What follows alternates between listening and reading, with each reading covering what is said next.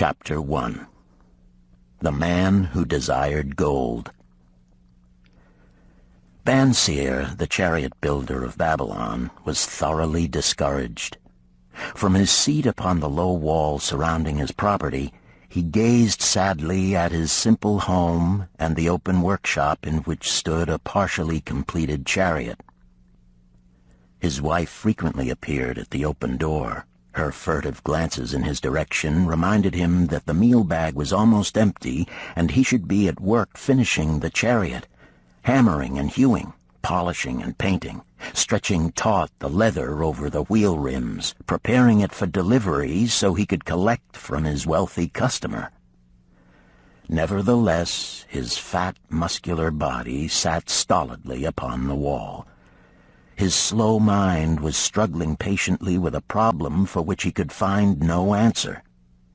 The hot tropical sun, so typical of this valley of the Euphrates, beat down upon him mercilessly. Beads of perspiration formed upon his brow and trickled down unnoticed to lose themselves in the hairy jungle on his chest. Beyond his home towered the high terraced walls surrounding the king's palace. Nearby, cleaving the blue heavens, was the painted tower of the Temple of Bel. In the shadow of such grandeur was his simple home and many others far less neat and well cared for. Babylon was like this, a mixture of grandeur and squalor, of dazzling wealth and direst poverty, crowded together without plan or system within the protecting walls of the city. Behind him, had he cared to turn and look, the noisy chariots of the rich jostled and crowded aside the sandaled tradesmen as well as the barefooted beggars. Even the rich were forced to turn into the gutters to clear the way for the long lines of slave water carriers on the king's business, each bearing a heavy goatskin of water to be poured upon the hanging gardens. Bansir was too engrossed in his own problem to hear or heed the confused hubbub of the busy city. It was the unexpected twanging of the strings from a familiar lyre that aroused him from his reverie. He turned and looked into the sensitive, smiling face of his best friend, Camel, the musician. "May the gods bless thee with great liberality, my good friend," began Camel with an elaborate salute. "Yet it does appear they have already been so generous thou needst not to labor. I rejoice with thee in thy good fortune. More, I would even share it with thee. Pray, from thy purse, which must be bulging, else thou wouldst be busy in yon shop, extract but 2 humble shekels and lend them to me until after the nobleman's feast this night. Thou wilt not miss them ere they are returned." "If I did have 2 shekels," Bansir responded gloomily, "to no one could I lend them, not even to you, my best of friends, for they would be my fortune, my entire fortune." No one lends his entire fortune, not even to his best friend. "What?" exclaimed Camel with genuine surprise. "Thou hast not 1 shekel in thy purse, yet sit like a statue upon a wall? Why not complete that chariot? How else canst thou provide for thy noble appetite? 'Tis not like thee, my friend. Where is thy endless energy? Doth something distress thee? Have the gods brought to thee troubles?" "A torment from the gods it must be," Bansir agreed. "It began with a dream, a senseless dream in which I thought I was a man of means. From my belt hung a handsome purse, heavy with coins. There were shekels which I cast with careless freedom to the beggars. There were pieces of silver with which I did buy finery for my wife and whatever I did desire for myself. There were pieces of gold which made me feel assured of the future and unafraid to spend the silver. A glorious feeling of contentment was within me. You would not have known me for thy hard-working friend, nor wouldst have known my wife, so free from wrinkles was her face and shining with happiness. She was again the smiling maiden of our early married days." "A pleasant dream indeed," commented Kabai. "But why should such pleasant feelings as it aroused turn thee into a glum statue upon the wall?"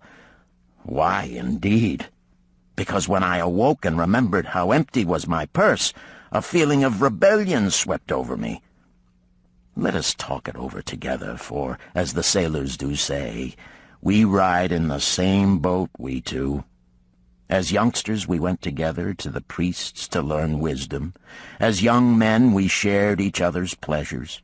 As grown men we have always been close friends. We have been contented subjects of our kind. We have been satisfied to work long hours and spend our earnings freely. We have earned much coin in the years that have passed, yet to know the joys that come from wealth, we must dream about them. Bah! Are we more than dumb sheep?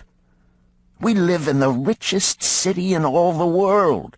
The travelers do say none equals it in wealth. About us is much display of wealth, but of it we ourselves have not. After half a lifetime of hard labor, thou, my best of friends, hast an empty purse, and sayest to me, "May I borrow such a trifle as 2 shekels until after the nobleman's feast this night?" Then what do I reply? Do I say, "Here is my purse, its contents will I gladly share"? No, I admit that my purse is as empty as thine. What is the matter? Why cannot we acquire silver and gold, more than enough for food and robes? Consider also our sons, Bansir continued. Are they not following in the footsteps of their fathers? Need they and their families, and their sons' families, live all their lives in the midst of such treasures of gold, and yet, like us, be content to banquet upon sour goat's milk and porridge? Never in all the years of our friendship didst thou talk like this before, Bansir. Kabai was puzzled. Never in all those years did I think like this before. From early dawn until darkness stopped me, I have labored to build the finest chariots any man could make, soft-heartedly hoping some day the gods would recognize my worthy deeds and bestow upon me great prosperity. This they have never done. At last I realize this they will never do. Therefore my heart is sad. I wish to be a man of means. I wish to own lands and cattle, to have fine robes and coins in my purse. I am willing to work for these things with all the strength in my back, with all the skill in my hands, with all the cunning in my mind. But I wish my labors to be fairly rewarded. What is the matter with us? Again, I ask you, why cannot we have our just share of the good things so plentiful for those who have the gold with which to buy them? Would I knew the answer, Kabai replied. No better than thou am I satisfied. My earnings from my lyre are quickly gone.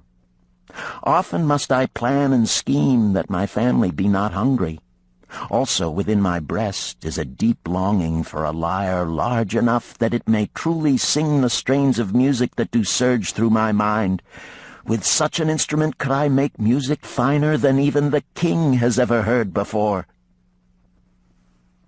Such a lyre thou shouldst have. No man in all Babylon could make it sing more sweetly. Could make it sing so sweetly not only the king, but the gods themselves would be delighted. But how mayest thou secure it while we both of us are as poor as the king's slaves? Listen to the bell. Here they come. He pointed to the long column of half-naked, sweating water-bearers plodding laboriously up the narrow street from the river. 5 abreast they marched, each bent under a heavy goatskin of water, A fine figure of a man he who doth lead them. Kabai indicated the wearer of the bell who marched in front without a load. A prominent man in his own country, 'tis easy to see. There are many good figures in the line, Bansir agreed, as good men as we. Tall blond men from the north, laughing black men from the south, little brown men from the nearer countries, all marching together from the river to the gardens, back and forth, day after day, year after year, naught of happiness to look forward to, beds of straw upon which to sleep, hard grain porridge to eat. Pity the poor brutes, Kabai. Pity them I do, yet thou dost make me see how little better off are we, free men though we call ourselves. That is truth, Kabai, unpleasant thought though it may be. We do not wish to go on year after year living slavish lives, working, getting nowhere. Might we not find out how others acquire gold and do as they do? Kabai inquired. Perhaps there is some secret we might learn if we but sought from those who knew, replied Bansir thoughtfully. This very day, suggested Kabai, I did pass our old friend Arkad, riding in his golden chariot. This I will say, he did not look over my humble head as many in his station might consider his right. Instead, he did wave his hand that all onlookers might see him pay greetings and bestow his smile of friendship upon Kabai, the musician. He is claimed to be the richest man in all Babylon, Bansir mused. So rich, the king is said to seek his golden aid in affairs of the treasury, Kabai replied. So rich, Bansir interrupted, I fear if I should meet him in the darkness of the night, I should lay my hands upon his fat wallet. Nonsense, reproved Kabai. A man's wealth is not in the purse he carries. A fat purse quickly empties if there be no golden stream to refill it. Arkad has an income that constantly keeps his purse full, no matter how liberally he spends. Income, that is the thing, ejaculated Bansir.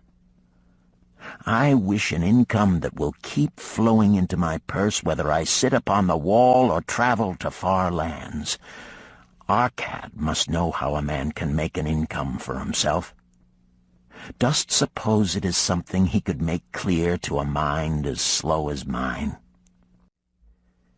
Methinks he did teach his knowledge to his son, Nomasir, Kabai responded. Did he not go to Nineveh and, so it is told at the inn, become, without aid from his father, one of the richest men in that city? Kabai, thou bringest to me a rare thought. A new light gleamed in Bansir's eyes.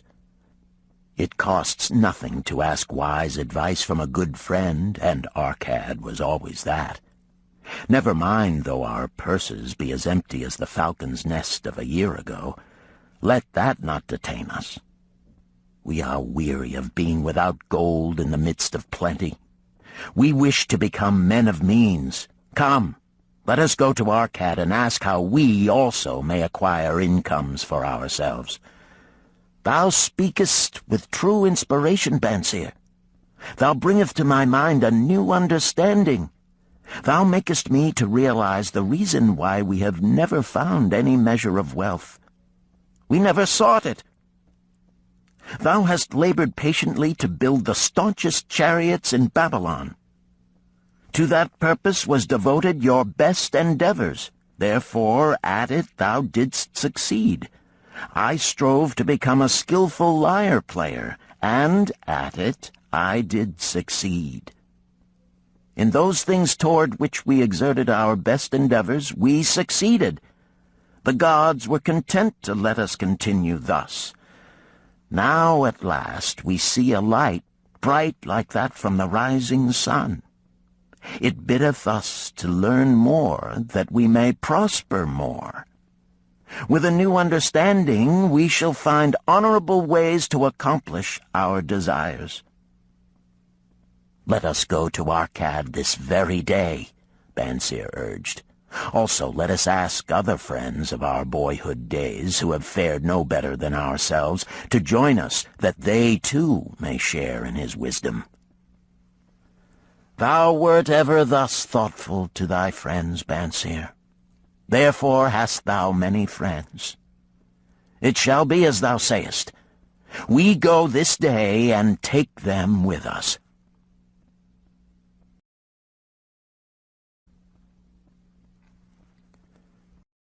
Chapter 2. The Richest Man in Babylon. In old Babylon there once lived a certain very rich man named Arcad. Far and wide he was famed for his great wealth. Also was he famed for his liberality. He was generous in his charities. He was generous with his family. He was liberal in his own expenses. But nevertheless, each year his wealth increased more rapidly than he spent it. And there were certain friends of younger days who came to him and said, "You, Arcad, are more fortunate than we. You have become the richest man in all Babylon, while we struggle for existence. You can wear the finest garments, and you can enjoy the rarest foods, while we must be content if we can clothe our families in raiment that is presentable and feed them as best we can. Yet once we were equal. We studied under the same master. We played in the same games, and in neither the studies nor the games did you outshine us. And in the years since, you have been no more an honorable citizen than we. Nor have you worked harder or more faithfully in so far as we can judge. Why, then, should a fickle fate single you out to enjoy all the good things of life and ignore us who are equally deserving?" Thereupon Arcad remonstrated with them, saying, "If you have not acquired more than a bare existence in the years since we were youths, it is because you either have failed to learn the laws that govern the building of wealth, or else you do not observe them. Fickle fate is a vicious goddess who brings no permanent good to anyone. On the contrary, she brings ruin to almost every man upon whom she showers unearned gold. She makes wanton spenders who soon dissipate all they receive and are left beset by overwhelming appetites and desires they have not the ability to gratify. Yet others whom she favors become misers and hoard their wealth, fearing to spend what they have, knowing they do not possess the ability to replace it. They further are beset by fear of robbers and doom themselves to lives of emptiness and secret misery. Others there probably are who can take unearned gold and add to it and continue to be happy and contented citizens, but so few are they, I know of them but by hearsay. Think you of the men who have inherited sudden wealth, and see if these things are not so." His friends admitted that of the men they knew who had inherited wealth, these words were true, and they besought him to explain to them how he had become possessed of so much prosperity, so he continued. "In my youth, I looked about me and saw all the good things there were to bring happiness and contentment, and I realized that wealth increased the potency of all these. Wealth is a power. With wealth, many things are possible. One may ornament the home with the richest of furnishings. One may sail the distant seas. One may feast on the delicacies of far lands. One may buy the ornaments of the gold worker and the stone polisher. One may even build mighty temples for the gods. One may do all these things and many others in which there is delight for the senses and gratification for the soul. And when I realized all this, I decided to myself that I would claim my share of the good things of life. I would not be one of those who stand afar off, enviously watching others enjoy. I would not be content to clothe myself in the cheapest raiment that looked respectable. I would not be satisfied with the lot of a poor man. On the contrary, I would make myself a guest at this banquet of good things. Being, as you know, the son of a humble merchant, one of a large family with no hope of an inheritance, and not being endowed, as you have so frankly said, with superior powers or wisdom, I decided that if I was to achieve what I desired, time and study would be required. As for time, all men have it in abundance. You, each of you, have let slip by sufficient time to have made yourselves wealthy. Yet you admit you have nothing to show except your good families, of which you can be justly proud. As for study, did not our wise teacher teach us that learning was of two kinds? The one kind being the things we learned and knew, and the other being the training that taught us how to find out what we did not know.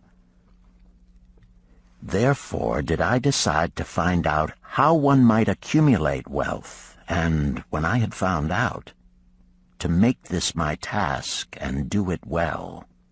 For is it not wise that we should enjoy while we dwell in the brightness of the sunshine? For sorrows enough shall descend upon us when we depart for the darkness of the world of spirit.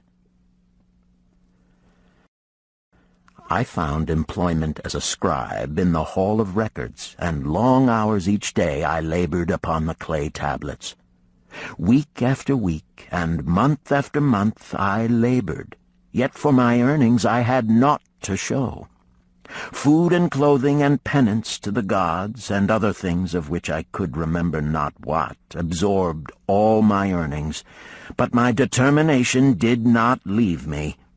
And one day Algamish, the moneylender, came to the house of the city master and ordered a copy of the 9th law, and he said to me, "I must have this in 2 days, and if the task is done by that time, 2 coppers will I give to thee." So I labored hard, but the law was long, and when Algamish returned, the task was unfinished. He was angry, and had I been his slave, he would have beaten me. But knowing the city master would not permit him to injure me, I was unafraid, so I said to him, "Algamish, you are a very rich man. Tell me how I may also become rich, and all night I will carve upon the clay, and when the sun rises, it shall be completed." He smiled at me and replied, "You are a forward knave, but we will call it a bargain." All that night I carved, though my back pained and the smell of the wick made my head ache until my eyes could hardly see. But when he returned at sunup, the tablets were complete. "Now," I said, "tell me what you promised." "You have fulfilled your part of our bargain, my son," he said to me kindly, "and I am ready to fulfill mine. I will tell you these things you wish to know, because I am becoming an old man, and an old tongue loves to wag. And when youth comes to age for advice, he receives the wisdom of years. But too often does youth think that age knows only the wisdom of days that are gone, and therefore profits not. But remember this: the sun that shines today is the sun that shone when thy father was born, and will still be shining when thy last grandchild shall pass into the darkness. The thoughts of youth," he continued, "are bright lights that shine forth like the meteors that oft make brilliant the sky. But the wisdom of age is like the fixed stars that shine so unchanged that the sailor may depend upon them to steer his course. Mark you well my words. For if you do not, you will fail to grasp the truth that I will tell you, and you will think that your night's work has been in vain." Then he looked at me shrewdly from under his shaggy brows and said in a low, forceful tone, "I found the road to wealth when I decided that a part of all I earned was mine to keep. And so will you." Then he continued to look at me with a glance that I could feel pierce me, but said no more. "Is that all?" I asked. "That was sufficient to change the heart of a sheep-herder into the heart of a money-lender," he replied. "But all I earn is mine to keep, is it not?" I demanded. "Far from it," he replied. "Do you not pay the garment-maker? Do you not pay the sandal-maker? Do you not pay for the things you eat? Can you live in Babylon without spending?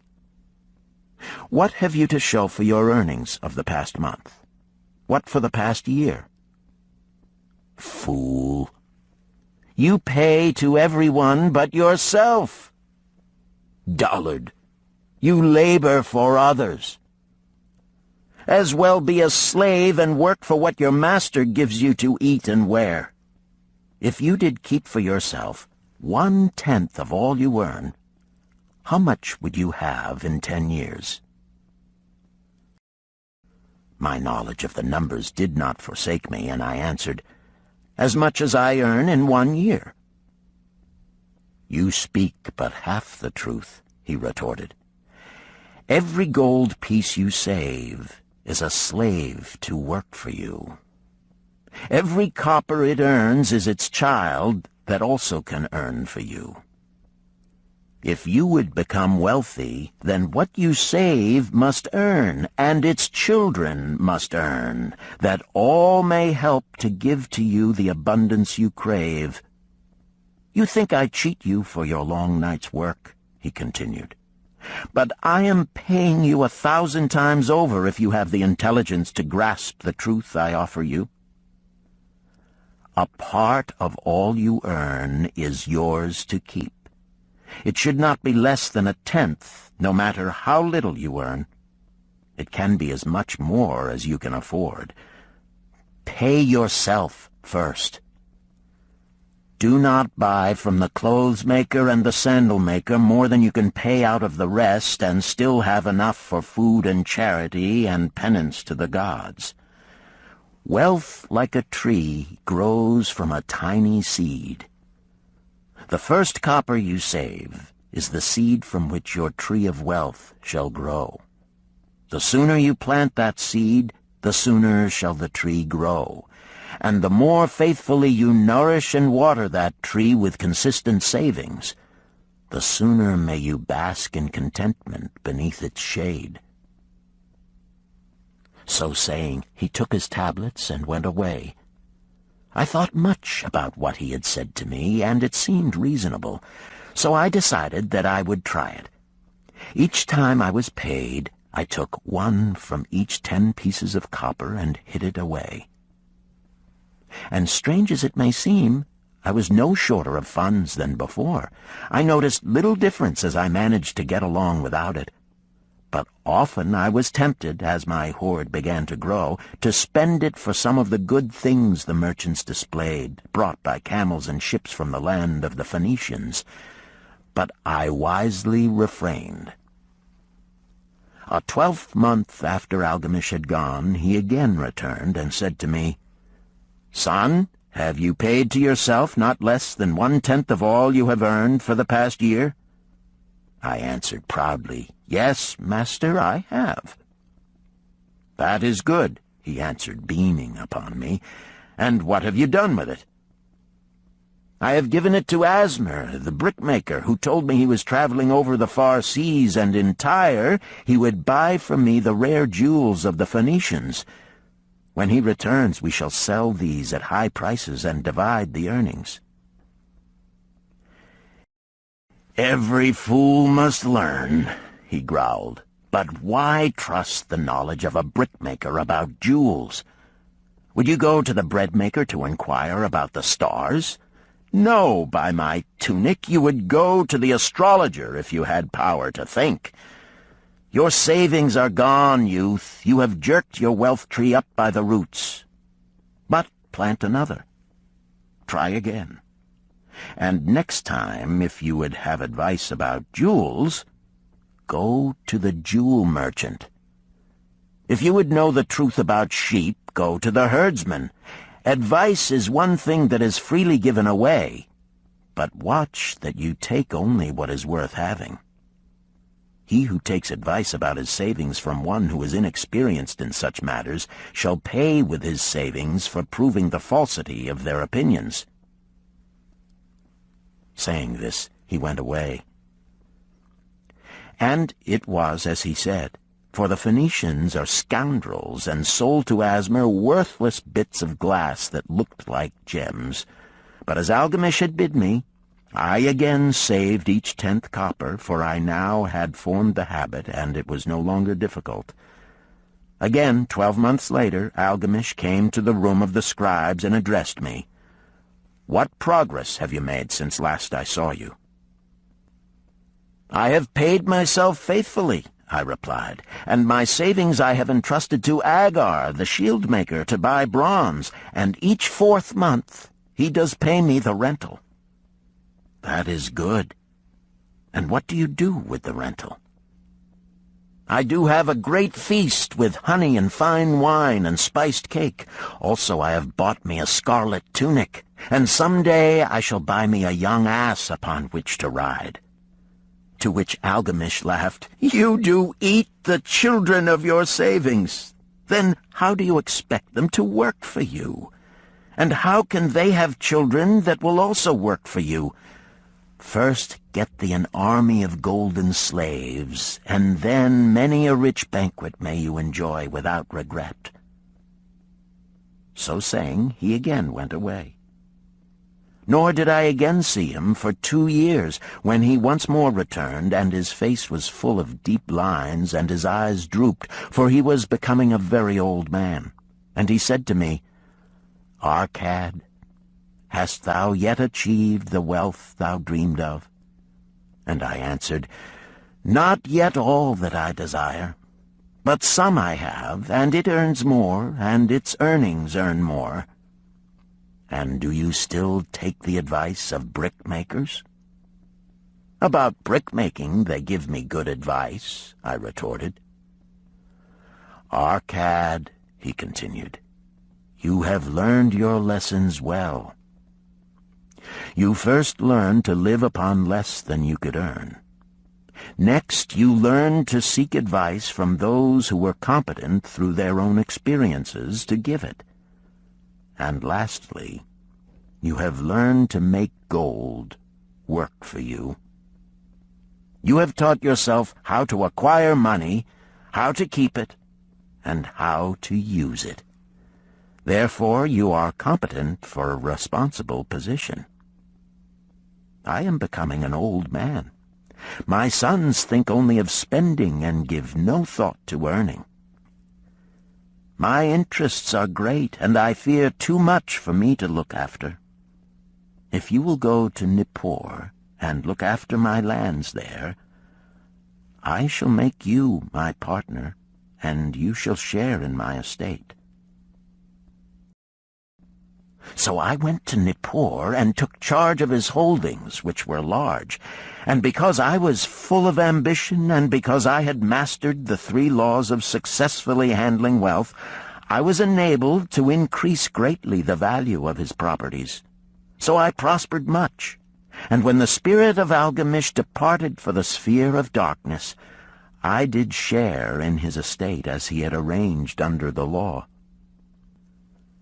So spake Arcad, and when he had finished his tale, one of his friends said, "You were indeed fortunate that Algamish made you an heir." "Fortunate only in that I had the desire to prosper before I first met him." For 4 years did I not prove my definiteness of purpose by keeping 1/10 of all I earned? Would you call a fisherman lucky who for years so studied the habits of the fish that with each changing wind he could cast his nets about them? Opportunity is a haughty goddess who wastes no time with those who are unprepared. You had strong willpower to keep on after you lost your first year's savings. You are unusual in that way, spoke up another. Willpower, retorted Arcad. What nonsense! Do you think willpower gives a man the strength to lift a burden the camel cannot carry, or to draw a load the oxen cannot budge? Willpower is but the unflinching purpose to carry a task you set for yourself to fulfillment. If I set for myself a task, be it ever so trifling, I shall see it through. How else shall I have confidence in myself to do important things? Should I say to myself, for 100 days as I walk across the bridge into the city, I will pick from the road a pebble and cast it into the stream? I would do it. If on the 7th day I passed by without remembering, I would not say to myself, tomorrow I will cast 2 pebbles, which will do as well. Instead, I would retrace my steps and cast the pebble. Nor on the 20th day would I say to myself, Arcad, this is useless. What does it avail you to cast a pebble every day? Throw in a handful and be done with it. No, I would not say that, nor do it. When I set a task for myself, I complete it. Therefore, I am careful not to start difficult and impractical tasks, because I love leisure. And then another friend spoke up and said, If what you tell is true, and it does seem, as you have said, reasonable, then being so simple, if all men did it, there would not be enough wealth to go around. Wealth grows wherever men exert energy, Arcad replied. If a rich man builds him a new palace, is the gold he pays out gone? No, the brickmaker has part of it, and the laborer has part of it, and the artist has part of it, and everyone who labors upon the house has part of it. Yet, when the palace is completed, is it not worth all it cost? And is the ground upon which it stands not worth more because it is there? And is the ground that adjoins it not worth more because it is there? Wealth grows in magic ways. No man can prophesy the limit of it. Have not the Phoenicians built great cities on barren coasts with the wealth that comes from their ships of commerce on the seas? What then do you advise us to do that we also may become rich? Asked still another of his friends. The years have passed, and we are no longer young men, and we have nothing put by. I advise that you take the wisdom of Algamish and say to yourselves, a part of all I earn is mine to keep. Say it in the morning when you first arise, say it at noon, say it at night. Say it each hour of every day. Say it to yourself until the words stand out like letters of fire across the sky. Impress yourself with the idea. Fill yourself with the thought. Then take whatever portion seems wise. Let it be not less than 1/10, and lay it by. Arrange your other expenditures to do this if necessary, but lay by that portion first. Soon you will realize what a rich feeling it is to own a treasure upon which you alone have claim. As it grows, it will stimulate you. A new joy of life will thrill you. Greater efforts will come to you to earn more. For of your increased earnings, will not the same percentage be also yours to keep? Then learn to make your treasure work for you. Make it your slave. Make its children and its children's children work for you. Ensure an income for thy future. Look thou at the aged, and forget not that in the days to come thou also will be numbered among them.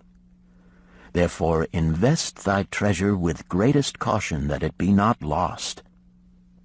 Usurious rates of return are deceitful sirens that sing but to lure the unwary upon the rocks of loss and remorse. Provide also that thy family may not want should the gods call thee to their realms.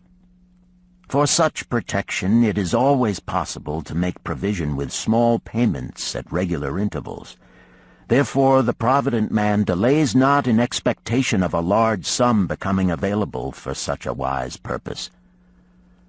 Counsel with wise men. Seek the advice of men whose daily work is handling money.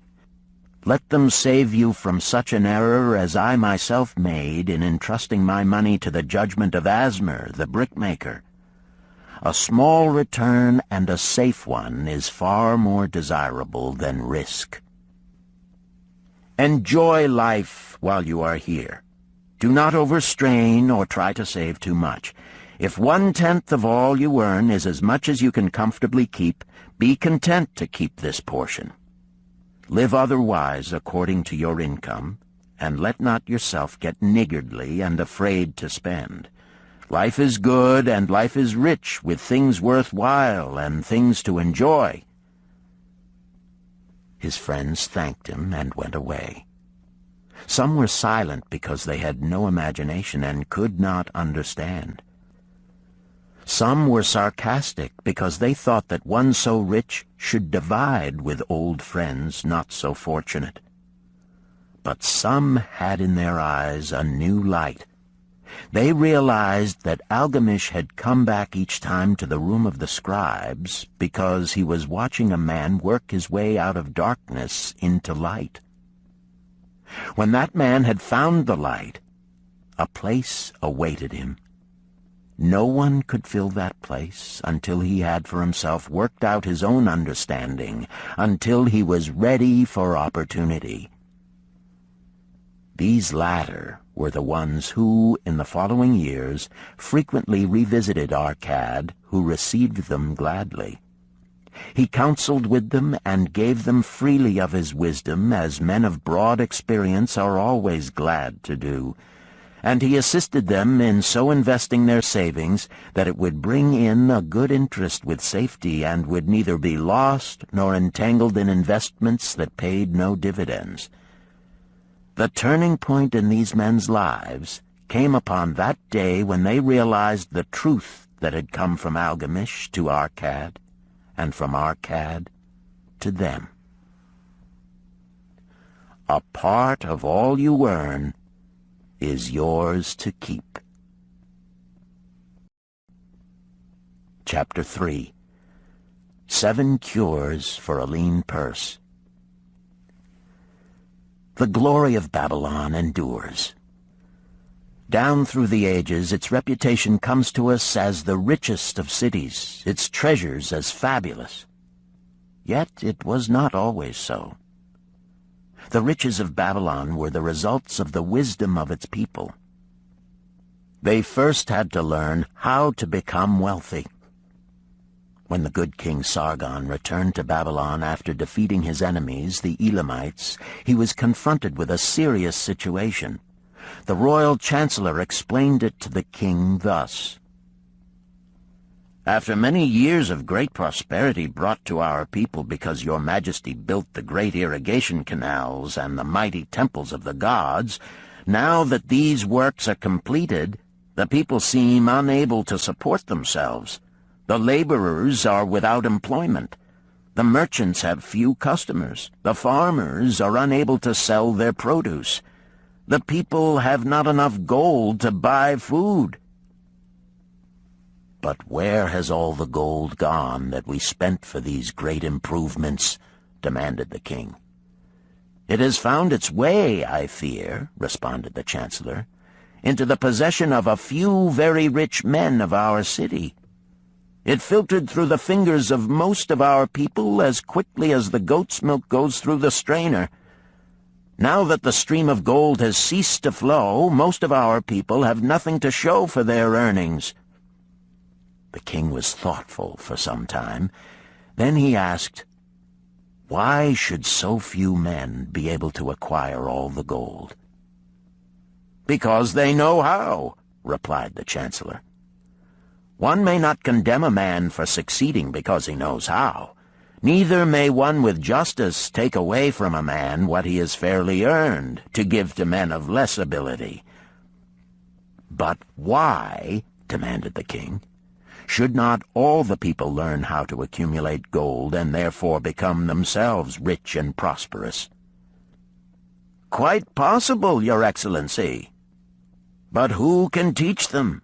Certainly not the priests, because they know naught of money-making." "Who knows best in all our city how to become wealthy, Chancellor?" asked the king. "Thy question answers itself, Your Majesty. Who has amassed the greatest wealth in Babylon?" "Well said, my able Chancellor. It is Arcad. He is the richest man in Babylon. Bring him before me on the morrow." Upon the following day, as the king had decreed, Arcad appeared before him, straight and sprightly, despite his 80 years and 10. "Arcad," spoke the king, "is it true thou art the richest man in Babylon?" "So it is reported, Your Majesty, and no man disputes it." "How becamest thou so wealthy?"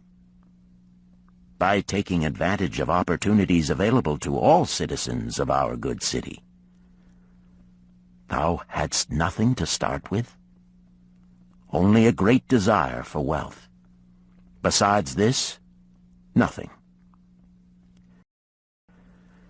"Arcad," continued the king, "our city is in a very unhappy state because a few men know how to acquire wealth and therefore monopolize it, while the mass of our citizens lack the knowledge of how to keep any part of the gold they receive. It is my desire that Babylon be the wealthiest city in the world. Therefore it must be a city of many wealthy men. Therefore we must teach all the people how to acquire riches. Tell me, Arcad, is there any secret to acquiring wealth? Can it be taught?" "It is practical, Your Majesty. That which one man knows can be taught to others." The king's eyes glowed. "Arcad, thou speakest the words I wish to hear. Wilt thou lend thyself to this great cause? Wilt thou teach thy knowledge to a school for teachers, each of whom shall teach others until there are enough trained to teach these truths to every worthy subject in my domain?" Arcad bowed and said, "I am thy humble servant to command. Whatever knowledge I possess will I gladly give for the betterment of my fellow men and the glory of my king.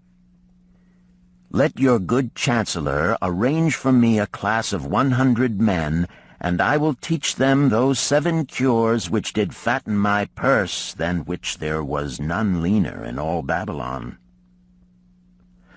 A fortnight later, in compliance with the king's command, the chosen 100 assembled in the great hall of the Temple of Learning, seated upon colorful rings in a semicircle. Arcad sat beside a small tabaret upon which smoked a sacred lamp, sending forth a strange and pleasing odor. "Behold the richest man in Babylon," whispered a student, nudging his neighbor as Arcad arose. "He is but a man, even as the rest of us."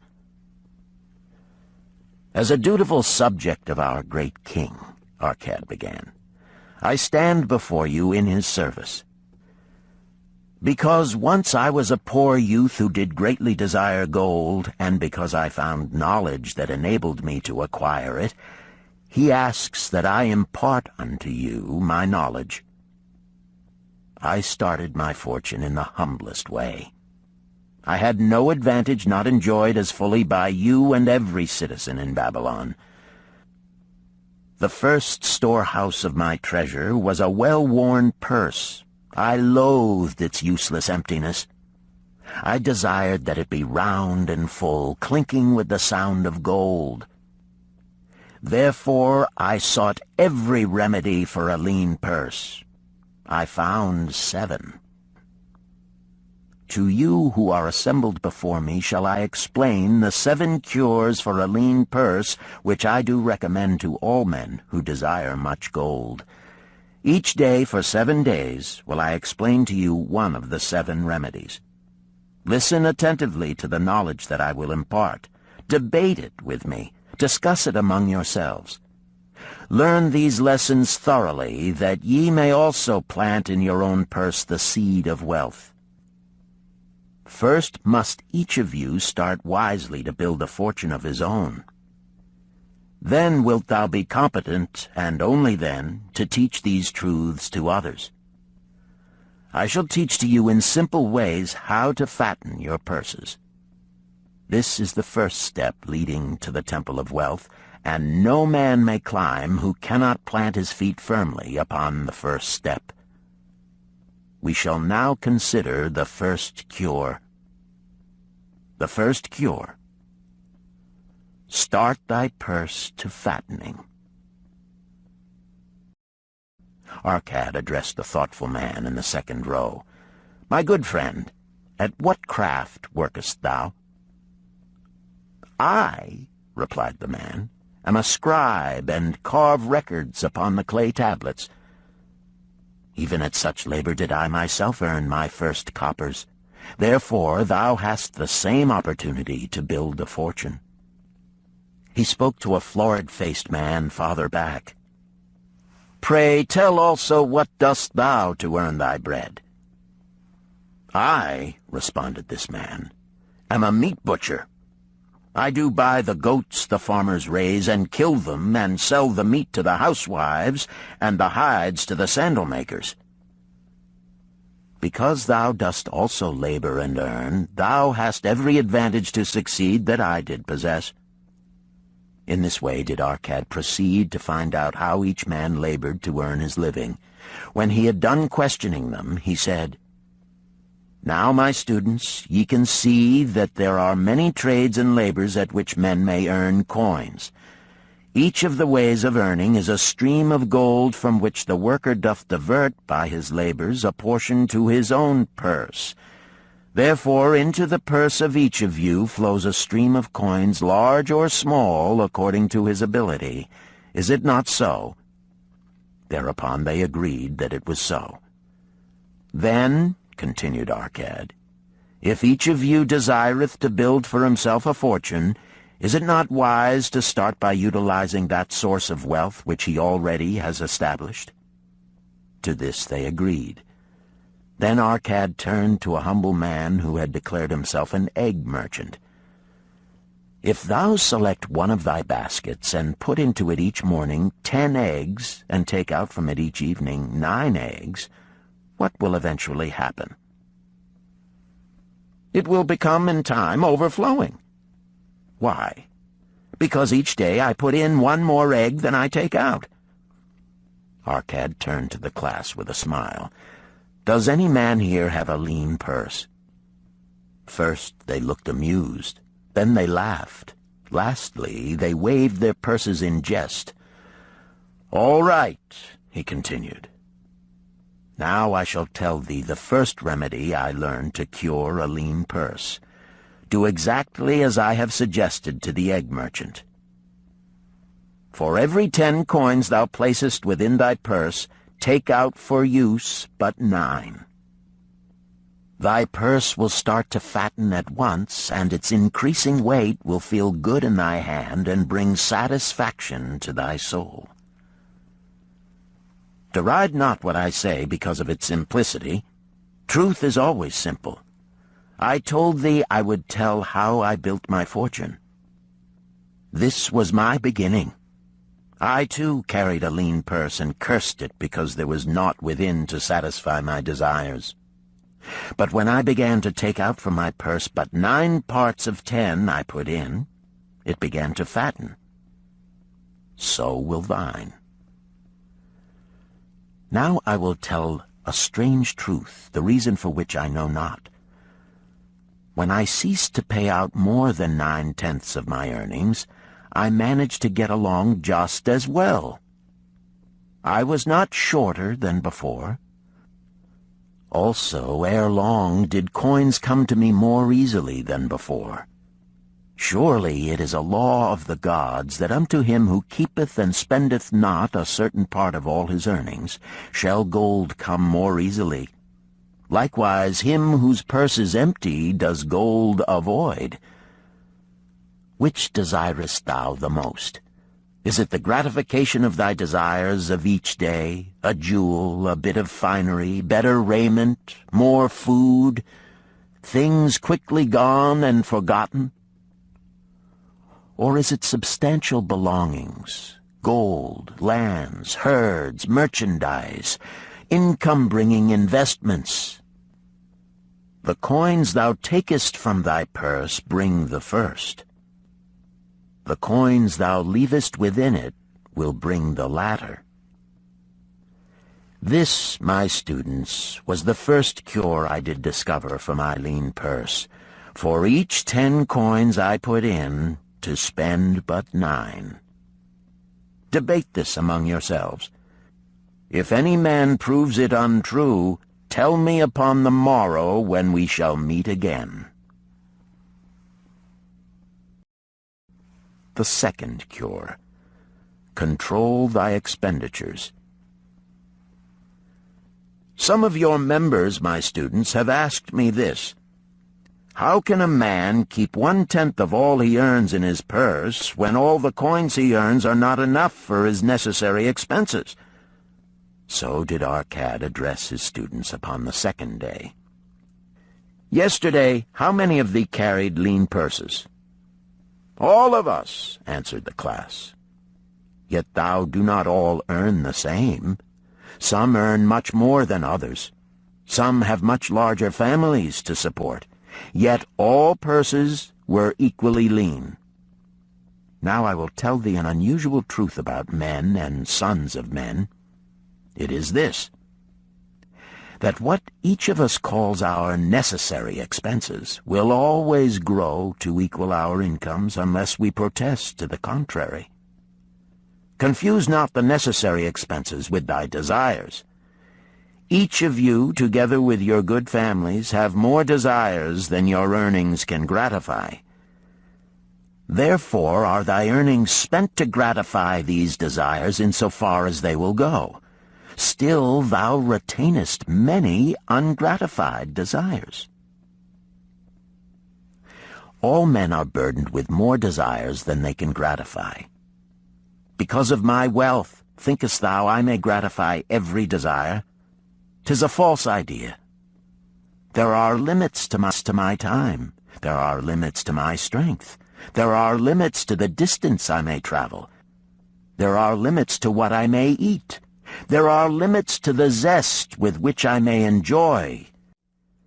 I say to you that just as weeds grow in a field wherever the farmer leaves space for their roots, even so freely do desires grow in men whenever there is a possibility of their being gratified. Thy desires are a multitude, and those that thou mayest gratify are but few.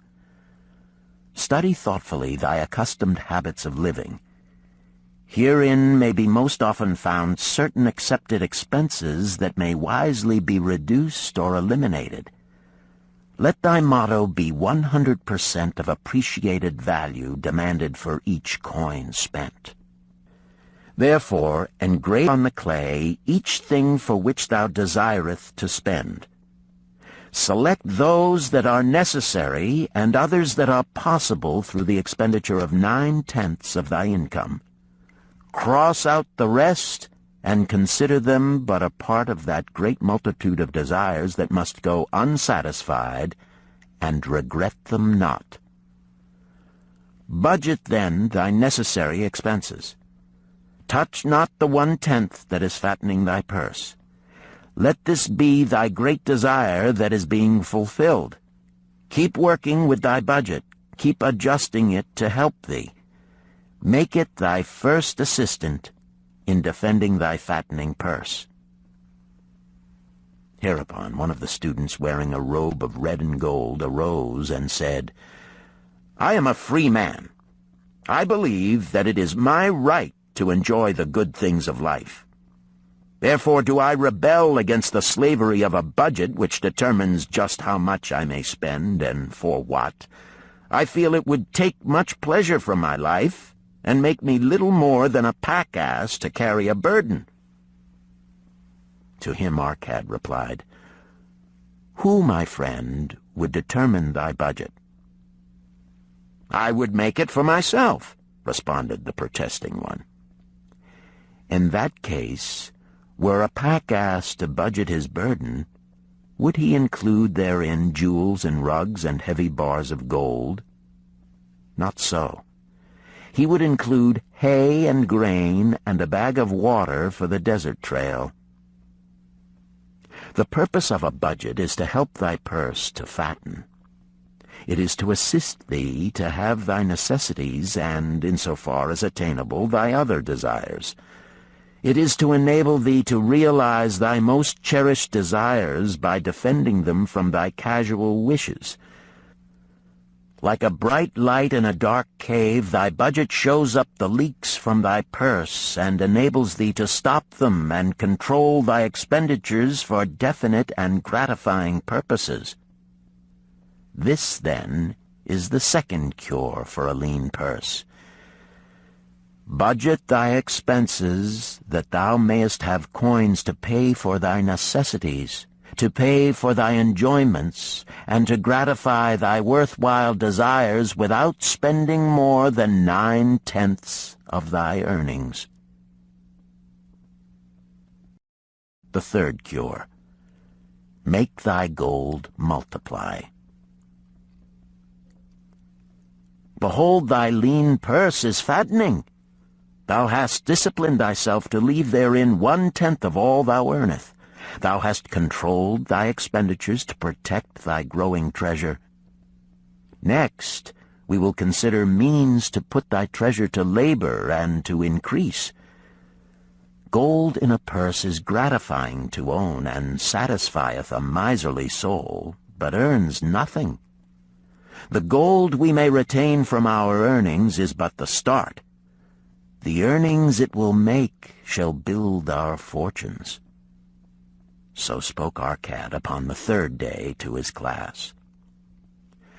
How, therefore, may we put our gold to work?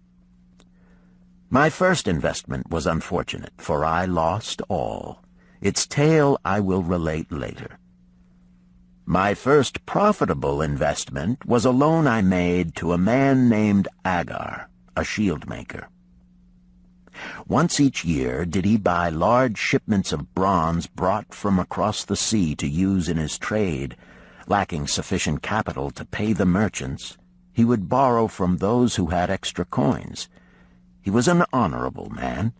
His borrowing he would repay, together with a liberal rental as he sold his shields. Each time I loaned to him, I loaned back also the rental he had paid to me. Therefore not only did my capital increase, but its earnings likewise increased. Most gratifying was it to have these sums returned to my purse. I tell you, my students, a man's wealth is not in the coins he carries in his purse. It is the income he buildeth, the golden stream that continually floweth into his purse and keepeth it always bulging. That is what every man desireth. That is what thou, each one of thee, desireth. An income that continueth to come whether thou work or travel.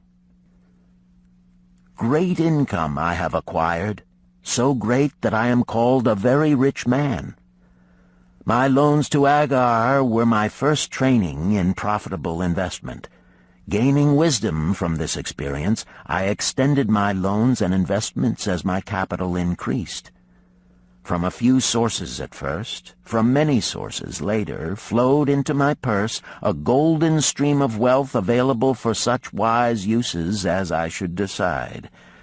Behold, from my humble earnings, I had begotten a horde of golden slaves, each laboring and earning more gold. As they labored for me, so their children also labored, and their children's children, until great was the income from their combined efforts. Gold increaseth rapidly when making reasonable earnings, as thou wilt see from the following. A farmer, when his first son was born, took 10 pieces of silver to a moneylender and asked him to keep it on rental for his son until he became 20 years of age. This the moneylender did, and agreed the rental should be 1/4 of its value each 4 years. The farmer asked, because this sum he had set aside as belonging to his son, that the rental be added to the principal. When the boy had reached the age of 20 years, the farmer again went to the moneylender to inquire about the silver. The moneylender explained that because this sum had been increased by compound interest, the original 10 pieces of silver had now grown to 30 1/2 pieces. The farmer was well pleased, and because the son did not need the coins, he left them with the moneylender. When the son became 50 years of age, the father meantime having passed to the other world, the moneylender paid the son in settlement 167 pieces of silver.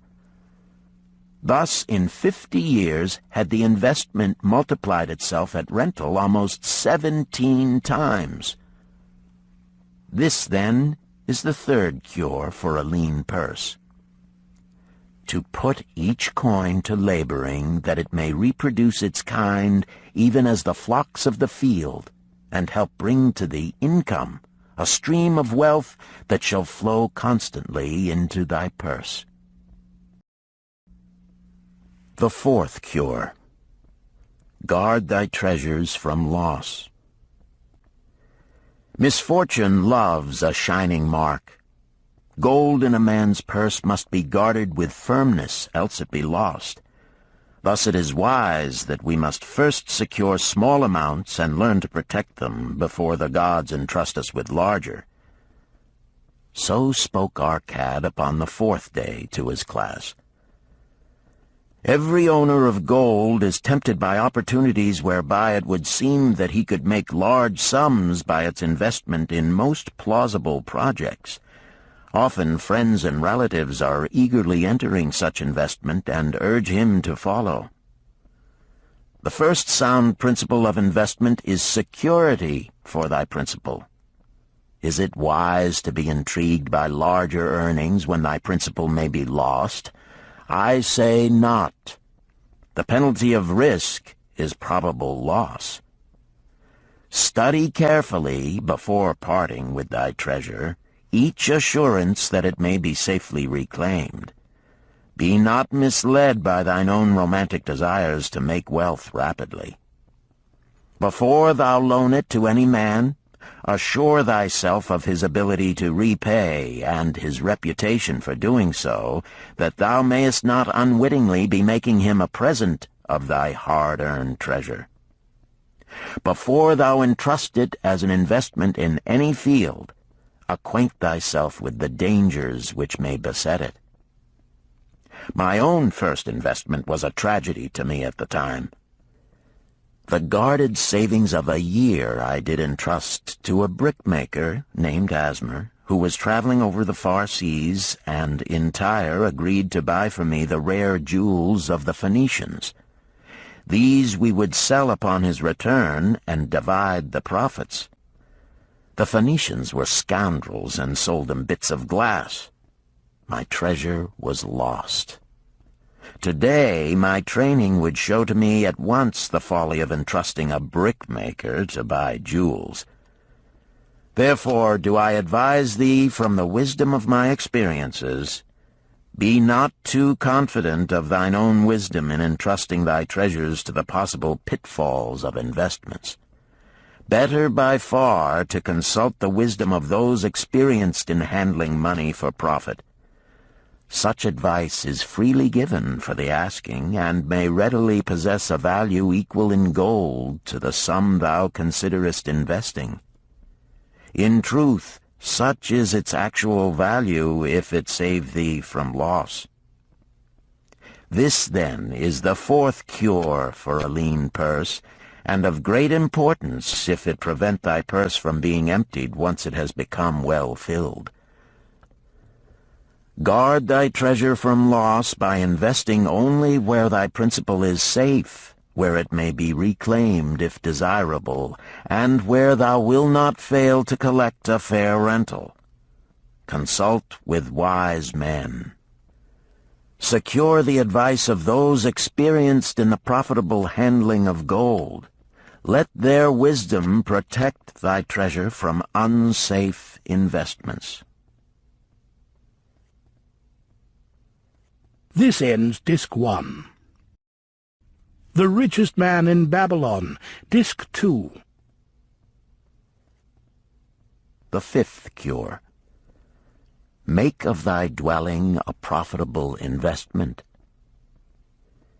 If a man setteth aside 9 parts of his earnings upon which to live and enjoy life, and if any part of this 9 parts he can turn into a profitable investment without detriment to his well-being, then so much faster will his treasures grow.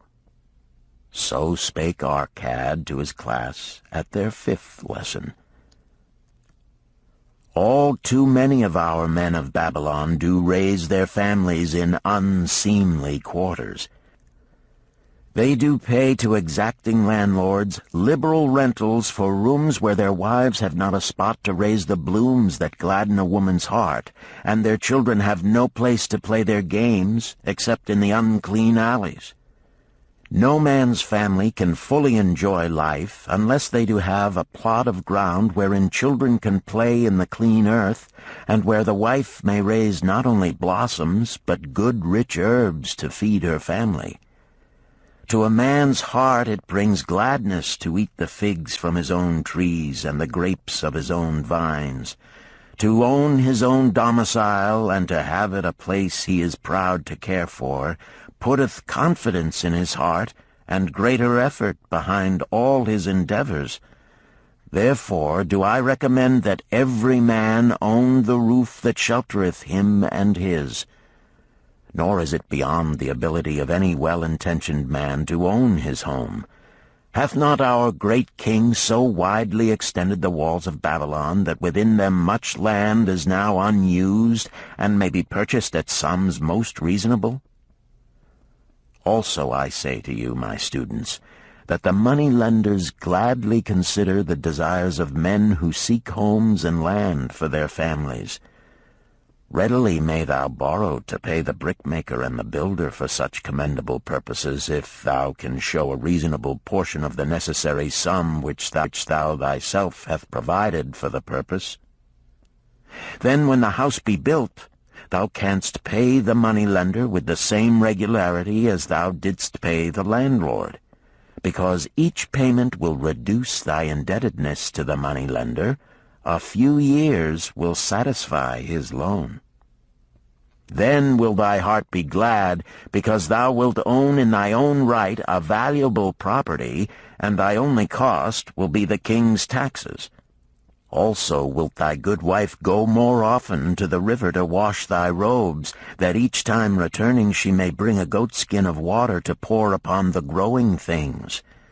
Thus come many blessings to the man who owneth his own house, and greatly will it reduce his cost of living, making available more of his earnings for pleasures and the gratification of his desires. This, then, is the 5th cure for a lean purse. Own thy own home.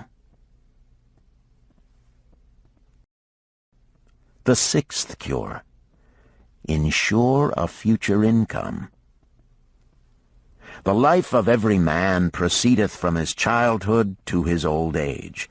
This is the path of life, and no man may deviate from it, unless the gods call him prematurely to the world beyond.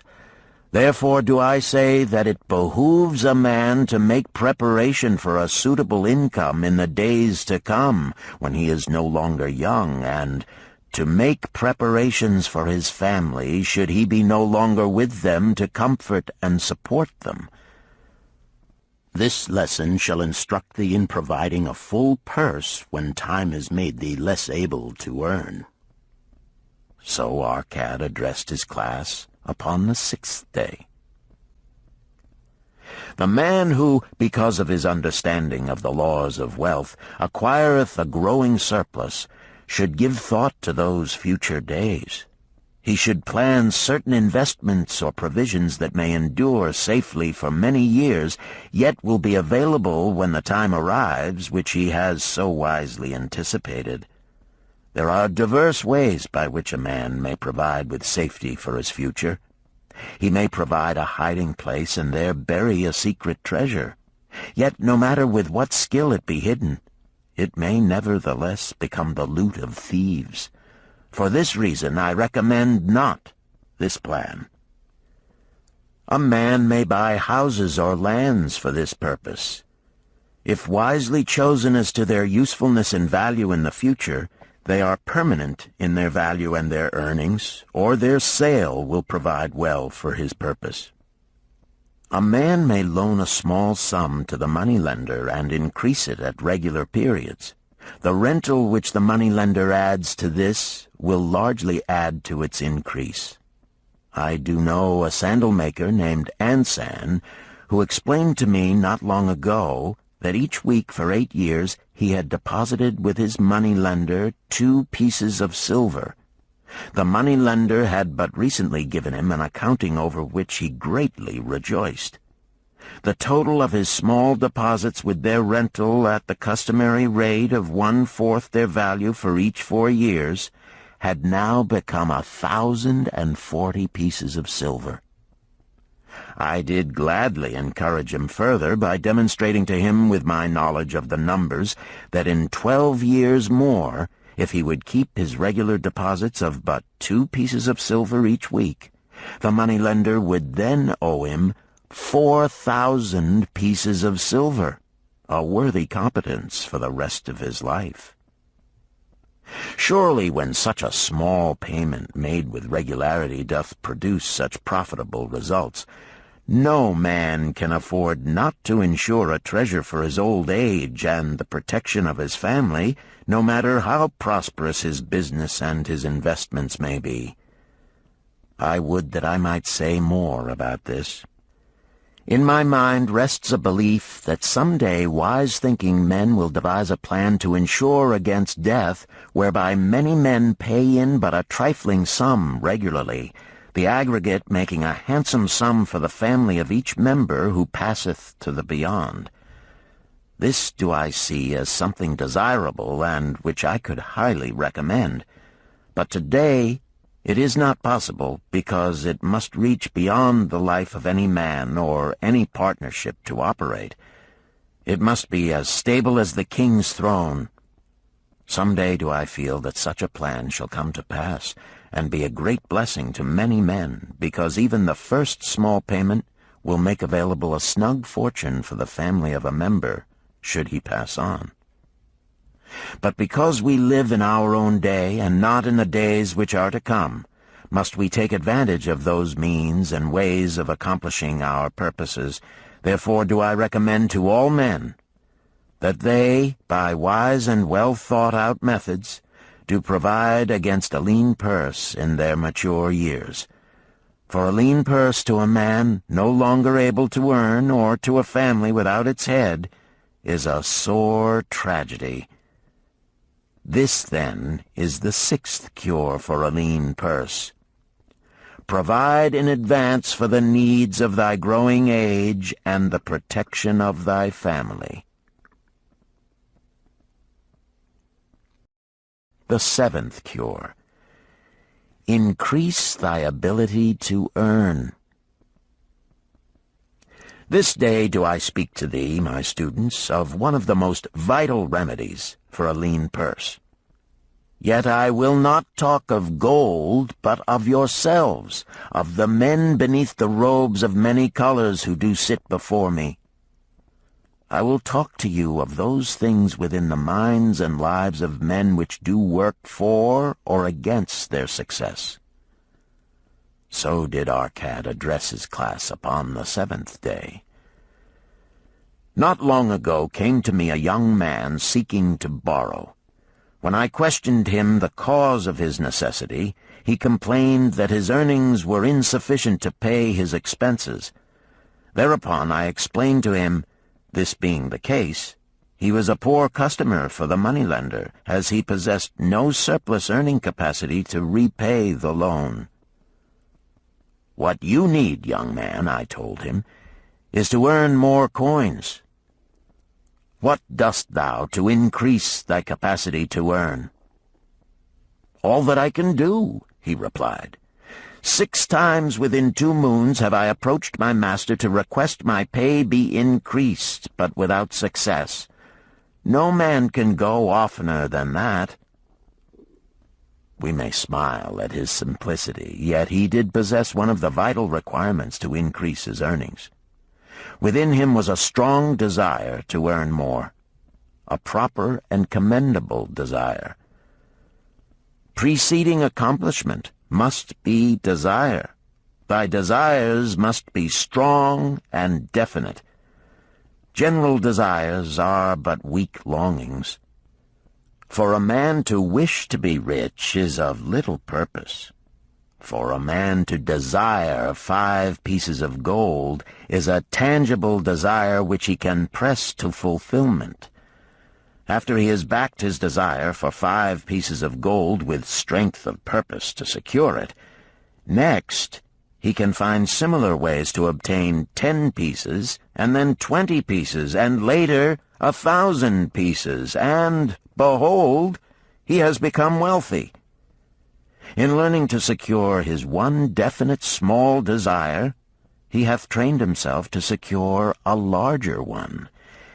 This is the process by which wealth is accumulated, first in small sums, then in larger ones as a man learns and becomes more capable.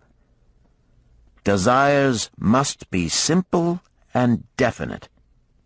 They defeat their own purpose should they be too many, too confusing, or beyond a man's training to accomplish.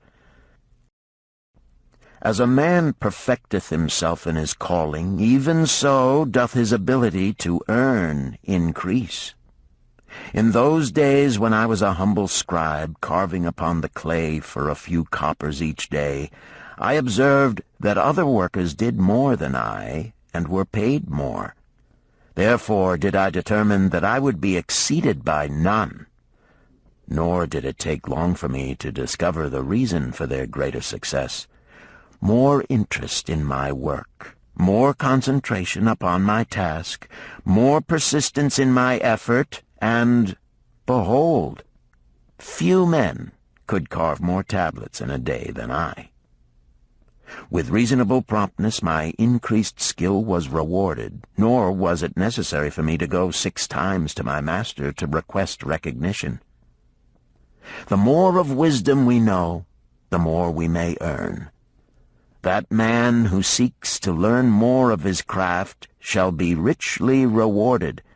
If he is an artisan, he may seek to learn the methods and the tools of those most skillful in the same line.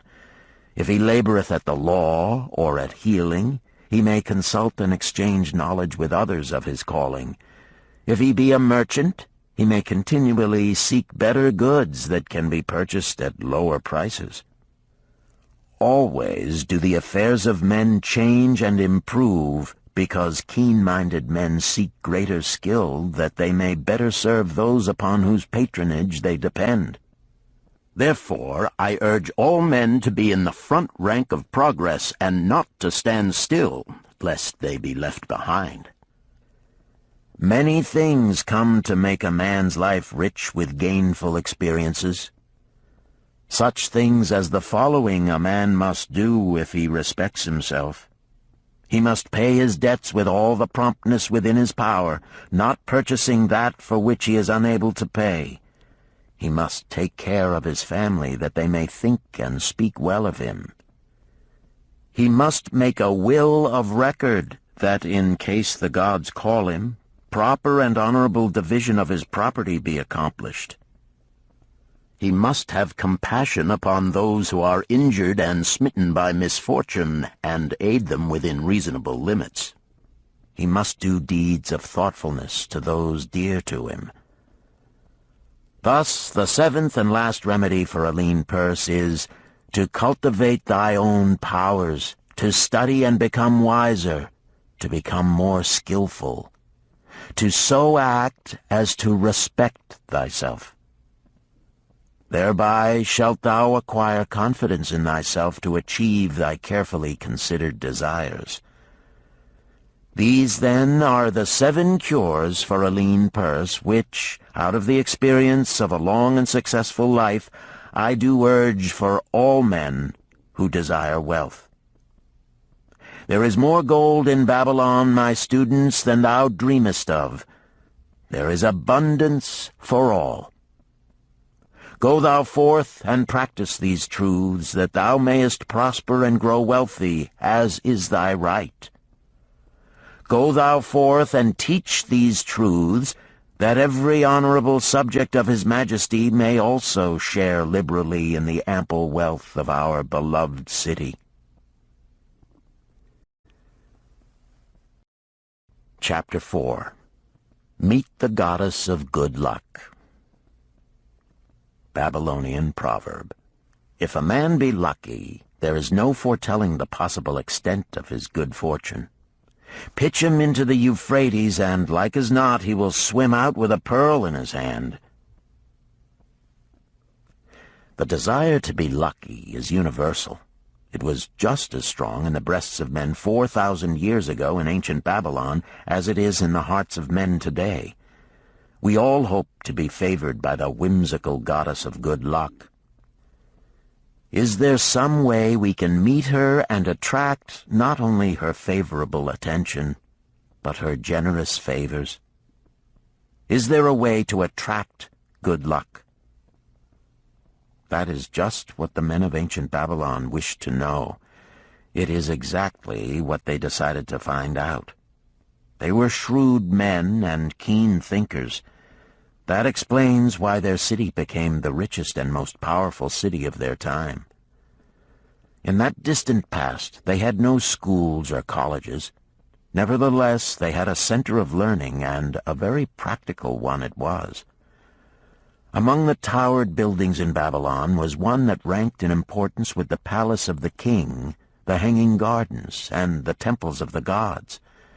You will find scant mention of it in the history books, more likely no mention at all, yet it exerted a powerful influence upon the thought of that time. This building was the temple of learning, where the wisdom of the past was expounded by voluntary teachers, and where subjects of popular interest were discussed in open forums.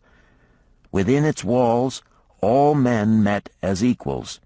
The humblest of slaves could dispute with impunity the opinions of a prince of the royal house. Among the many who frequented the Temple of Learning was a wise rich man named Arcad, called the richest man in Babylon. He had his own special hall where almost any evening a large group of men, some old, some very young, but mostly middle-aged, gathered to discuss and argue interesting subjects. Suppose we listen in to see whether they knew how to attract good luck. The sun had just set like a great red ball of fire shining through the haze of desert dust when Arcad strolled to his accustomed platform. Already full 80 men were awaiting his arrival, reclining on their small rugs spread upon the floor. More were still arriving. "What shall we discuss this night?" Arcad inquired. After a brief hesitation, a tall cloth weaver addressed him, arising as was the custom. "I have a subject I would like to hear discussed, yet hesitate to offer, lest it seem ridiculous to you, Arcad, and my good friends here." Upon being urged to offer it, both by Arcad and by calls from the others, he continued, "This day I have been lucky, for I have found a purse in which there are pieces of gold. To continue to be lucky is my great desire. Feeling that all men share with me this desire, I do suggest we debate how to attract good luck, that we may discover ways it can be enticed to one." "A most interesting subject has been offered," Arcad commented. "One most worthy of our discussion. To some men, good luck bespeaks but a chance happening that, like an accident, may befall one without purpose or reason. Others do believe that the instigator of all good fortune is our most bounteous goddess Ashtar, ever anxious to reward with generous gifts those who please her. Speak up, my friends, what say you? Shall we seek to find if there be means by which good luck may be enticed to visit each and all of us?" "Yea, yea, and much of it," responded the growing group of eager listeners. Thereupon Arcad continued, "To start our discussion, let us first hear from those among us who have enjoyed experiences similar to that of the cloth-weaver in finding or receiving, without effort upon their part, valuable treasures or jewels." There was a pause in which all looked about, expecting someone to reply, but no one did. "What? No one?" Arcad asked. "Then rare indeed must be this kind of good luck. Who now will offer a suggestion as to where we shall continue our search?" "That I will do," spoke a well-robed young man, arising. "When a man speaketh of luck, is it not natural that his thoughts turn to the gaming tables? Is it not there we find many men courting the favor of the goddess in hope she will bless them with rich winnings?" As he resumed his seat, a voice called, "Do not stop! Continue thy story. Tell us, didst thou find favor with the goddess at the gaming tables? Did she turn the cubes with red side up, so thou filled thy purse at the dealer's expense? Or did she permit the blue sides to come up, so the dealer raked in thy hard-earned pieces of silver?" The young man joined the good-natured laughter, then replied, "I am not averse to admitting she seemed not to know I was even there. But how about the rest of you? Have you found her waiting about such places to roll the cubes in your favor? We are eager to hear as well as to learn." "A wise start," broke in Arcad. "We meet here to consider all sides of each question. To ignore the gaming table would be to overlook an instinct common to most men, the love of taking a chance with a small amount of silver in the hope of winning much gold." "That doth remind me of the races but yesterday," called out another listener. "If the goddess frequents the gaming tables, certainly she does not overlook the races where the gilded chariots and the foaming horses offer far more excitement. Tell us honestly, Arcad, didst she whisper to you to place your bet upon those gray horses from Nineveh yesterday? I was standing just behind thee, and could scarce believe my ears when I heard thee place thy bet upon the grays. Thou knowest as well as any of us that no team in all Assyria can beat our beloved bays in a fair race. Didst the goddess whisper in thy ear to bet upon the grays, because at the last turn the inside black would stumble and so interfere with our bays that the grays would win the race and score an unearned victory?" Arcad smiled indulgently at the banter. "What reason have we to feel the good goddess would take that much interest in any man's bet upon a horse race? To me she is a goddess of love and dignity, whose pleasure it is to aid those who are in need and to reward those who are deserving. I look to find her, not at the gaming tables or the races where men lose more gold than they win, but in other places where the doings of men are more worthwhile and more worthy of reward. In tilling the soil, in honest trading, in all of man's occupations, there is opportunity to make a profit upon his efforts and his transactions.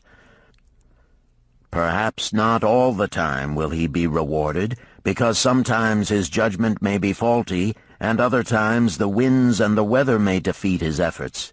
Yet, if he persists, he may usually expect to realize his profit. This is so because the chances of profit are always in his favor.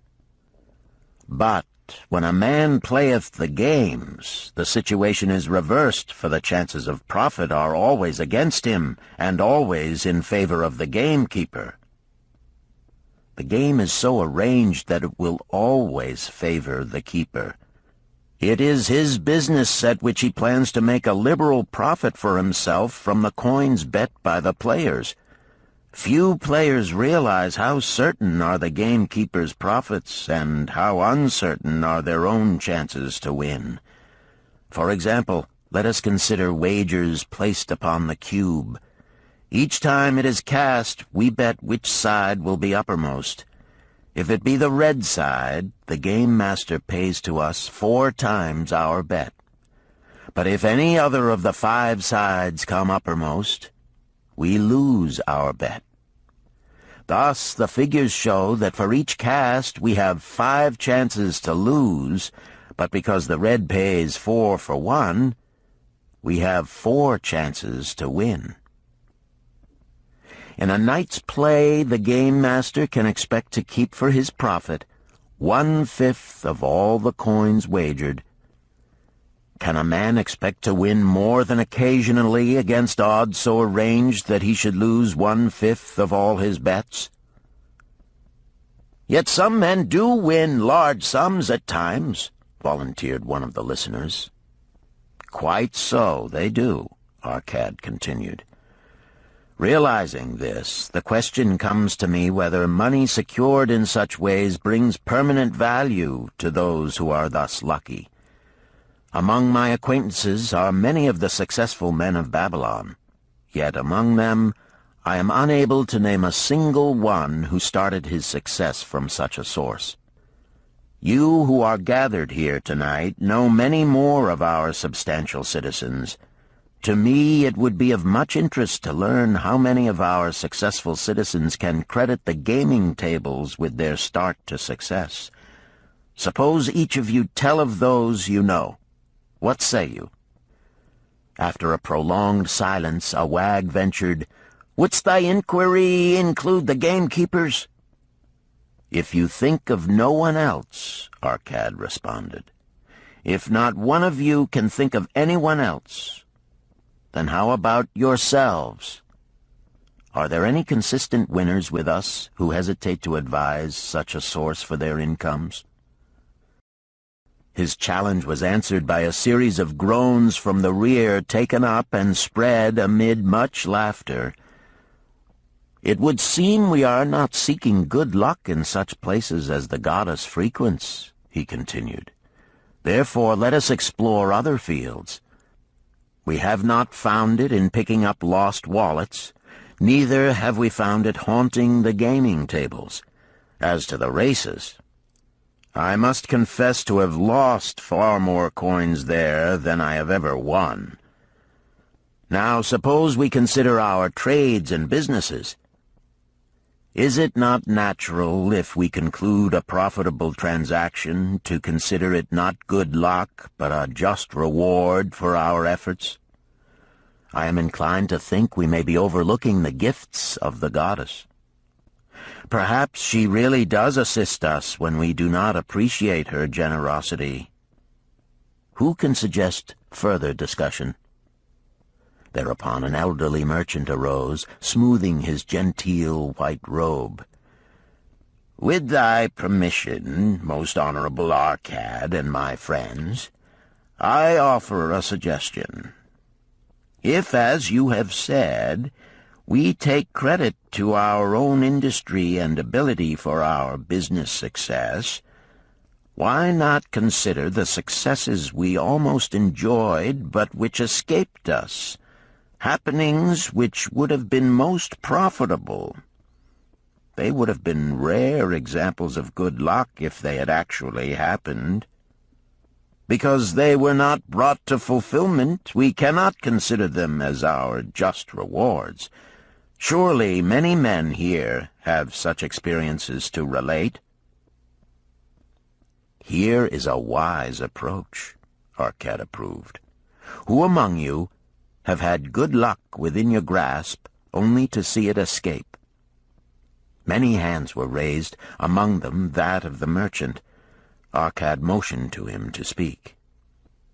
"As you suggested this approach, we should like to hear first from you." "I will gladly relate a tale," he resumed, "that doth illustrate how closely unto a man good luck may approach, and how blindly he may permit it to escape, much to his loss and later regret. Many years ago, when I was a young man, just married and well started to earning, my father did come one day and urge most strongly that I enter upon an investment. The son of one of his good friends had taken notice of a barren tract of land not far beyond the outer walls of our city. It lay high above the canal where no water could reach it. The son of my father's friend devised a plan to purchase this land, build 3 large water wheels that could be operated by oxen, and thereby raise the life-giving waters to the fertile soil. This accomplished, he planned to divide it into small tracts and sell to the residents of the city for herb patches. The son of my father's friend did not possess sufficient gold to complete such an undertaking. Like myself, he was a young man earning a fair sum. His father, like mine, was a man of large family and small means. He therefore decided to interest a group of men to enter the enterprise with him. The group was to comprise 12. Each of whom must be a money earner and agree to pay 1/10 of his earnings into the enterprise until the land was made ready for sale. All would then share justly in the profits in proportion to their investment. "Thou, my son," bespoke my father unto me, "art now in thy young manhood. It is my deep desire that thou begin the building of a valuable estate for thyself, that thou mayest become respected among men. I desire to see thou profit from a knowledge of the thoughtless mistakes of thy father." "This do I most ardently desire, my father," I replied. "Then this do I advise. Do what I should have done at thy age. From thy earnings keep out 1/10 to put into favorable investments. With this 1/10 of thy earnings, and what it will also earn, thou canst, before thou art my age, accumulate for thyself a valuable estate." "Thy words are words of wisdom, my father. Greatly do I desire riches. Yet there are many uses to which my earnings are called. Therefore do I hesitate to do as thou dost advise. I am young. There is plenty of time." "So I thought at thy age. Yet behold, many years have passed, and I have not yet made the beginning. We live in a different age, my father. I shall avoid thy mistakes." "Opportunity stands before thee, my son. It is offering a chance that may lead to wealth. I beg of thee, do not delay. Go upon the morrow to the son of my friend, and bargain with him to pay 10% of thy earnings into this investment. Go promptly upon the morrow. Opportunity waits for no man. Today it is here, soon it is gone, therefore delay not." In spite of the advice of my father, I did hesitate. There were beautiful new robes just brought by the tradesmen from the East, robes of such richness and beauty my good wife and I felt we must each possess one. Should I agree to pay 1/10 of my earnings into the enterprise, we must deprive ourselves of these and other pleasures we dearly desired. I delayed making a decision until it was too late, much to my subsequent regret. The enterprise did prove to be more profitable than any man had prophesied. This is my tale, showing how I did permit good luck to escape. In this tale, we see how good luck waits to come to that man who accepts opportunity, commented a swarthy man of the desert. To the building of an estate, there must always be the beginning. That start may be a few pieces of gold or silver which a man diverts from his earnings to his first investment. I, myself, am the owner of many herds. The start of my herds I did begin when I was a mere boy, and did purchase with 1 piece of silver a young calf. This, being the beginning of my wealth, was of great importance to me. To take his first start to building an estate is as good luck as can come to any man. With all men, that first step, which changes them from men who earn from their own labor to men who draw dividends from the earnings of their gold, is important.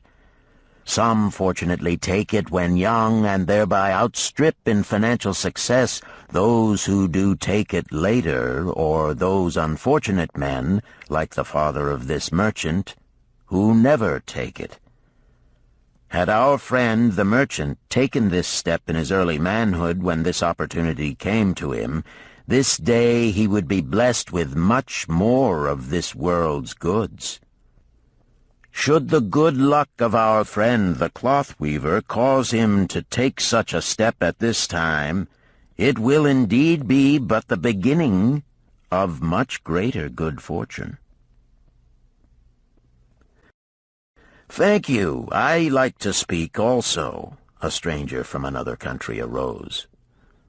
"I am a Syrian. Not so well do I speak your tongue. I wish to call this friend, the merchant, a name. Maybe you think it not polite, this name. Yet I wish to call him that. But, alas, I not know your word for it. If I do call it in Syrian, you will not understand.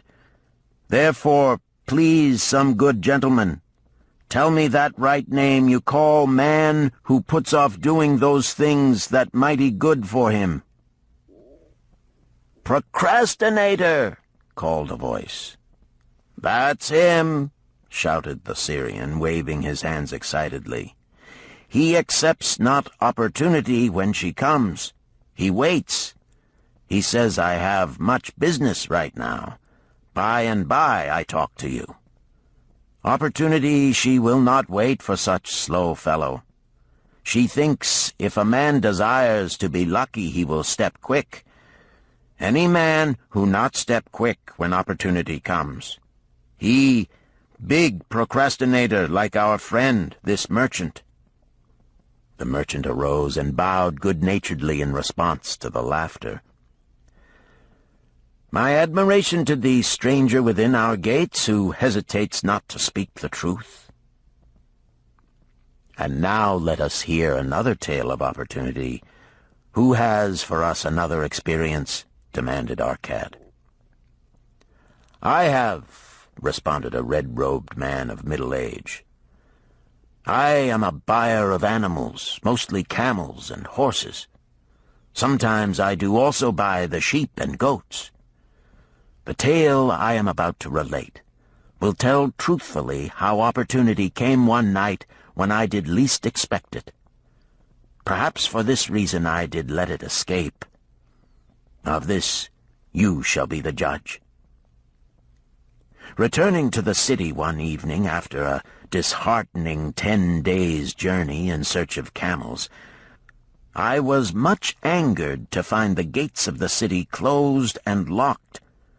While my slaves spread our tent for the night, which we looked to spend with little food and no water, I was approached by an elderly farmer who, like ourselves, found himself locked outside. "Honored sir," he addressed me, "from thy appearance I do judge thee to be a buyer."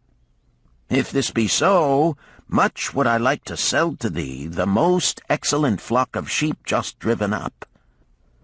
Alas, my good wife lies very sick with the fever. I must return with all haste.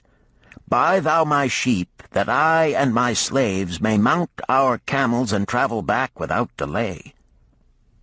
So dark it was that I could not see his flock, but from the bleating I did know it must be large. Having wasted 10 days searching for camels I could not find, I was glad to bargain with him. In his anxiety he did set a most reasonable price. I accepted, well knowing my slaves could drive the flock through the city gates in the morning and sell at a substantial profit. The bargain concluded, I called my slaves to bring torches that we might count the flock which the farmer declared to contain 900.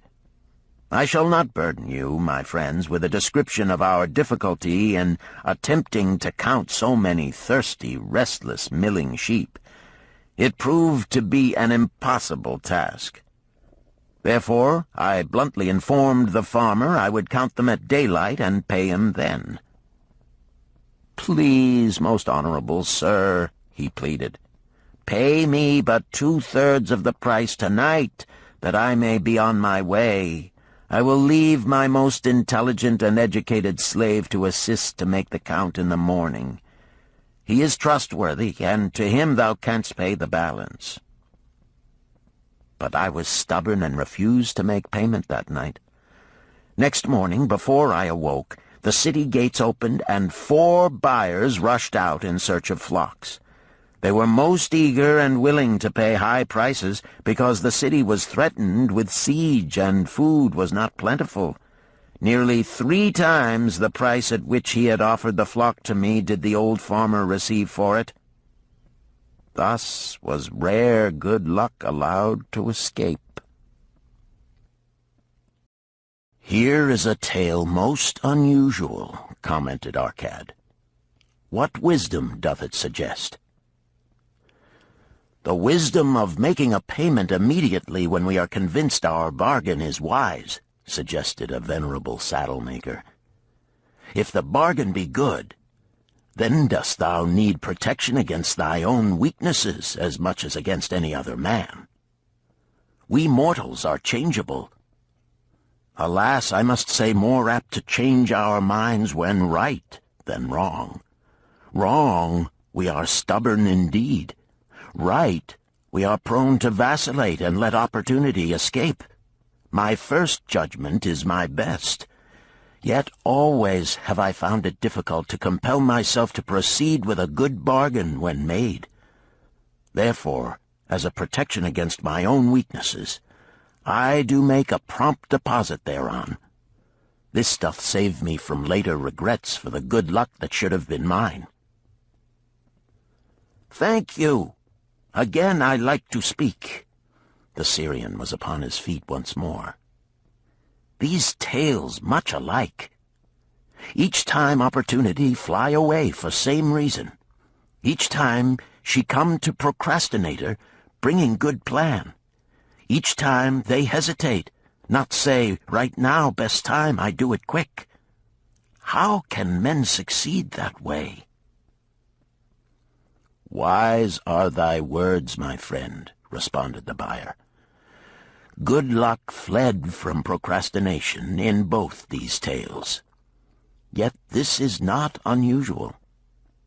The spirit of procrastination is within all men.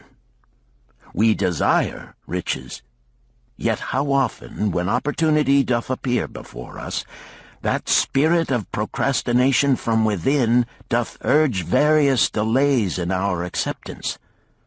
In listening to it, we do become our own worst enemies.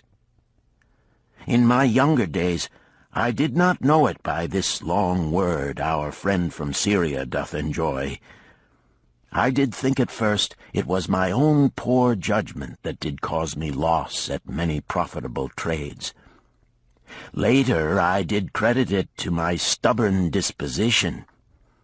At last I did recognize it for what it was. a habit of needless delaying where action was required, action prompt and decisive. How I did hate it when its true character stood revealed.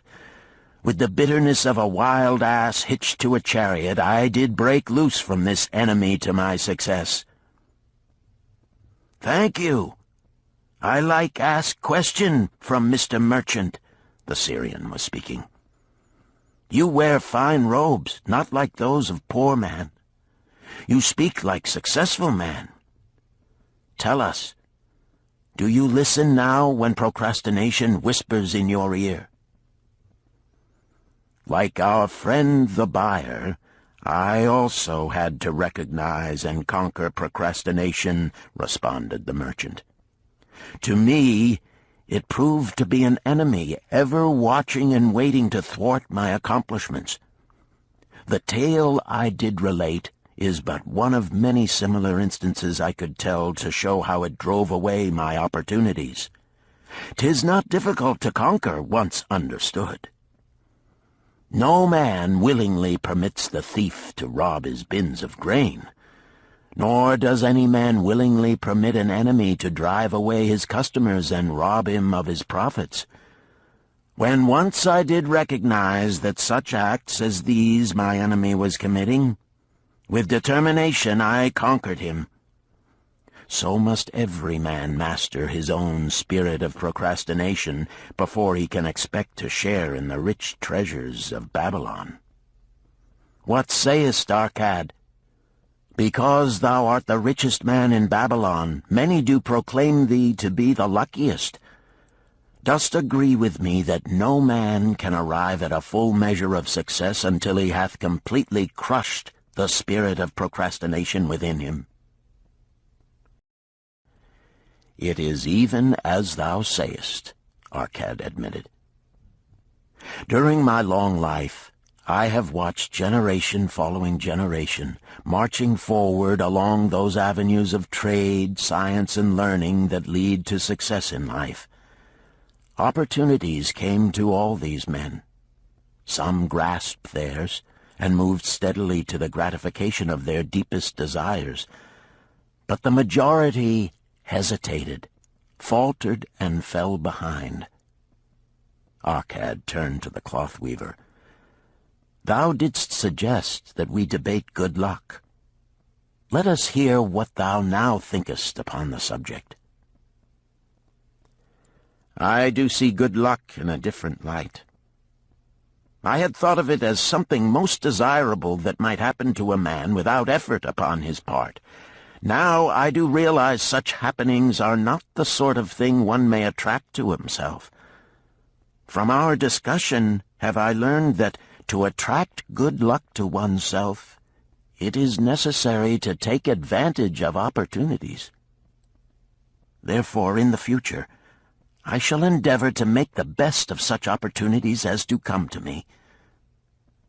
"Thou hast well grasped the truths brought forth in our discussion," Arcad replied. "Good luck, we do find, often follows opportunity, but seldom comes otherwise. Our merchant friend would have found great good luck had he accepted the opportunity the good goddess did present to him. Our friend the buyer likewise would have enjoyed good luck had he completed the purchase of the flock and sold at such a handsome profit. We did pursue this discussion to find a means by which good luck could be enticed to us. I feel that we have found the way. Both the tales did illustrate how good luck follows opportunity. Herein lies a truth that many similar tales of good luck, won or lost, could not change. The truth is this: good luck can be enticed by accepting opportunity. Those eager to grasp opportunities for their betterment do attract the interest of the good goddess. She is ever anxious to aid those who please her. Men of action please her best. Action will lead thee forward to the successes thou dost desire."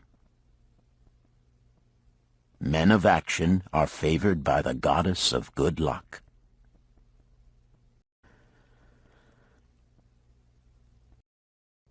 Chapter 5. The 5 Laws of Gold. A bag heavy with gold, or a clay tablet carved with words of wisdom. If thou hadst thy choice, which wouldst thou choose? By the flickering light from the fire of desert shrubs, the sun-tanned faces of the listeners gleamed with interest. "The gold! The gold!" chorused the 27. Old Calibab smiled knowingly. "Hark!" he resumed, raising his hand. "Hear the wild dogs out there in the night? They howl and wail because they are lean with hunger. Yet feed them, and what do they? Fight and strut. Then fight and strut some more, giving no thought to the morrow that will surely come. Just so it is with the sons of men. Give them a choice of gold and wisdom. What do? Ignore the wisdom and waste the gold. On the morrow they wail because they have no more gold. Gold is reserved for those who know its laws and abide by them." Calibab drew his white robe close about his lean legs, for a cool night wind was blowing.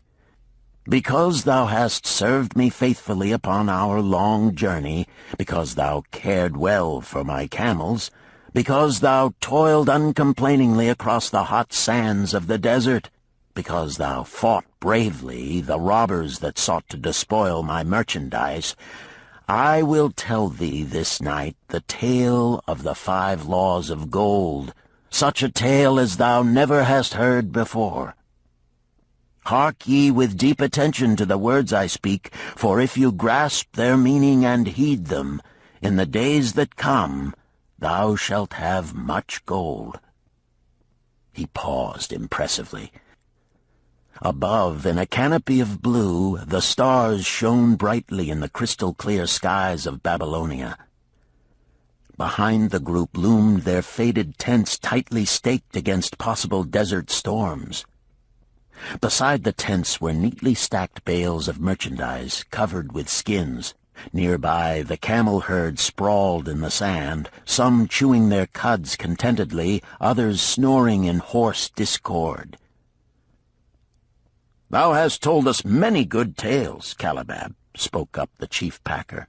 "We look to thy wisdom to guide us upon the morrow when our service with thee shall be at an end. I have but told thee of my adventures in strange and distant lands, but this night I shall tell thee of the wisdom of Arkad, the wise rich man." "Much have we heard of him," acknowledged the chief packer, "for he was the richest man that ever lived in Babylon." "The richest man he was, and that because he was wise in the ways of gold, even as no man had ever been before him. This night shall I tell you of his great wisdom as it was told to me by Bansir, his son, many years ago in Nineveh, when I was but a lad. My master and myself had tarried long into the night in the palace of Bansir. I had helped my master bring great bundles of fine rugs, each one to be tried by Bansir until his choice of colors was satisfied. At last he was well pleased, and commanded us to sit with him and to drink a rare vintage, odorous to the nostrils and most warming to my stomach, which was unaccustomed to such a drink.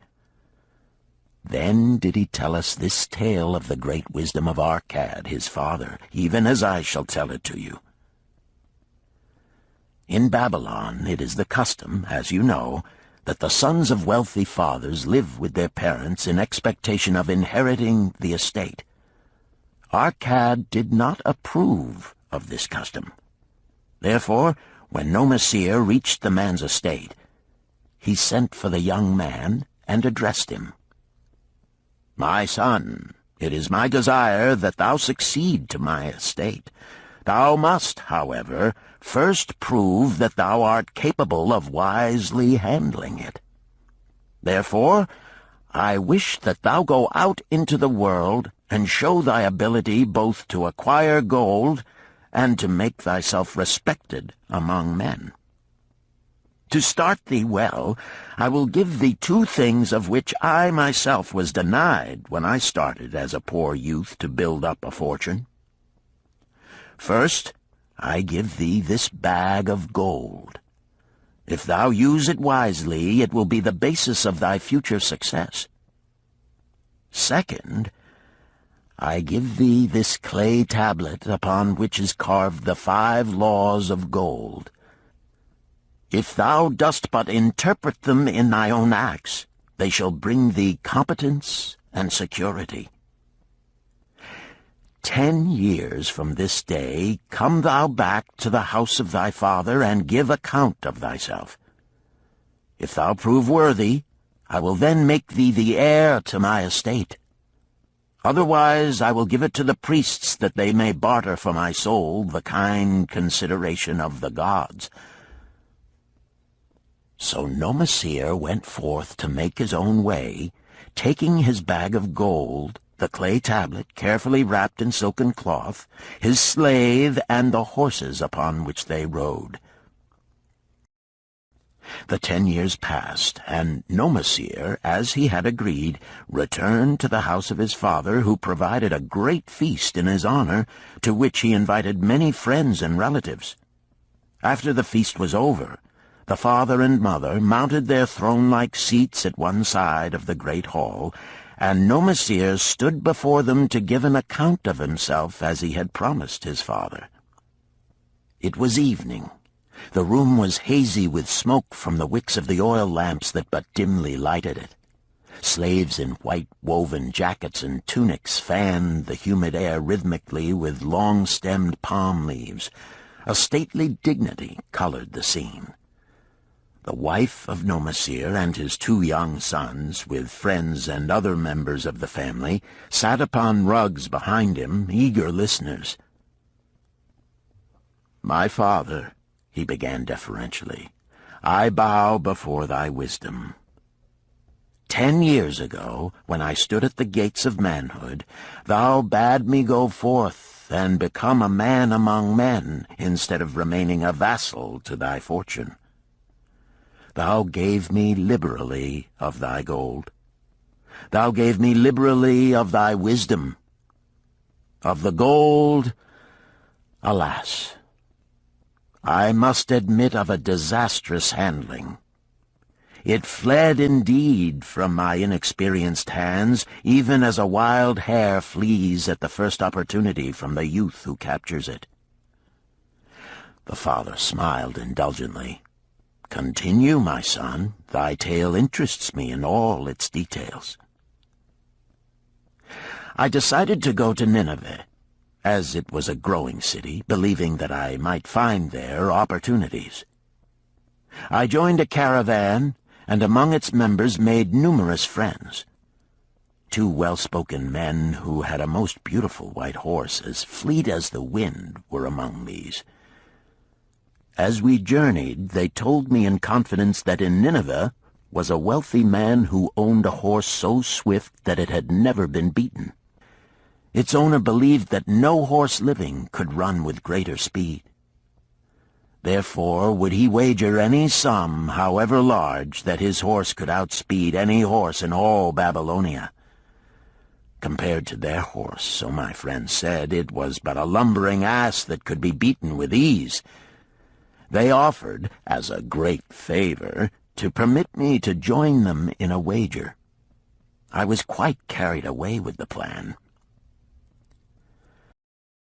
Our horse was badly beaten, and I lost much of my gold. The father laughed. Later, I discovered that this was a deceitful plan of these men, and they constantly journeyed with caravans seeking victims. You see, the man in Nineveh was their partner and shared with them the bets he won. This shrewd deceit taught me my first lesson in looking out for myself. I was soon to learn another, equally bitter. In the caravan was another young man with whom I became quite friendly. He was the son of wealthy parents and, like myself, journeying to Nineveh to find a suitable location. Not long after our arrival, he told me that a merchant had died, and his shop with its rich merchandise and patronage could be secured at a paltry price. Saying that we would be equal partners, but first he must return to Babylon to secure his gold, he prevailed upon me to purchase the stock with my gold, agreeing that his would be used later to carry on our venture. He long delayed the trip to Babylon, proving in the meantime to be an unwise buyer and a foolish spender. I finally put him out, but not before the business had deteriorated to where we had only unsaleable goods and no gold to buy other goods. I sacrificed what was left to an Israelite for a pitiful sum. Soon there followed, I tell you, my father, bitter days. I sought employment and found it not, for I was without trade or training that would enable me to earn. I sold my horses, I sold my slave, I sold my extra robes that I might have food and a place to sleep, but each day grim want crouched closer. But in those bitter days I remembered thy confidence in me, my father. Thou hadst sent me forth to become a man, and this I was determined to accomplish. The mother buried her face and wept softly. At this time I bethought me of the table thou had given to me, upon which thou had carved the 5 laws of gold. Upon I read most carefully thy words of wisdom, and realized that had I but sought wisdom first, my gold would not have been lost to me. I learned by heart each law, and determined that when once more the goddess of good fortune smiled upon me, I would be guided by the wisdom of age, and not by the inexperience of youth. For the benefit of you who are seated here this night, I will read the wisdom of my father as engraved upon the clay tablet which he gave to me 10 years ago. The 5 laws of gold. 1. Gold cometh gladly and in increasing quantity to any man who will put by not less than 1/10 of his earnings to create an estate for his future and that of his family. 2. Gold laboreth diligently and contentedly for the wise owner who finds for it profitable employment, multiplying even as the flocks of the field. 3. Gold clingeth to the protection of the cautious owner who invests it under the advice of men wise in its handling. 4.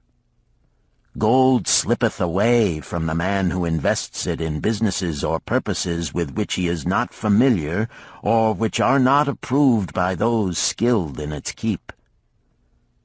5.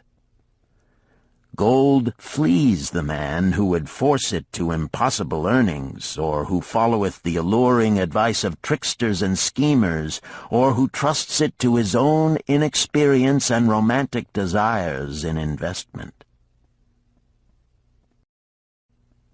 These are the 5 laws of gold as written by my father. I do proclaim them as of greater value than gold itself, as I will show by the continuance of my tale. He again faced his father. I have told thee of the depth of poverty and despair to which my inexperience brought me. However, there is no chain of disasters that will not come to an end. Mine came when I secured employment managing a crew of slaves working upon the new outer wall of the city. Profiting from my knowledge of the first law of gold, I saved a copper from my first earnings, adding to it at every opportunity until I had a piece of silver. It was a slow procedure, for one must live. I did spend grudgingly, I admit, because I was determined to earn back before the 10 years were over as much gold as you, my father, had given to me. One day the slave-master with whom I had become quite friendly said to me, "Thou art a thrifty youth who spends not wantonly what he earns. Hast thou gold put by that is not earning?" "Yes," I replied. "It is my greatest desire to accumulate gold, to replace that which my father gave to me and which I have lost. 'Tis a worthy ambition, I will grant. And do you know that the gold which you have saved can work for you and earn much more gold?" "Alas, my experience has been bitter, for my father's gold has fled from me, and I am in much fear lest my own do the same." "If thou hast confidence in me, I will give thee a lesson in the profitable handling of gold," he replied. "Within a year the outer wall will be complete and ready for the great gates of bronze that will be built at each entrance to protect the city from the king's enemies. In all Nineveh there is not enough metal to make these gates, and the king has not thought to provide it. Here is my plan. A group of us will pool our gold and send a caravan to the mines of copper and tin, which are distant, and bring to Nineveh the metal for the gates. When the king says, 'Make the great gates,' we alone can supply the metal, and a rich price he will pay. If the king will not buy from us, we will yet have the metal which can be sold for a fair price." In his offer, I recognized an opportunity to abide by the third law and invest my savings under the guidance of wise men. Nor was I disappointed. Our pool was a success, and my small store of gold was greatly increased by the transaction. In due time I was accepted as a member of this same group in other ventures.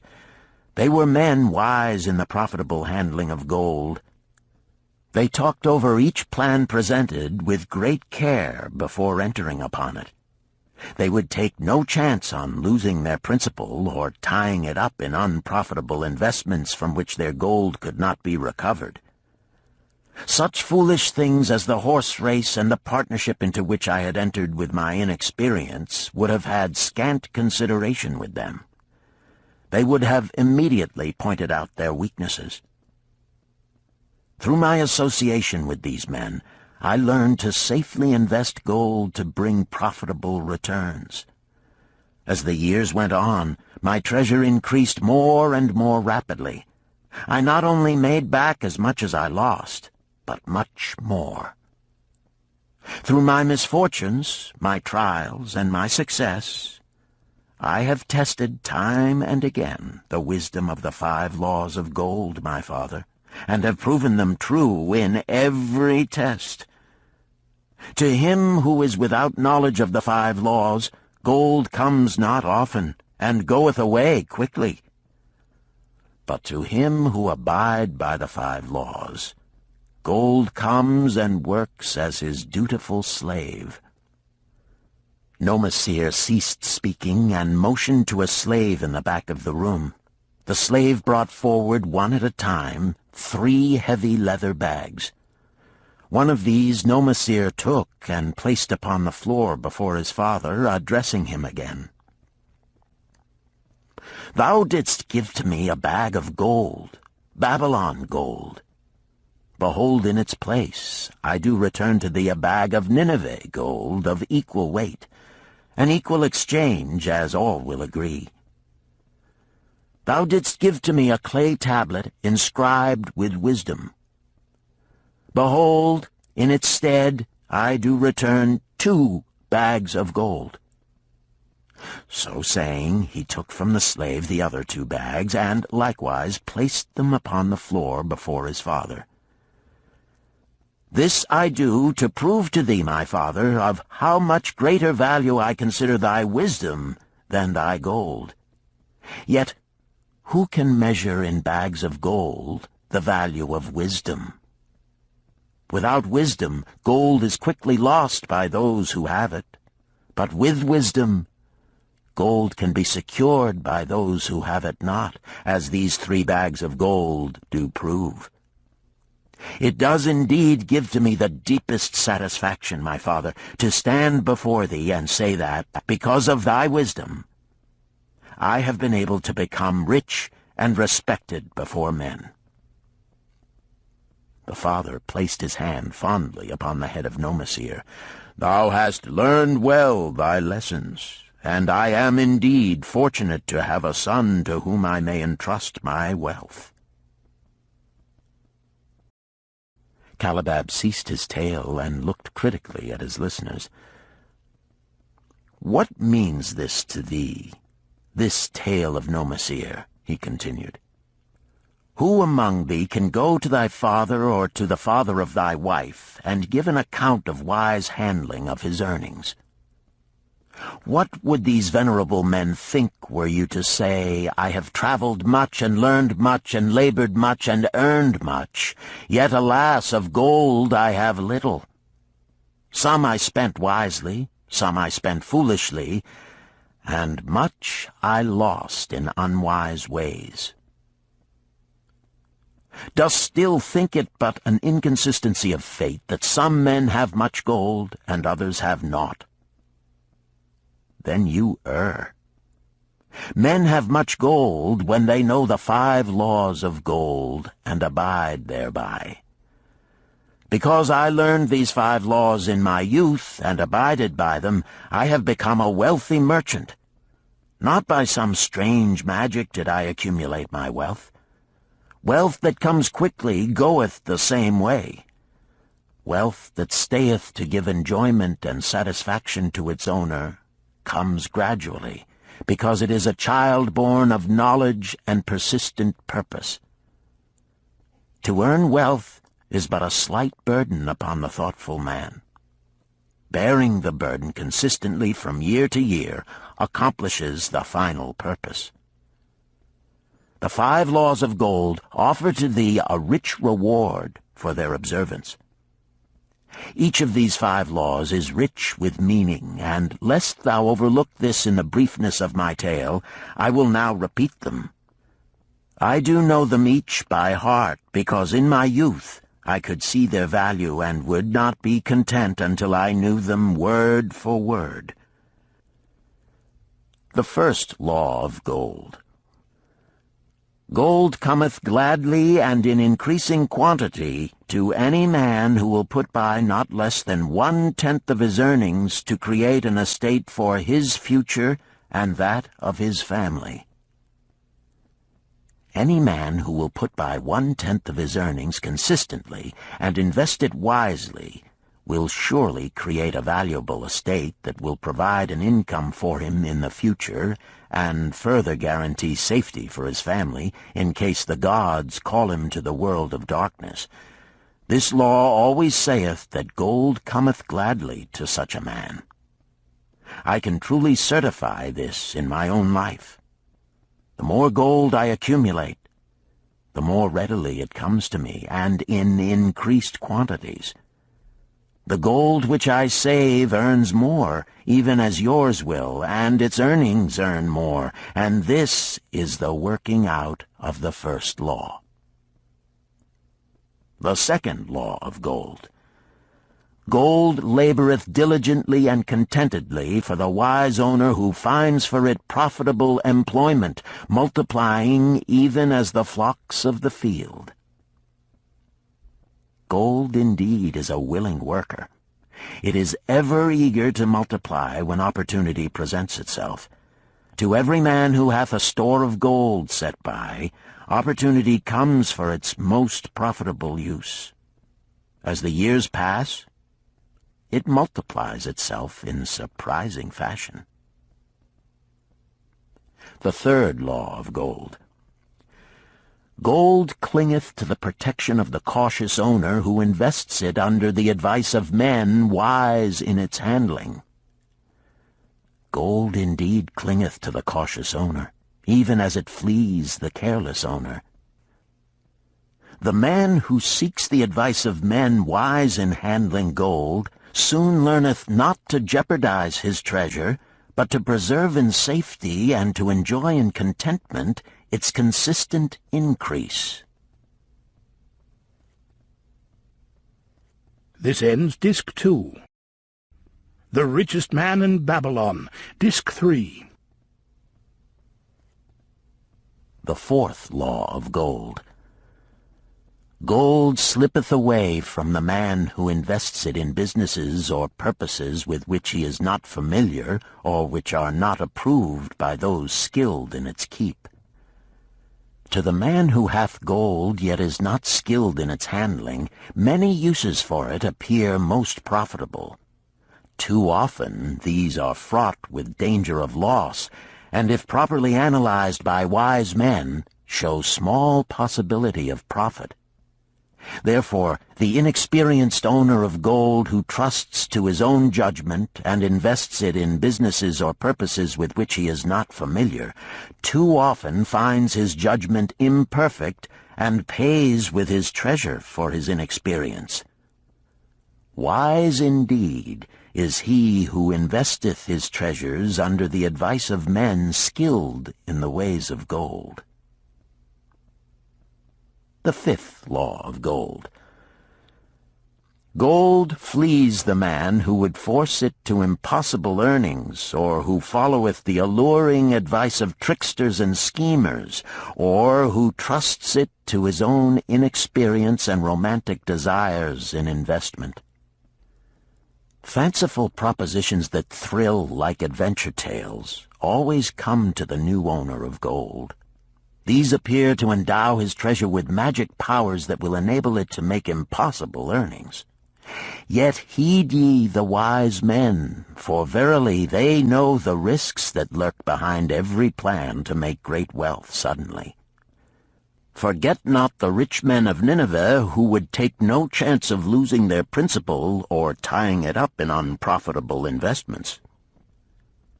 This ends my tale of the 5 laws of gold. In telling it to thee, I have told the secrets of my own success. Yet they are not secrets, but truths which every man must first learn and then follow, who wishes to step out of the multitude that, like yon wild dogs, must worry each day for food to eat. Tomorrow we enter Babylon. Look, see the fire that burns eternal above the temple of Bel? We are already in sight of the golden city. Tomorrow each of thee shall have gold, the gold thou hast so well earned by thy faithful services. 10 years from this night, what can you tell about this gold? If there be men among you who, like Nomasir, will use a portion of their gold to start for themselves an estate and be thenceforth wisely guided by the wisdom of Arkad, 10 years from now, 'tis a safe wager, like the son of Arkad, they will be rich and respected among men. Our wise acts accompany us through life to please us and to help us. Just as surely our unwise acts follow us to plague and torment us. Alas, they cannot be forgotten. In the front rank of the torments that do follow us are the memories of the things we should have done, of the opportunities which came to us, and we took not. Rich are the treasures of Babylon, so rich no man can count their value in pieces of gold. Each year they grow richer and more valuable. Like the treasures of every land, they are a reward, a rich reward, awaiting those men of purpose who determine to secure their just share. In the strength of thine own desires is a magic power. Guide this power with thy knowledge of the 5 laws of gold, and thou shalt share the treasures of Babylon. Chapter 6. The Gold Lender of Babylon. 50 pieces of gold. Never before had Rodan, the spear-maker of old Babylon, carried so much gold in his leather wallet. Happily down the king's highway from the palace of his most liberal majesty he strode. Cheerfully the gold clinked as the wallet at his belt swayed with each step, the sweetest music he had ever heard. 50 pieces of gold, all his. He could hardly realize his good fortune. What power in those clinking discs! They could purchase anything he wanted. A grand house, land, cattle, camels, horses, chariots, whatever he might desire. What use should he make of it? This evening, as he turned into a side street toward the home of his sister, he could think of nothing he would rather possess than those same glittering, heavy pieces of gold, his to keep. It was upon an evening some days later that a perplexed Rodan entered the shop of Mathon, the lender of gold and dealer in jewels and rare fabrics. Glancing neither to the right nor the left at the colorful articles artfully displayed, he passed through to the living quarters at the rear. Here he found the genteel Mathon lounging upon a rug partaking of a meal served by a black slave. "I would counsel with thee, for I know not what to do." Rodan stood stolidly, feet apart, hairy breast exposed by the gaping front of his leather jacket. Mathon's narrow, sallow face smiled a friendly greeting. "What indiscretions hast thou done that thou shouldst seek the lender of gold? Hast been unlucky at the gaming table? Or hath some plump dame entangled thee? For many years have I known thee, yet never hast thou sought me to aid thee in thy troubles. No, no, not such as that. I seek no gold. Instead, I crave thy wise advice. Hear, hear, what this man doth say. No one comes to the lender of gold for advice. My ears must play me false. They listen true. Can this be so? Rodan, the spear-maker, doth display more cunning than all the rest, for he comes to Mathon not for gold, but for advice. Many men come to me for gold to pay for their follies, but as for advice, they want it not. Yet who is more able to advise than the lender of gold to whom many men come in trouble? Thou shalt eat with me, Rodan," he continued. "Thou shalt be my guest for the evening. Ando," he commanded of the black slave, "draw up a rug for my friend Rodan, the spear-maker, who comes for advice. He shall be mine honored guest. Bring to him much food, and get for him my largest cup. Choose well of the best wine, that he may have satisfaction in the drinking. Now tell me, what troubles thee?" "It is the king's gift." "The king's gift? The king did make thee a gift, and it gives thee trouble? What manner of gift?" "Because he was much pleased with the design I did submit to him for a new point on the spears of the royal guard, he did present me with 50 pieces of gold, and now I am much perplexed. I am beseeched each hour the sun doth travel across the sky by those who would share it with me." "That is natural. More men want gold than have it, and would wish one who comes by it easily to divide. But can you not say no? Is thy will not as strong as thy fist?" "To many I can say no, yet sometimes it would be easier to say yes. Can one refuse to share with one's sister to whom he is deeply devoted?" "Surely thy own sister would not wish to deprive thee of enjoying thy reward?" "But it is for the sake of Araman, her husband, whom she wishes to see a rich merchant. She does feel that he has never had a chance, and she beseeches me to loan to him this gold, that he may become a prosperous merchant and repay me from his profits." "My friend," resumed Mathon, 'Tis a worthy subject thou bringest to discuss. Gold bringeth unto its possessor responsibility and a changed position with his fellow men. It bringeth fear lest he lose it, or it be tricked away from him. It bringeth a feeling of power and ability to do good. Likewise, it bringeth opportunities whereby his very good intentions may bring him into difficulties. Didst ever hear of the farmer of Nineveh who could understand the language of animals? I wot not, for 'tis not the kind of tale men like to tell over the bronze-caster's forge. I will tell it to thee, for thou shouldst know that to borrowing and lending there is more than the passing of gold from the hands of one to the hands of another. This farmer, who could understand what the animals said to each other, did linger in the farmyard each evening just to listen to their words. One evening he did hear the ox bemoaning to the ass the hardness of his lot. I do labor pulling the plough from morning until night, no matter how hot the day, or how tired my legs, or how the bow doth chafe my neck, still must I work. But you are a creature of leisure. You are trapped with a colorful blanket and do nothing more than carry our master about where he wishes to go. When he goes nowhere, you do rest and eat the green grass all the day." Now the ass, in spite of his vicious heels, was a goodly fellow and sympathized with the ox.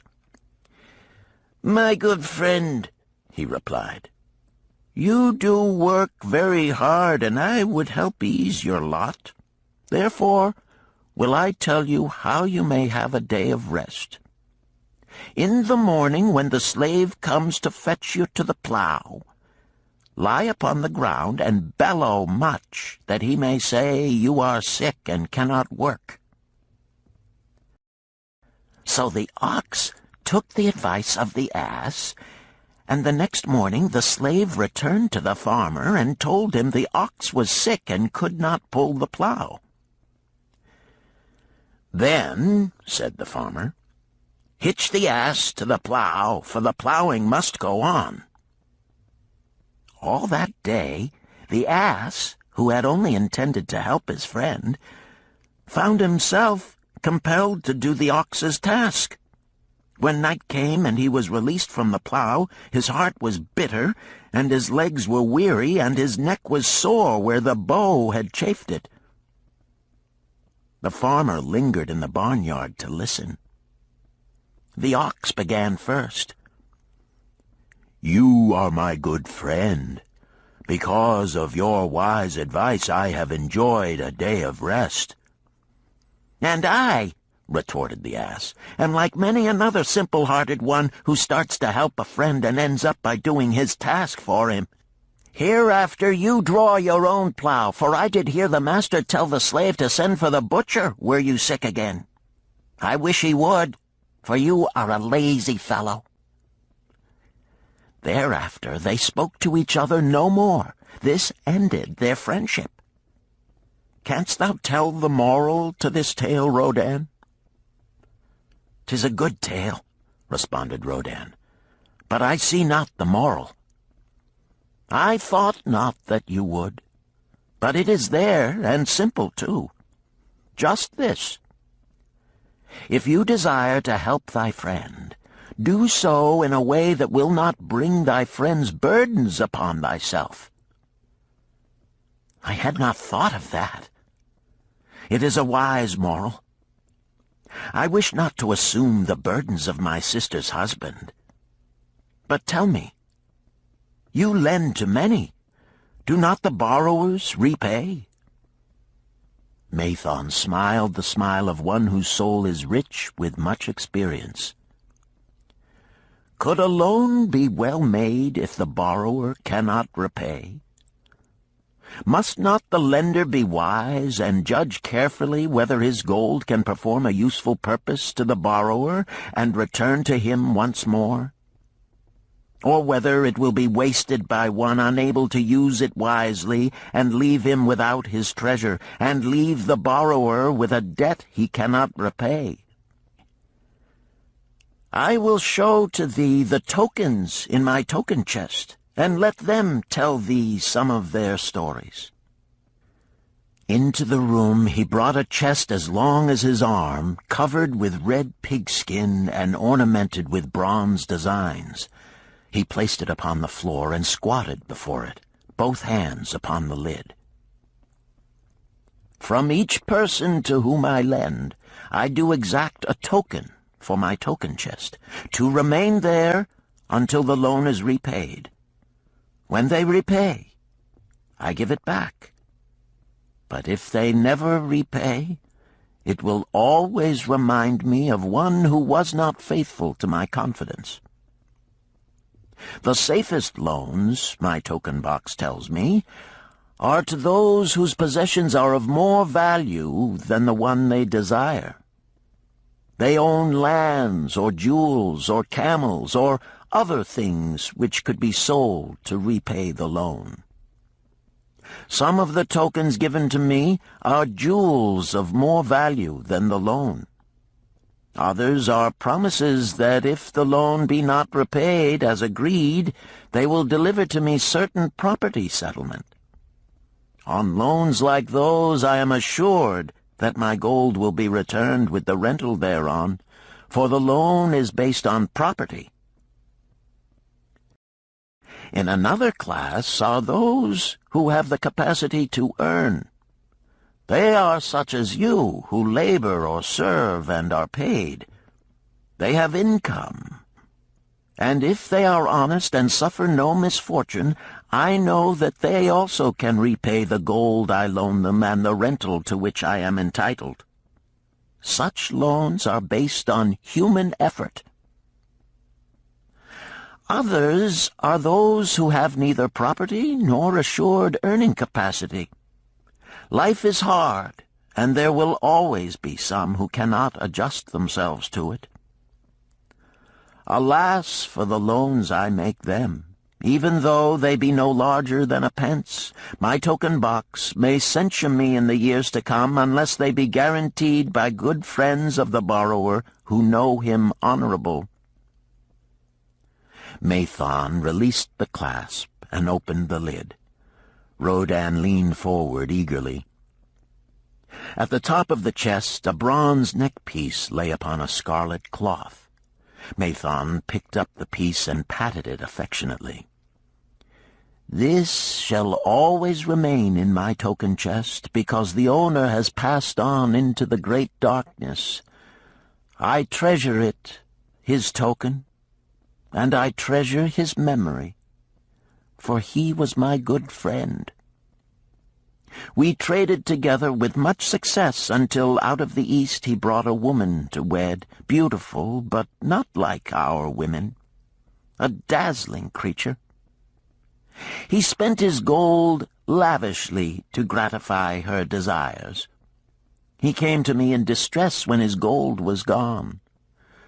I counseled with him. I told him I would help him to once more master his own affairs. He swore by the sign of the great bull that he would. But it was not to be. In a quarrel she thrust a knife into the heart he dared her to pierce."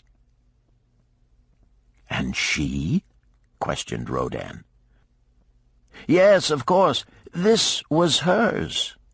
He picked up the scarlet cloth. "In bitter remorse she threw herself into the Euphrates. These 2 loans will never be repaid. The chest tells you, Rodan, that humans in the throes of great emotions are not safe risks for the gold lender. Here, now, this is different." He reached for a ring carved of ox-bone. "This belongs to a farmer. I buy the rugs of his women. The locusts came, and they had not food. I helped him, and when the new crop came, he repaid me. Later he came again and told of strange goats in a distant land, as described by a traveler. They had long hair so fine and soft it would weave into rugs more beautiful than any ever seen in Babylon. He wanted a herd, but he had no money. So I did lend him gold to make the journey and bring back goats. Now his herd is begun, and next year I shall surprise the lords of Babylon with the most expensive rugs it has been their good fortune to buy. Soon I must return his ring.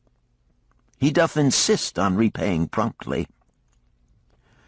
"Some borrowers do that?" queried Rodan. "If they borrow for purposes that bring money back to them, I find it so. But if they borrow because of their indiscretions, I warn thee to be cautious if thou wouldst ever have thy gold back in hand again." "Tell me about this," requested Rodan, picking up a heavy gold bracelet inset with jewels in rare designs. "The women do appeal to my good friend," bantered Mathon. "I am still much younger than you," retorted Rodan. "I grant that, but this time thou doth suspicion romance where it is not. The owner of this is fat and wrinkled, and doth talk so much and say so little she drives me mad. Once they had much money and were good customers, but ill times came upon them. She has a son of whom she would make a merchant, so she came to me and borrowed gold that he might become a partner of a caravan owner who travels with his camels, bartering in one city what he buys in another. This man proved a rascal, for he left the poor boy in a distant city without money and without friends, pulling out early while the youth slept. Perhaps when this youth has grown to manhood he will repay. Until then I get no rental for the loan, only much talk. But I do admit the jewels are worthy of the loan." "Did this lady ask thy advice as to the wisdom of the loan?" "Quite otherwise.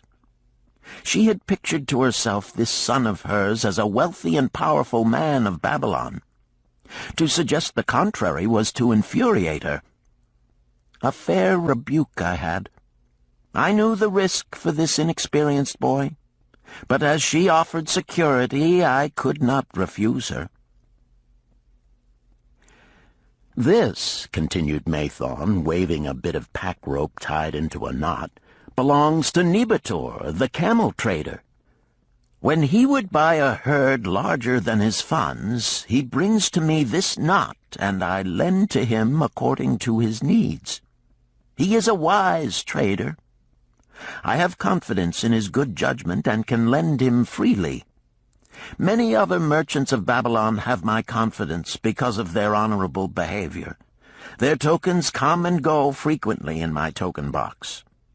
Good merchants are an asset to our city, and it profits me to aid them to keep trade moving that Babylon be prosperous."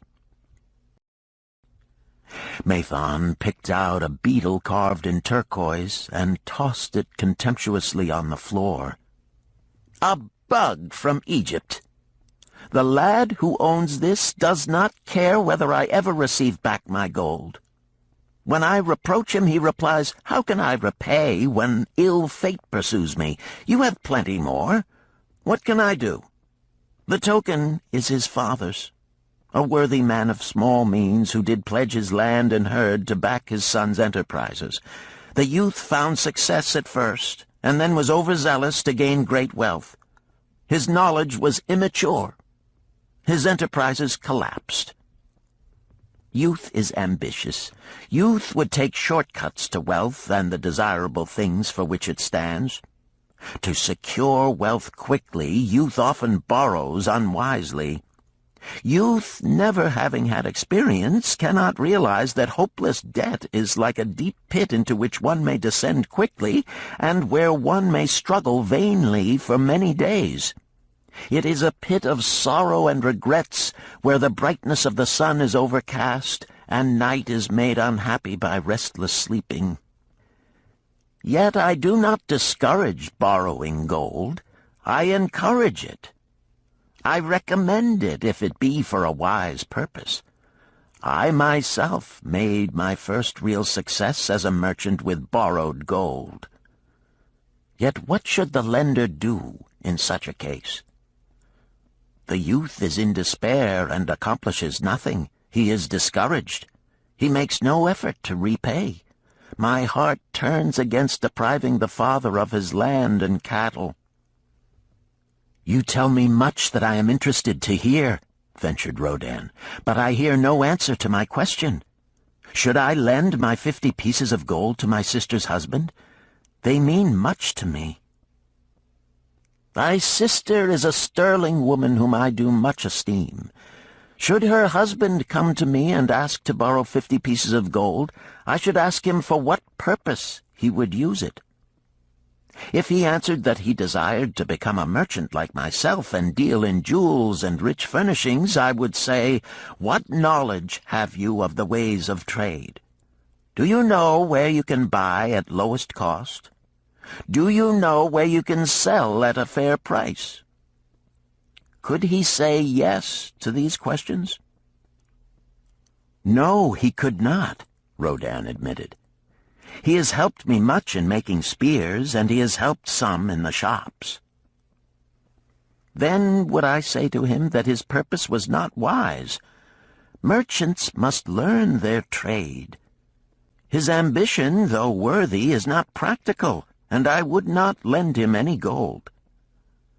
But supposing he could say, "Yes, I have helped merchants much. I know how to travel to Smyrna and to buy at low cost the rugs the housewives weave. I also know many of the rich people of Babylon to whom I can sell these at a large profit."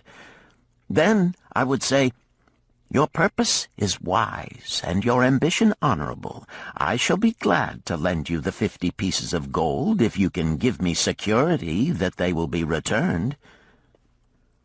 But would he say, "I have no security other than that I am an honored man and will pay you well for the loan?" Then would I reply, "I treasure much each piece of gold. Were the robbers to take it from you as you journeyed to Smyrna, or take the rugs from you as you returned, then you would have no means of repaying me, and my gold would be gone." Gold, you see, Rodin, is the merchandise of the lender of money. It is easy to lend. If it is lent unwisely, then it is difficult to get back. The wise lender wishes not the risk of the undertaking, but the guarantee of safe repayment.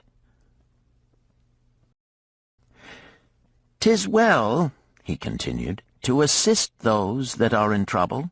'Tis well to help those upon whom fate has laid a heavy hand. 'Tis well to help those who are starting, that they may progress and become valuable citizens. But help must be given wisely, lest, like the farmer's ass, in our desire to help, we but take upon ourselves the burden that belongs to another." Again I wandered from thy question, Rodin, but hear my answer. Keep thy 50 pieces of gold. What thy labor earns for thee and what is given thee for reward is thine own, and no man can put an obligation upon thee to part with it unless it do be thy wish.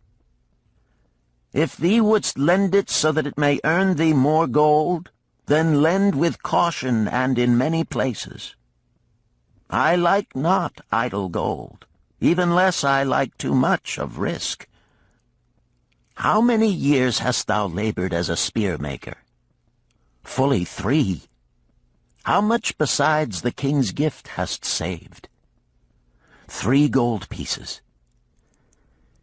Each year that thou hast labored, thou hast denied thyself good things to save from thine earnings 1 piece of gold? 'Tis as you say. Then mightest save in 50 years of labor 50 pieces of gold by thy self-denial? A lifetime of labor it would be. Thinkest thou thy sister would wish to jeopardize the savings of 50 years of labor over the bronze melting pot, that her husband might experiment on being a merchant? Not if I spoke in your words. Then go to her and say, 3 years I have labored each day except fast days, from morning until night, and I have denied myself many things that my heart craved. For each year of labor and self-denial, I have to show 1 piece of gold. Thou art my favored sister, and I wish that thy husband may engage in business in which he will prosper greatly. If he will submit to me a plan that seems wise and possible to my friend Mathon, then will I gladly lend to him my savings of an entire year, that he may have an opportunity to prove that he can succeed. Do that, I say, and if he has within him the soul to succeed, he can prove it. If he fails, he will not owe thee more than he can hope some day to repay. I am a gold lender because I own more gold than I can use in my own trade. I desire my surplus gold to labor for others and thereby earn more gold. I do not wish to take risk of losing my gold, for I have labored much and denied myself much to secure it. Therefore I will no longer lend any of it where I am not confident that it is safe and will be returned to me. Neither will I lend it where I am not convinced that its earnings will be promptly paid to me. I have told to thee, Rodan, a few of the secrets of my token chest. From them you may understand the weakness of men and their eagerness to borrow that which they have no certain means to repay. From this you can see how often their high hopes of the great earnings they could make if they but had gold are but false hopes they have not the ability or training to fulfill. Thou, Rodan, now have gold which thou shouldst put to earning more gold for thee. Thou art about to become, even as I, a gold lender. If thou dost safely preserve thy treasure, it will produce liberal earnings for thee, and be a rich source of pleasure and profit during all thy days. But if thou dost let it escape from thee, it will be a source of constant sorrow and regret as long as thy memory doth last. What desirest thou most of this gold in thy wallet? To keep it safe. Wisely spoken, replied Mathon approvingly. Thy first desire is for safety. Thinkest thou that in the custody of thy sister's husband it would be truly safe from possible loss? I fear not, for he is not wise in guarding gold. Then be not swayed by foolish sentiments of obligation to trust thy treasure to any person. If thou wouldst help thy family or thy friends, find other ways than risking the loss of thy treasure. Forget not that gold slippeth away in unexpected ways from those unskilled in guarding it. As well waste thy treasure in extravagance as let others lose it for thee. What next after safety dost desire of this treasure of thine? That it earn more gold. Again thou speakest with wisdom. It should be made to earn and grow larger. Gold wisely lent may even double itself with its earnings before a man like you groweth old. If you risk losing it, you risk losing all that it would earn as well. Therefore be not swayed by the fantastic plans of impractical men who think they see ways to force thy gold to make earnings unusually large. Such plans are the creations of dreamers unskilled in the safe and dependable laws of trade. Be conservative in what thou expectest to earn, that thou mayest keep and enjoy thy treasure. To hire it out with a promise of usurious returns is to invite loss. Seek to associate thyself with men and enterprises whose success is established, that thy treasure may earn liberally under their skillful use, and be guarded safely by their wisdom and experience. Thus mayest thou avoid the misfortunes that follow most of the sons of men to whom the gods see fit to entrust gold." When Rodan would thank him for his wise advice, he would not listen, saying, "The king's gift shall teach thee much wisdom. If wouldst keep thy 50 pieces of gold, thou must be discreet indeed. Many uses will tempt thee. Much advice will be spoken to thee. Numerous opportunities to make large profits will be offered thee. The stories from my token box should warn thee, before thou let any piece of gold leave thy pouch, to be sure that thou hast a safe way to pull it back again. Should my further advice appeal to thee, return again. It is gladly given. Ere thou goest, read this which I have carved beneath the lid of my token box. It applies equally to the borrower and the lender. Better a little caution than a great regret.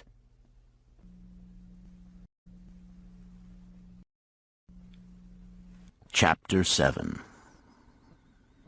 The Walls of Babylon. Old Bansir, grim warrior of another day, stood guard at the passageway leading to the top of the ancient walls of Babylon. Up above, valiant defenders were battling to hold the walls. Upon them depended the future existence of this great city with its hundreds of thousands of citizens. Over the walls came the roar of the attacking armies, the yelling of many men, the trampling of thousands of horses, the deafening boom of the battering rams pounding the bronzed gates.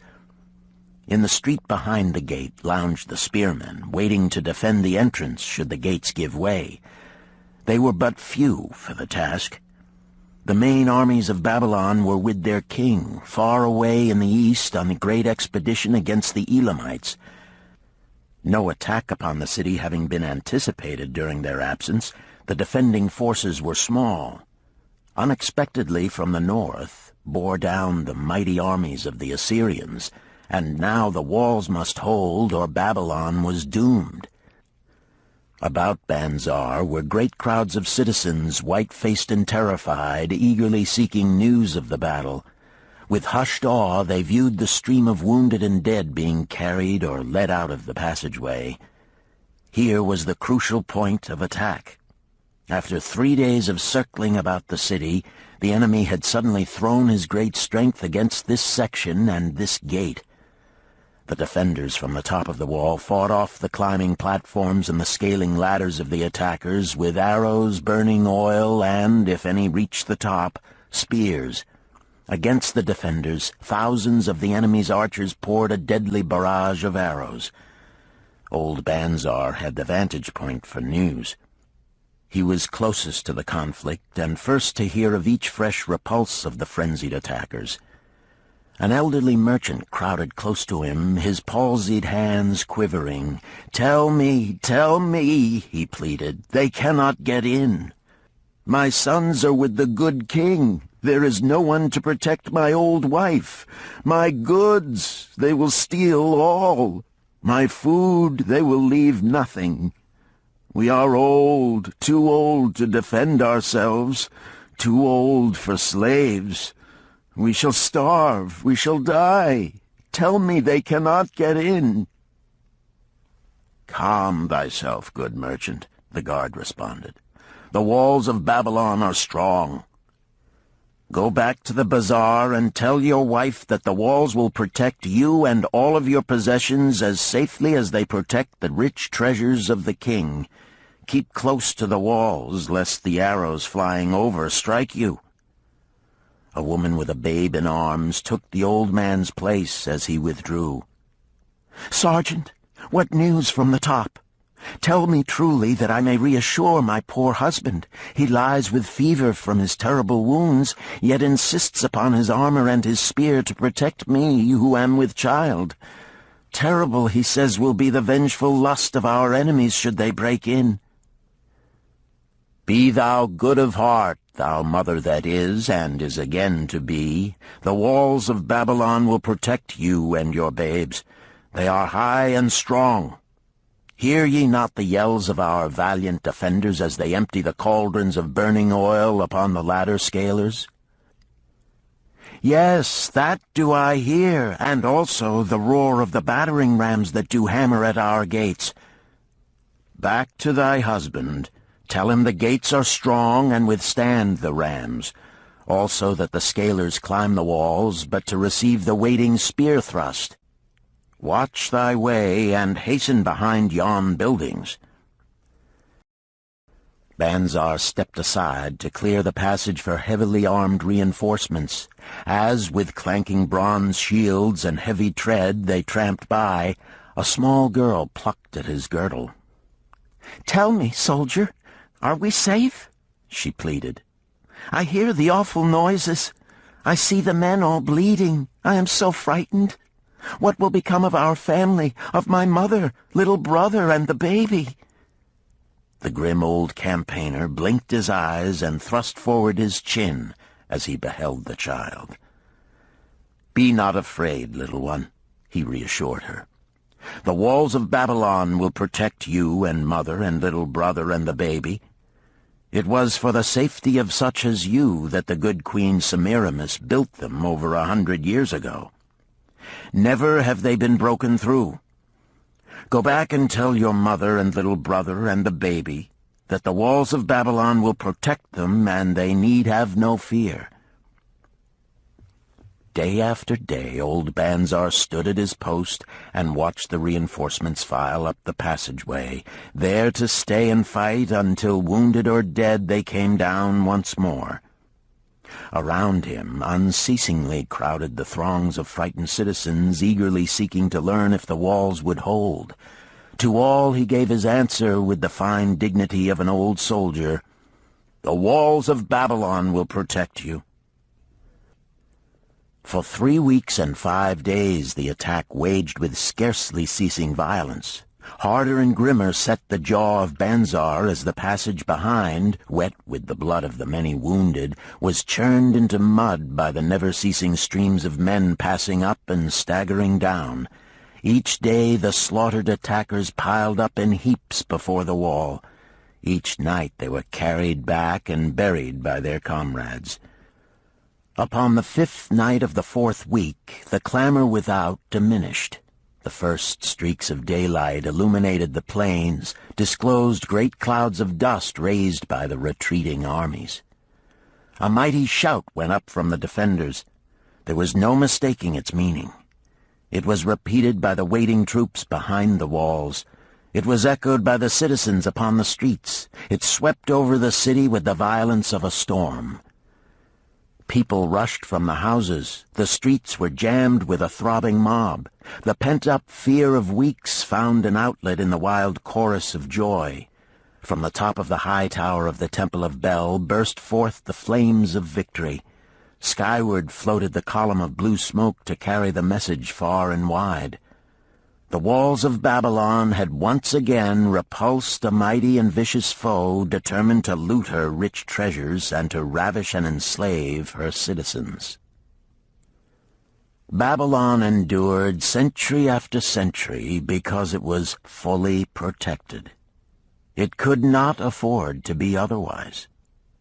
The walls of Babylon were an outstanding example of man's need and desire for protection. This desire is inherent in the human race. It is just as strong today as it ever was, but we have developed broader and better plans to accomplish the same purpose. In this day, behind the impregnable walls of insurance, savings accounts, and dependable investments, we can guard ourselves against the unexpected tragedies that may enter any door and seat themselves before any fireside. We cannot afford to be without adequate protection.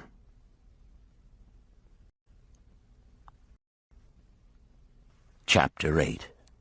The Camel Trader of Babylon. The hungrier one becomes, the clearer one's mind works. Also, the more sensitive one becomes to the odors of food. Tarkad, the son of Azure, certainly thought so. For 2 whole days he had tasted no food except 2 small figs purloined from over the wall of a garden. Not another could he grab before the angry woman rushed forth and chased him down the street. Her shrill cries were still ringing in his ears as he walked through the marketplace. They helped him to restrain his restless fingers from snatching the tempting fruits from the baskets of the market women.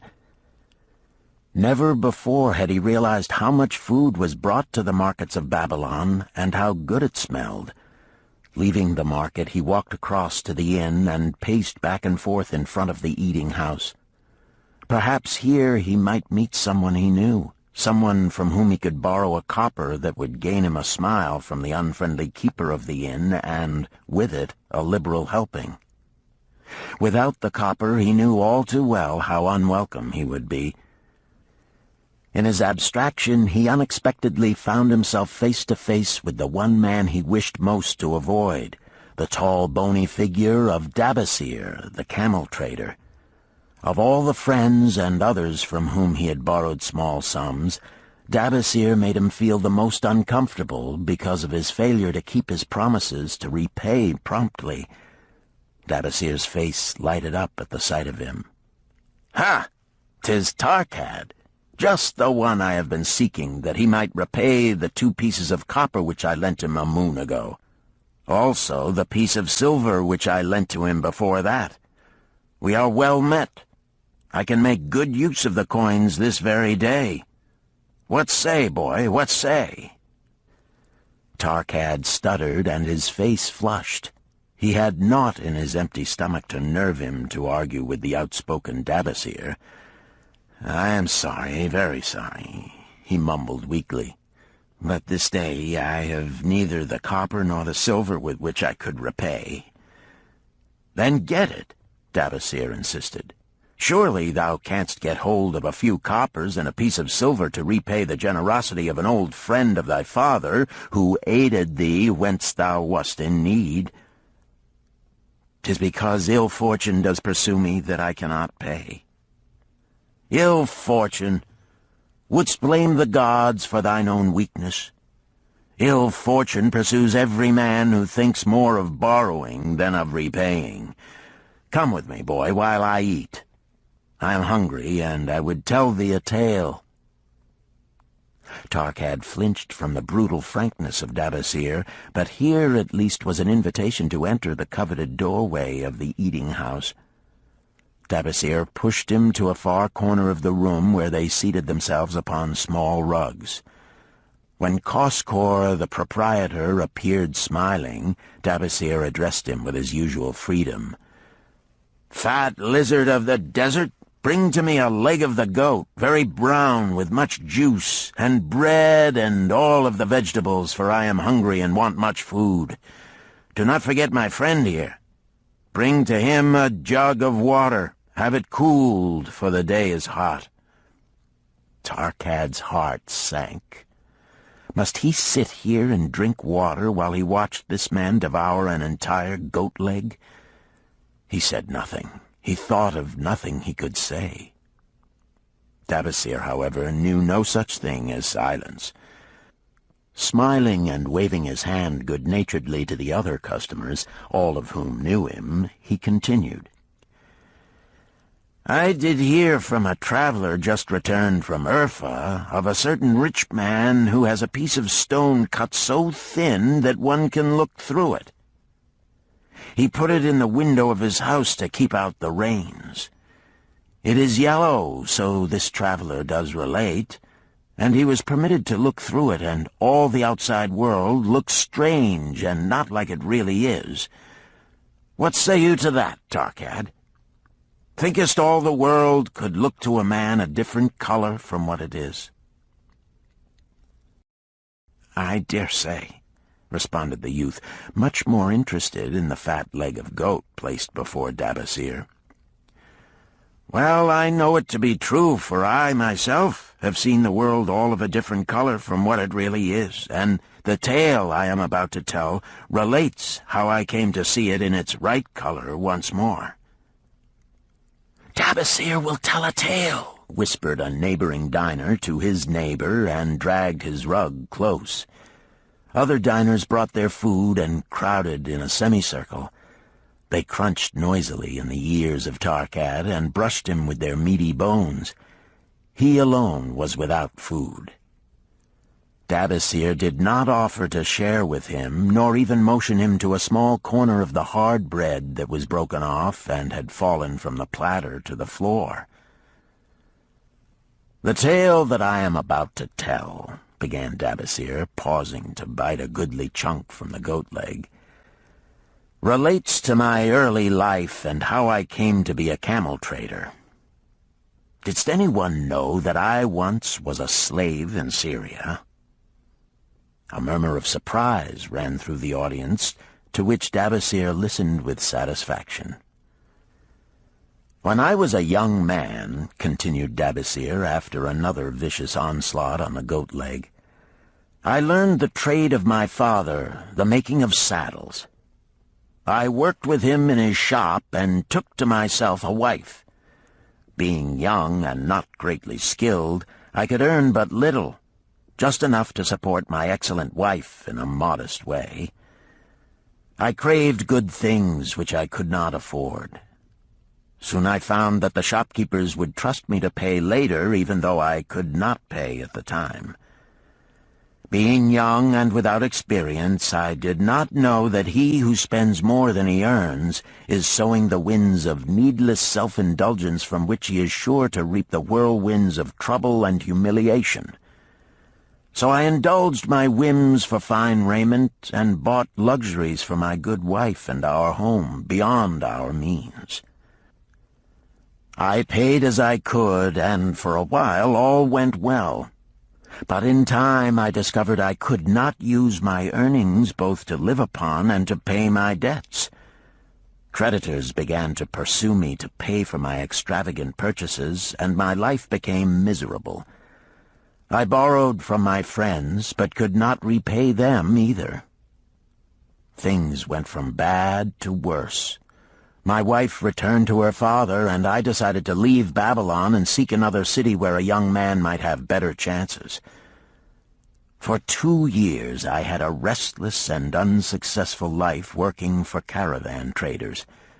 From this I fell in with a set of likable robbers who scoured the desert for unarmed caravans. Such deeds were unworthy of the son of my father, but I was seeing the world through a colored stone and did not realize to what degradation I had fallen. We met with success on our first trip, capturing a rich haul of gold and silks and valuable merchandise.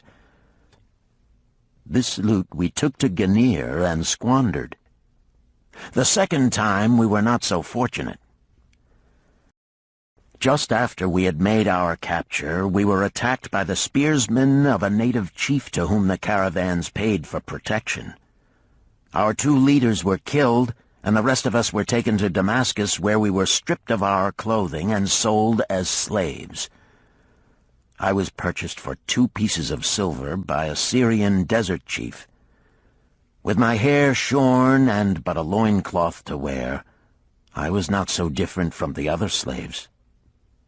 Being a reckless youth, I thought it merely an adventure until my master took me before his 4 wives and told them they could have me for a eunuch. Then, indeed, did I realize the hopelessness of my situation. These men of the desert were fierce and warlike. I was subject to their will without weapons or means of escape. Fearful I stood as those 4 women looked me over. I wondered if I could expect pity from them. Sirah, the first wife, was older than the others. Her face was impassive as she looked upon me. I turned from her with little consolation. The next was a contemptuous beauty who gazed at me as indifferently as if I had been a worm of the earth. The 2 younger ones tittered as though it were all an exciting joke. It seemed an age that I stood waiting sentence. Each woman appeared willing for the others to decide. Finally, Sira spoke up in a cold voice. "Of eunuchs we have plenty, but of camel-tenders we have few, and they are a worthless lot. Even this day I would visit my mother who is sick with the fever, and there is no slave I would trust to lead my camel. Ask this slave if he can lead a camel." My master thereupon questioned me, "What know you of camels?" Striving to conceal my eagerness, I replied, "I can make them kneel, I can load them, I can lead them on long trips without tiring. If need be, I can repair their trappings."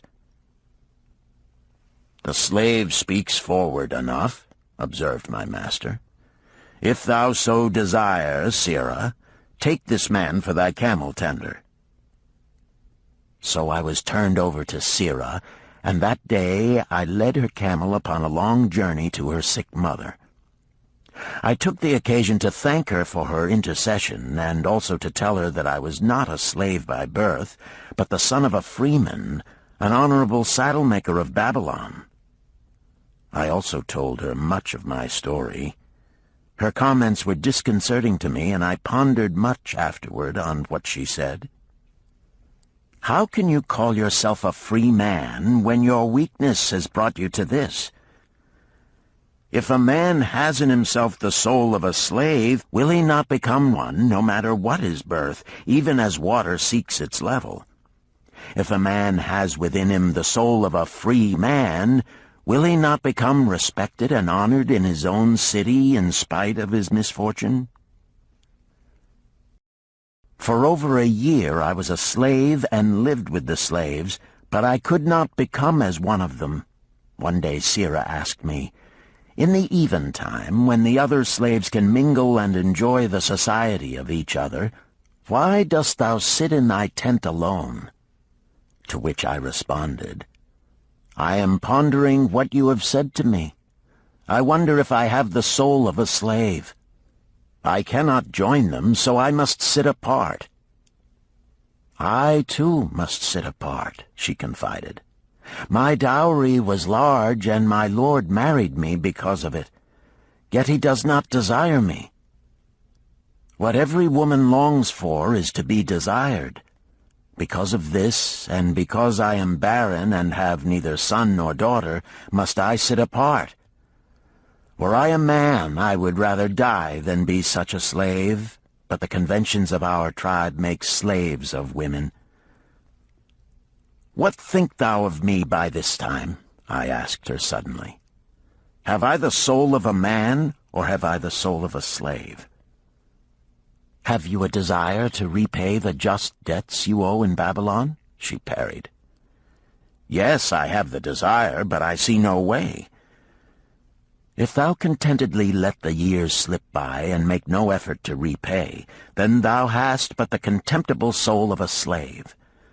No man is otherwise who cannot respect himself, and no man can respect himself who does not repay honest debts." "But what can I do who am a slave in Syria?" "Stay a slave in Syria, thou weakling." "I am not a weakling," I denied hotly. "Then prove it." "How?" "Does not thy great king fight his enemies in every way he can and with every force he has? Thy debts are thy enemies. They ran thee out of Babylon. You left them alone, and they grew too strong for thee. Hadst fought them as a man, thou couldst have conquered them and been one honored among the townspeople. But thou had not the soul to fight them, and behold, thy pride hast gone down until thou art a slave in Syria." Much I thought over her unkind accusations, and many defensive phrases I worded to prove myself not a slave at heart. But I was not to have the chance to use them. 3 days later, the maid of Sira took me to her mistress. "My mother is again very sick," she said. "Saddle the 2 best camels in my husband's herd. Tie on water-skins and saddlebags for a long journey. The maid will give thee food at the kitchen tent." I packed the camels, wondering much at the quantity of provisions the maid provided, for the mother dwelt less than a day's journey away. The maid rode the rear camel which followed, and I led the camel of my mistress. When we reached her mother's house, it was just dark. Sira dismissed the maid and said to me, "Bansir, hast thou the soul of a free man, or the soul of a slave?" "The soul of a free man," I insisted. "Now is thy chance to prove it. Thy master hath imbibed deeply, and his chiefs are in a stupor. Take then these camels and make thy escape. Here in this bag is raiment of thy master's to disguise thee. I will say thou stole the camels and ran away while I visited my sick mother." "Thou hast the soul of a queen," I told her. "Much do I wish that I might lead thee to happiness." "Happiness," she responded, "awaits not the runaway wife who seeks it in far lands among strange people. Go thy own way, and may the gods of the desert protect thee, for the way is far and barren of food or water." I needed no further urging, but thanked her warmly and was away into the night. I knew not this strange country, and had only a dim idea of the direction in which lay Babylon, but struck out bravely across the desert toward the hills. One camel I rode, and the other I led. All that night I traveled, and all the next day, urged on by the knowledge of the terrible fate that was meted out to slaves who stole their master's property and tried to escape. Late that afternoon I reached a rough country as uninhabitable as the desert. The sharp rocks bruised the feet of my faithful camels, and soon they were picking their way slowly and painfully along. I met neither man nor beast, and could well understand why they shunned this inhospitable land. It was such a journey from then on as few men live to tell of. Day after day we plodded along. Food and water gave out. The heat of the sun was merciless. At the end of the 9th day I slid from the back of my mount with the feeling that I was too weak to ever remount, and I would surely die, lost in this abandoned country. I stretched out upon the ground and slept, not waking until the first gleam of daylight. I sat up and looked about me. There was a coolness in the morning air. My camels lay dejected not far away. About me was a vast waste of broken country covered with rock and sand and thorny things. No sign of water, not to eat for man or camel. Could it be that in this peaceful quiet I faced my end? My mind was clearer than it had ever been before. My body now seemed of little importance. My parched and bleeding lips, my dry and swollen tongue, my empty stomach, all had lost their supreme agonies of the day before. I looked across into the uninviting distance, and once again came to me the question, have I the soul of a slave or the soul of a free man? Then, with clearness, I realized that if I had the soul of a slave, I should give up, lie down in the desert and die, a fitting end for a runaway slave. But if I had the soul of a free man, what then? Surely I would force my way back to Babylon, repay the people who had trusted me, bring happiness to my wife who truly loved me, and bring peace and contentment to my parents. "Thy debts are thine enemies who have run thee out of Babylon," Sira had said. Yes, it was so. Why had I refused to stand my ground like a man? Why had I permitted my wife to go back to her father? Then a strange thing happened. All the world seemed to be of a different color, as though I had been looking at it through a colored stone which had suddenly been removed. At last I saw the true values in life. Die in the desert, not I. With a new vision I saw the things that I must do. First, I would go back to Babylon and face every man to whom I owed an unpaid debt. I should tell them that after years of wandering and misfortune, I had come back to pay my debts as fast as the gods would permit. Next, I should make a home for my wife and become a citizen of whom my parents should be proud. My debts were my enemies, but the men I owed were my friends, for they had trusted me and believed in me. I staggered weakly to my feet. What mattered hunger? What mattered thirst? They were but incidents on the road to Babylon. Within me surged the soul of a free man going back to conquer his enemies and reward his friends. I thrilled with the great resolve. The glazed eyes of my camels brightened at the new note in my husky voice. With great effort, after many attempts, they gained their feet. With pitiful perseverance, they pushed on toward the north, where something within me said we would find Babylon. We found water. We passed into a more fertile country where were grass and fruit. We found the trail to Babylon because the soul of a free man looks at life as a series of problems to be solved, and solves them, while the soul of a slave whines, "What can I do who am but a slave?" How about thee, Tarkad? Does thy empty stomach make thy head exceedingly clear? Art ready to take the road that leads back to self-respect? Canst thou see the world in its true color?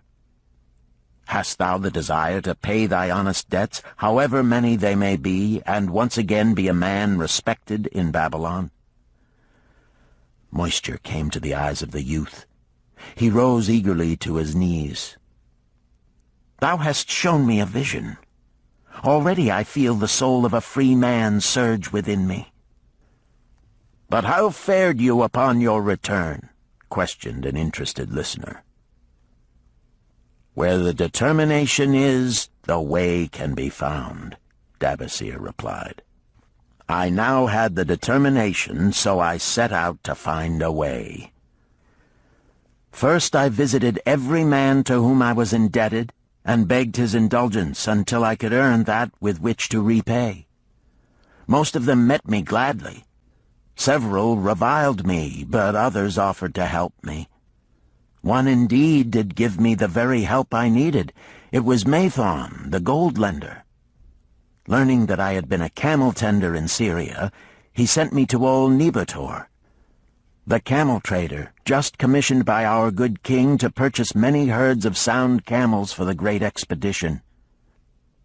With him, my knowledge of camels I put to good use. Gradually, I was able to repay every copper and every piece of silver. Then at last I could hold up my head and feel that I was an honorable man among men. Again Bansir turned to his food. "Kaskor, thou snail," he called loudly to be heard in the kitchen. "The food is cold. Bring me more meat fresh from the roasting. Bring thou also a very large portion for Tarkad, the son of my old friend, who is hungry and shall eat with me." So ended the tale of Bansir, the camel trader of old Babylon. He found his own soul when he realized a great truth, a truth that had been known and used by wise men long before his time. It has led men of all ages out of difficulties and into success, and it will continue to do so for those who have the wisdom to understand its magic power. It is for any man to use who reads these lines. Where the determination is, the way can be found.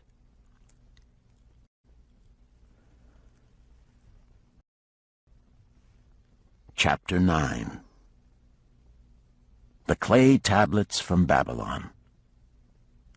St. Swithin's College, Nottingham University, Newark-on-Trent, Nottingham. October 21st, 1934. Professor Franklin Caldwell, care of British Scientific Expedition, Hilla, Mesopotamia.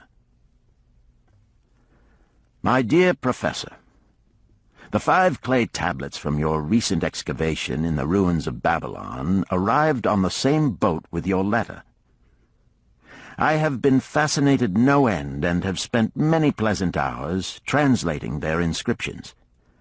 I should have answered your letter at once, but delayed until I could complete the translations which are attached. The tablets arrived without damage thanks to your careful use of preservatives and excellent packing. You will be as astonished as we in the laboratory at the story they relate. One expects the dim and distant past to speak of romance and adventure.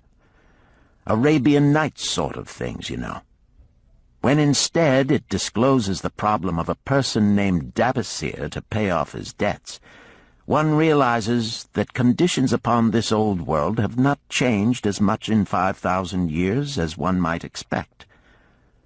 It's odd, you know, but these old inscriptions rather rag me, as the students say. Being a college professor, I am supposed to be a thinking human being possessing a working knowledge of most subjects. Yet here comes this old chap out of the dust-covered ruins of Babylon to offer a way I had never heard of to pay off my debts, and at the same time acquire gold to jingle in my wallet. Pleasant thought, I say, and interesting to prove whether it will work as well nowadays as it did in old Babylon. Mrs. Shrewsbury and myself are planning to try out his plan upon our own affairs, which could be much improved. Wishing you the best of luck in your worthy undertaking and waiting eagerly another opportunity to assist, I am, yours sincerely, Alfred H. Shrewsbury, Department of Archaeology. Tablet 1. Now, when the moon becometh full, I, Bansir, who am but recently returned from slavery in Syria, with the determination to pay my many just debts and become a man of means worthy of respect in my native city of Babylon, do here engrave upon the clay a permanent record of my affairs to guide and assist me in carrying through my high desires. Under the wise advice of my good friend Mathon, the gold-lender, I am determined to follow an exact plan that he doth say will lead any honorable man out of debt into means and self-respect. This plan includeth 3 purposes which are my hope and desire. First, the plan doth provide for my future prosperity. Therefore 1/10 of all I earn shall be set aside as my own to keep. For Mathon speaketh wisely when he saith, That man who keepeth in his purse both gold and silver that he need not spend is good to his family and loyal to his king. The man who hath but a few coppers in his purse is indifferent to his family and indifferent to his king. But the man who hath naught in his purse is unkind to his family and disloyal to his king, for his own heart is bitter. Therefore the man who wisheth to achieve must have coin that he may keep to jingle in his purse, that he have in his heart love for his family and loyalty to his king. Second, the plan doth provide that I shall support and clothe my good wife who hath returned to me with loyalty from the house of her father. For Mathon doth say that to take good care of a faithful wife putteth self-respect into the heart of a man, and addeth strength and determination to his purposes. Therefore 7/10 of all I earn shall be used to provide a home, clothes to wear, and food to eat, with a bit extra to spend, that our lives be not lacking in pleasure and enjoyment.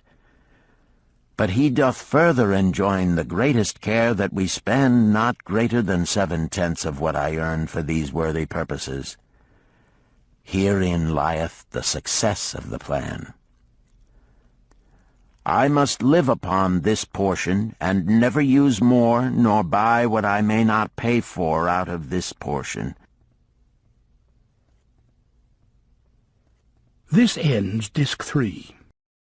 The Richest Man in Babylon, Disc 4. Tablet 2. Third, the plan doth provide that out of my earnings my debts shall be paid. Therefore each time the moon is full, 2/10 of all I have earned shall be divided honorably and fairly among those who have trusted me and to whom I am indebted. Thus in due time will all my indebtedness be surely paid. Therefore do I here engrave the name of every man to whom I am indebted, and the honest amount of my debt. Faru the cloth-weaver, 2 silver, 6 copper. Sinjar the couch-maker, 1 silver. Amar my friend, 3 silver, 1 copper. Zankar my friend, 4 silver, 7 copper. Askamir my friend, 1 silver, 3 copper. Haransir the jewel-maker, 6 silver, 2 copper. Diarbakir my father's friend, 4 silver, 1 copper. Alkahad the house-owner, 14 silver. Mathon the gold-lender, 9 silver. Birajik the farmer, 1 silver, 7 copper. From here on, disintegrated, cannot be deciphered. Tablet 3. To these creditors do I owe in total 119 pieces of silver and 141 pieces of copper. Because I did owe these sums and saw no way to repay, in my folly I did permit my wife to return to her father, and didst leave my native city and seek easy wealth elsewhere, only to find disaster and to see myself sold into the degradation of slavery. Now that Mathon doth show me how I can repay my debts in small sums of my earnings, do I realize the great extent of my folly in running away from the results of my extravagances. Therefore have I visited my creditors and explained to them that I have no resources with which to pay except my ability to earn, and that I intend to apply 2/10 of all I earn upon my indebtedness evenly and honestly. This much can I pay, but no more. Therefore, if they be patient, in time my obligations will be paid in full. Amar, whom I thought my best friend, reviled me bitterly, and I left him in humiliation. Birajik, the farmer, pleaded that I pay him first, as he didst badly need help. Alkahad, the house-owner, was indeed disagreeable, and insisted that he would make me trouble unless I did soon settle in full with him. All the rest willingly accepted my proposal. Therefore am I more determined than ever to carry through, being convinced that it is easier to pay one's just debts than to avoid them. Even though I cannot meet the needs and demands of a few of my creditors, I will deal impartially with all. Tablet 4. Again the moon shines full. I have worked hard with a free mind. My good wife hath supported my intentions to pay my creditors. Because of our wise determination, I have earned during the past moon, buying camels of sound wind and good legs for Nebertor, the sum of 19 pieces of silver. This I have divided according to the plan.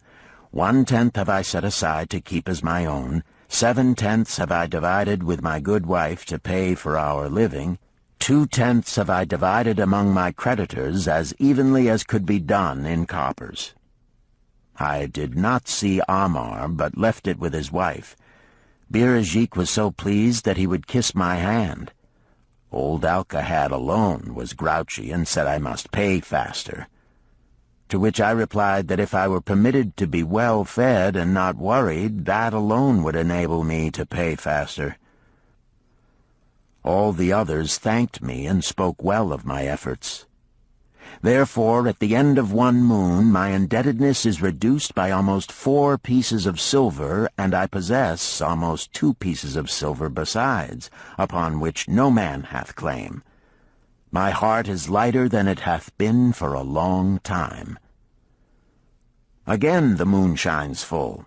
I have worked hard, but with poor success. Few camels have I been able to buy. Only 11 pieces of silver have I earned. Nevertheless, my good wife and I have stood by the plan, even though we have bought no new raiment and eaten little but herbs. Again I paid ourselves 1/10 of the 11 pieces, while we lived upon 7/10. I was surprised when Armar commended my payment, even though small. So did Birajik. Alcahad flew into a rage, but when told to give back his portion if he did not wish it, he became reconciled. The others, as before, were content. Again the moon shines full, and I am greatly rejoiced. I intercepted a fine herd of camels and bought many sound ones, therefore my earnings were 42 pieces of silver. This moon my wife and myself have bought much-needed sandals and raiment. Also we have dined well on meat and fowl. More than 8 pieces of silver we have paid to our creditors. Even Alcahad did not protest.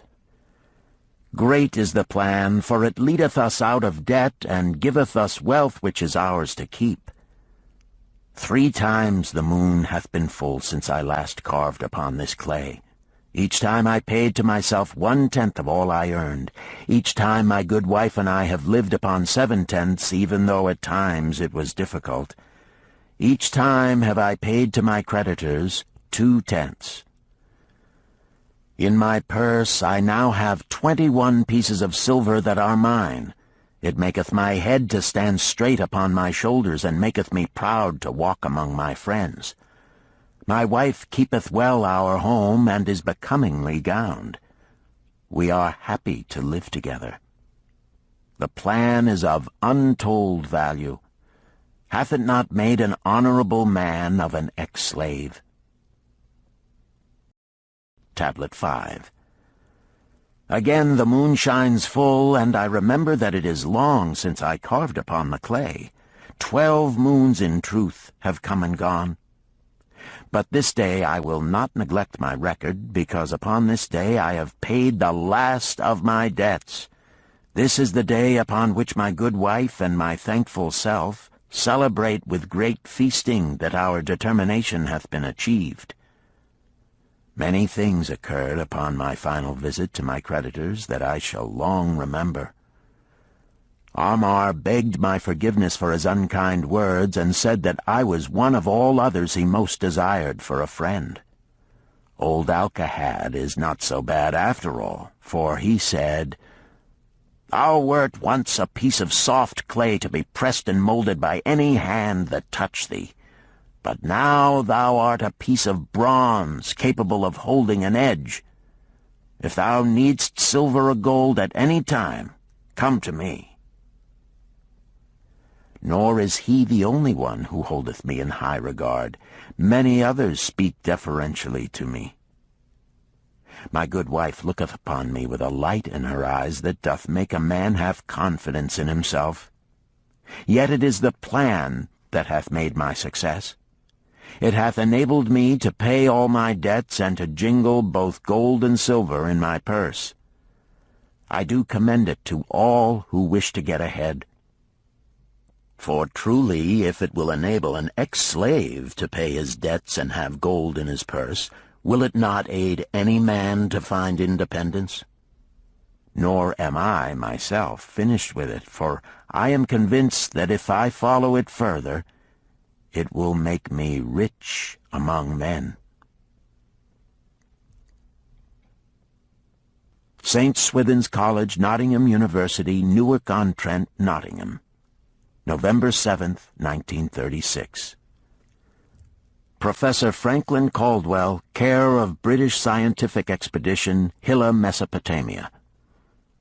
My dear Professor, if in your further digging into those ruins of Babylon you encounter the ghost of a former resident, an old camel trader named Bansir, do me a favor. Tell him that his scribbling upon those clay tablets so long ago has earned for him the lifelong gratitude of a couple of college folks back here in England. You will possibly remember my writing a year ago that Mrs. Shrewsbury and myself intended to try his plan for getting out of debt and at the same time having gold to jingle. You may have guessed, even though we tried to keep it from our friends, our desperate straits.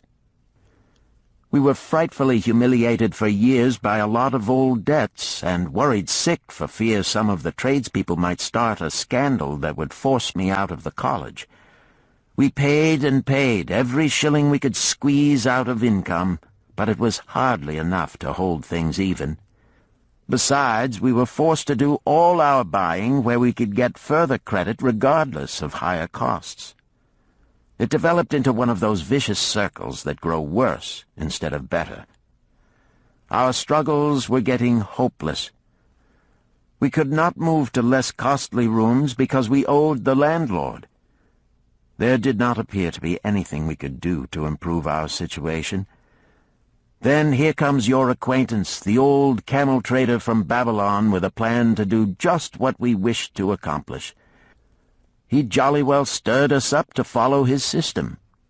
We made a list of all our debts, and I took it around and showed it to every one we owed. I explained how it was simply impossible for me to ever repay them the way things were going along. They could readily see this themselves from the figures. Then I explained that the only way I saw to pay in full was to set aside 20% of my income each month to be divided pro rata, which would pay them in full in a little over 2 years. That in the meantime we would go on a cash basis and give them the further benefit of our cash purchases. They were really quite decent. Our greengrocer, a wise old chap, put it in a way that helped to bring around the rest. If you pay for all you buy, and then pay some on what you owe, that is better than you have done, for you ain't paid down the account none in 3 years. Finally I secured all their names to an agreement binding them not to molest us as long as the 20% of income was paid regularly. Then we began scheming on how to live upon 70%. We were determined to keep that extra 10% to jingle. The thought of silver and possibly gold was most alluring. It was like having an adventure to make the change. We enjoyed figuring this way and that, to live comfortably upon that remaining 70%. We started with rent and managed to secure a fair reduction. Next, we put our favorite brands of tea and such under suspicion, and were agreeably surprised how often we could purchase superior qualities at less cost. It is too long a story for a letter, but anyhow it did not prove difficult. We managed, and right cheerfully at that.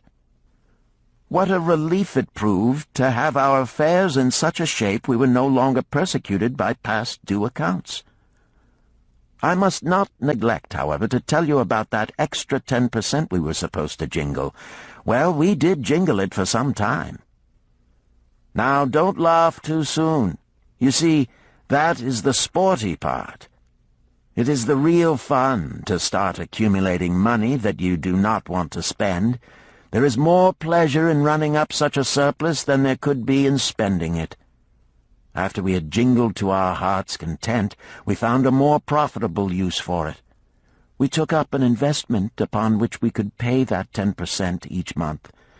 This is proving to be the most satisfying part of our regeneration.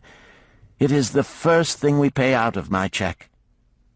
There is a most gratifying sense of security to know our investment is growing steadily. By the time my teaching days are over, it should be a snug sum, large enough so the income will take care of us from then on. All this out of my same old check. Difficult to believe, yet absolutely true. All our debts being gradually paid, and at the same time our investment increasing. Besides, we get along financially even better than before. Who would believe there could be such a difference in results between following a financial plan and just drifting along? At the end of the next year, when all our old bills shall have been paid, we will have more to pay upon our investment besides some extra for travel. We are determined never again to permit our living expenses to exceed 70% of our income. Now you can understand why we would like to extend our personal thanks to that old chap whose plan saved us from our hell on earth. He knew. He had been through it all. He wanted others to benefit from his own bitter experiences. That is why he spent tedious hours carving his message upon the clay. He had a real message for fellow sufferers, a message so important that after 5,000 years it has risen out of the ruins of Babylon just as true and just as vital as the day it was buried. Yours sincerely, Alfred H. Shrewsbury, Department of Archaeology.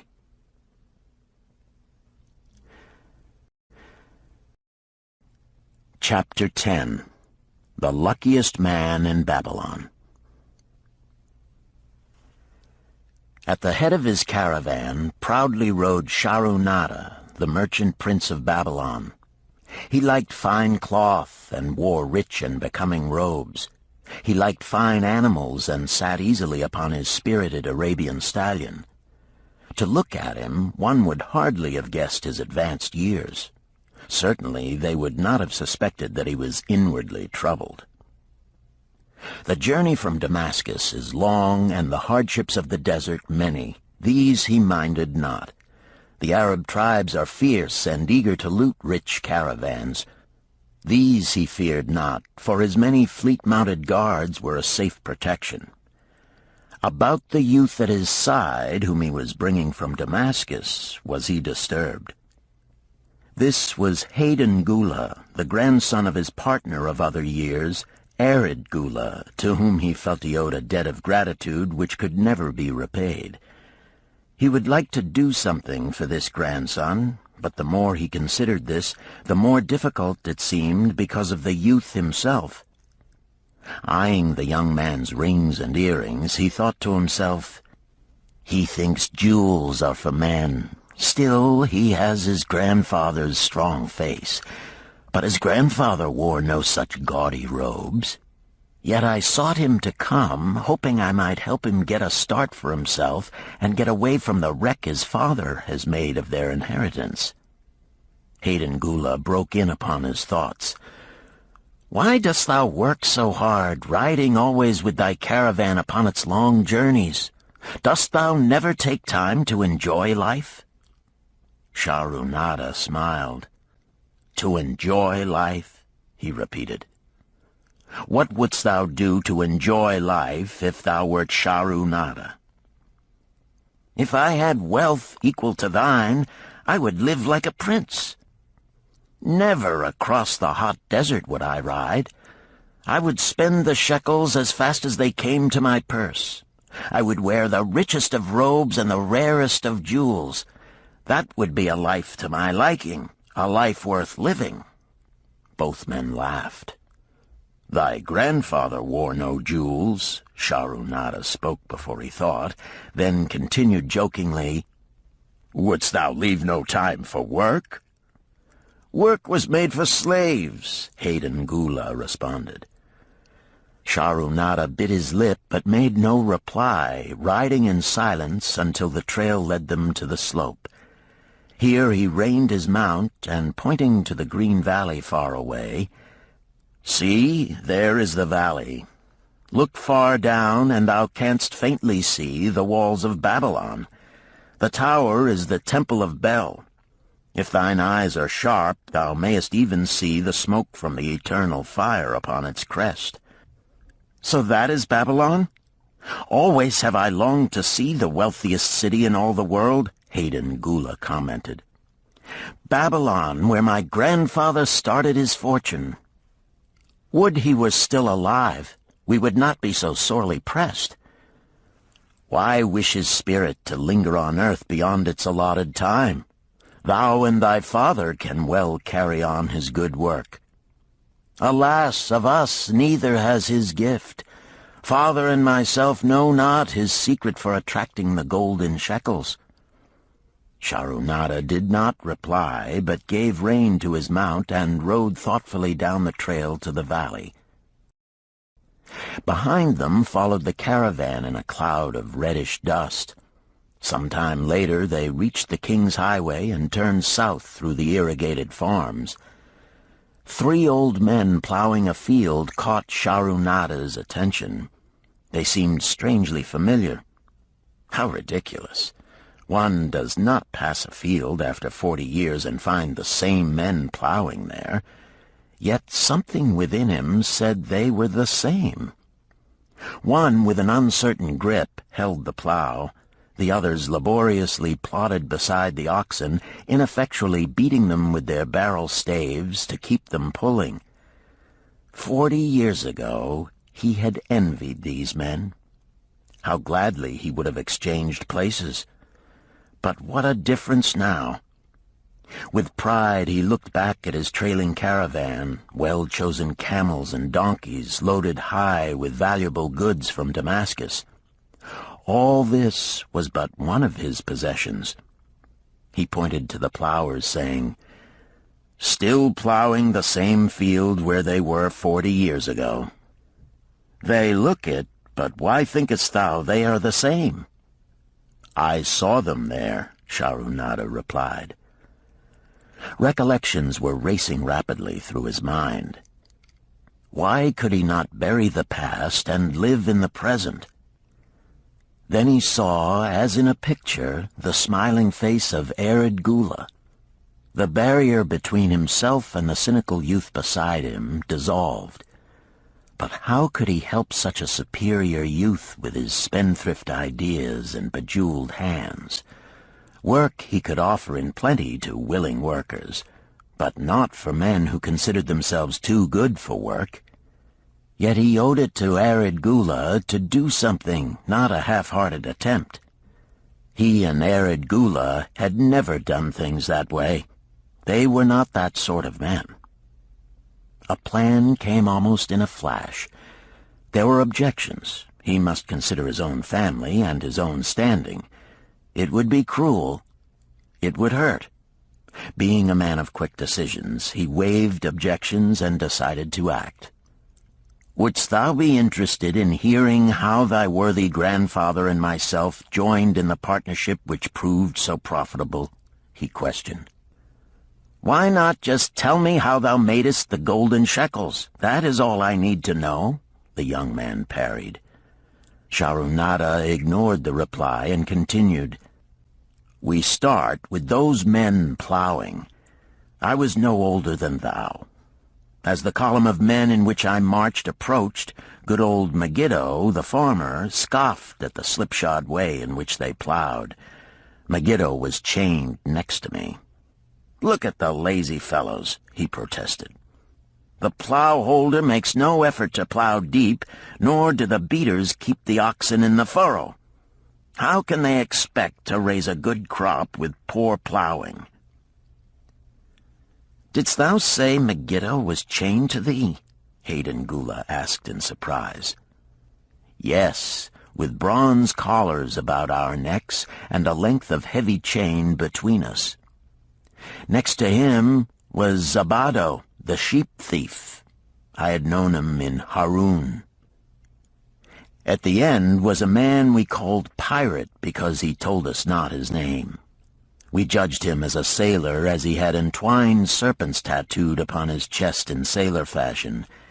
The column was made up thus, so the men could walk in fours."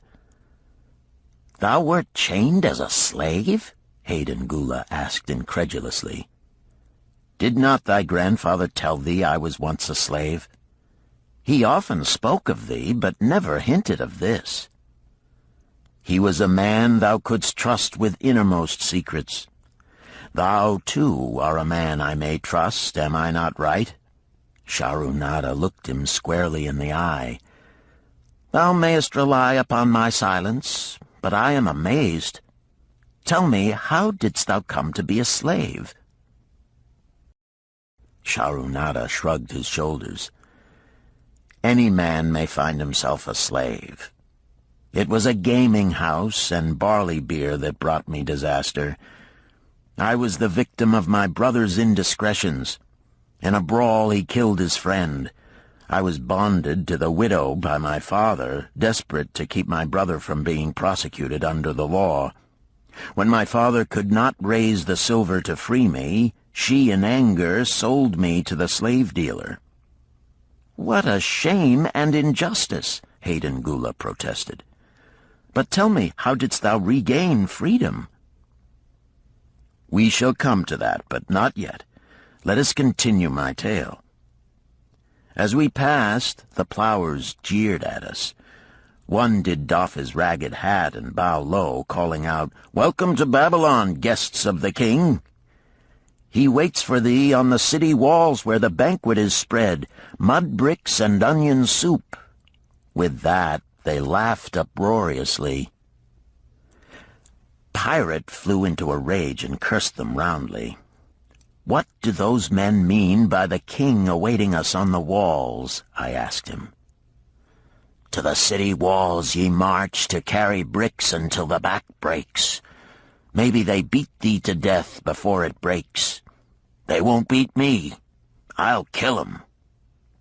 Then Megiddo spoke up. "It doesn't make sense to me to talk of masters beating willing, hard-working slaves to death. Masters like good slaves and treat them well." "Who wants to work hard?" commented Zabato. "Those plowers are wise fellows. They're not breaking their backs, just letting on as if they be."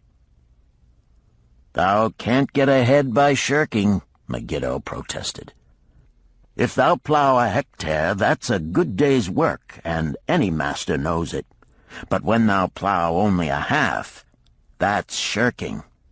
I don't shirk. I like to work, and I like to do good work, for work is the best friend I've ever known. It has brought me all the good things I've had, my farm and cows and crops, everything." "Yea, and where be these things now?" scoffed Zabato. "I figure it pays better to be smart and get by without working. You watch Zabato. If we're sold to the walls, he'll be carrying the water bag or some easy job, when thou, who like to work, will be breaking thy back carrying bricks." He laughed his silly laugh. Terror gripped me that night. I could not sleep. I crowded close to the guard rope, and when the others slept, I attracted the attention of Godoso, who was doing the first guard watch. He was one of those brigand Arabs, the sort of rogue who, if he robbed thee of thy purse, would think he must also cut thy throat. "Tell me, Godoso," I whispered, "when we get to Babylon, will we be sold to the walls?" "Why want to know?" he questioned cautiously. "Canst thou not understand?" I pleaded.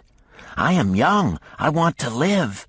I don't want to be worked or beaten to death on the walls. Is there any chance for me to get a good master?" He whispered back, "I tell something. Thou good fellow, give Godoso no trouble. Most times we go first to slave market. Listen now. When buyers come, tell 'em you good worker, like to work hard for good master, make 'em want to buy. You not make 'em buy, next day you carry brick, mighty hard work." After he walked away, I lay in the warm sand looking up at the stars and thinking about work. What Megiddo had said about it being his best friend made me wonder if it would be my best friend. Certainly it would be if it helped me out of this. When Megiddo awoke, I whispered my good news to him. It was our one ray of hope as we marched toward Babylon. Late in the afternoon, we approached the walls and could see the lines of men, like black ants, climbing up and down the steep diagonal paths. As we drew closer, we were amazed at the thousands of men working. Some were digging in the moat, others mixed the dirt into mud bricks. The greatest number were carrying the bricks in large baskets up those steep trails to the masons. Overseers cursed the laggards and cracked bullock whips over the backs of those who failed to keep in line. Poor, worn-out fellows were seen to stagger and fall beneath their heavy baskets, unable to rise again. If the lash failed to bring them to their feet, they were pushed to the side of the paths and left writhing in agony. Soon they would be dragged down to join other craven bodies beside the roadway to await unsanctified graves. As I beheld the ghastly sight, I shuddered. So this was what awaited my father's son if he failed at the slave market. Godoso had been right. We were taken through the gates of the city to the slave prison, and next morning marched to the pens in the market. Here the rest of the men huddled in fear, and only the whips of our guard could keep them moving so the buyers could examine them. Megiddo and myself eagerly talked to every man who permitted us to address him. The slave dealer brought soldiers from the king's guard who shackled Pirate and brutally beat him when he protested. As they led him away, I felt sorry for him. Megiddo felt that we would soon part. When no buyers were near, he talked to me earnestly to impress upon me how valuable work would be to me in the future. Some men hate it. They make it their enemy. Better to treat it like a friend. Make thyself like it. Don't mind because it is hard. If thou thinkest about what a good house thou build, then who cares if the beams are heavy and it is far from the well to carry the water for the plaster? Promise me, boy, if thou get a master, work for him as hard as thou canst. If he does not appreciate all thou do, never mind. Remember, work well done does good to the man who does it. It makes him a better man. He stopped as a burly farmer came to the enclosure and looked at us critically. Megiddo asked about his farm and crops, soon convincing him that he would be a valuable man. After violent bargaining with the slave dealer, the farmer drew a fat purse from beneath his robe, and soon Megiddo had followed his new master out of sight. A few other men were sold during the morning. At noon, Godoso confided to me that the dealer was disgusted and would not stay over another night, but would take all who remained at sundown to the king's buyer. I was becoming desperate when a fat, good-natured man walked up to the wall and inquired if there was a baker among us. I approached him, saying, "Why should a good baker like thyself seek another baker of inferior ways? Would it not be easier to teach a willing man like myself thy skilled ways? Look at me. I am young, strong, and like to work. Give me a chance, and I will do my best to earn gold and silver for thy purse." He was impressed by my willingness, and began bargaining with the dealer who had never noticed me since he had bought me, but now waxed eloquent on my abilities, good health, and good disposition. I felt like a fat ox being sold to a butcher. At last, much to my joy, the deal was closed. I followed my new master away, thinking I was the luckiest man in Babylon. My new home was much to my liking. Nananeid, my master, taught me how to grind the barley in the stone bowl that stood in the courtyard, how to build the fire in the oven, and then how to grind very fine the sesame flour for the honey cakes. I had a couch in the shed where his grain was stored. The old slave housekeeper, Swasti, fed me well and was pleased at the way I helped her with the heavy tasks. Here was the chance I had longed for to make myself valuable to my master, and, I hoped, to find a way to earn my freedom.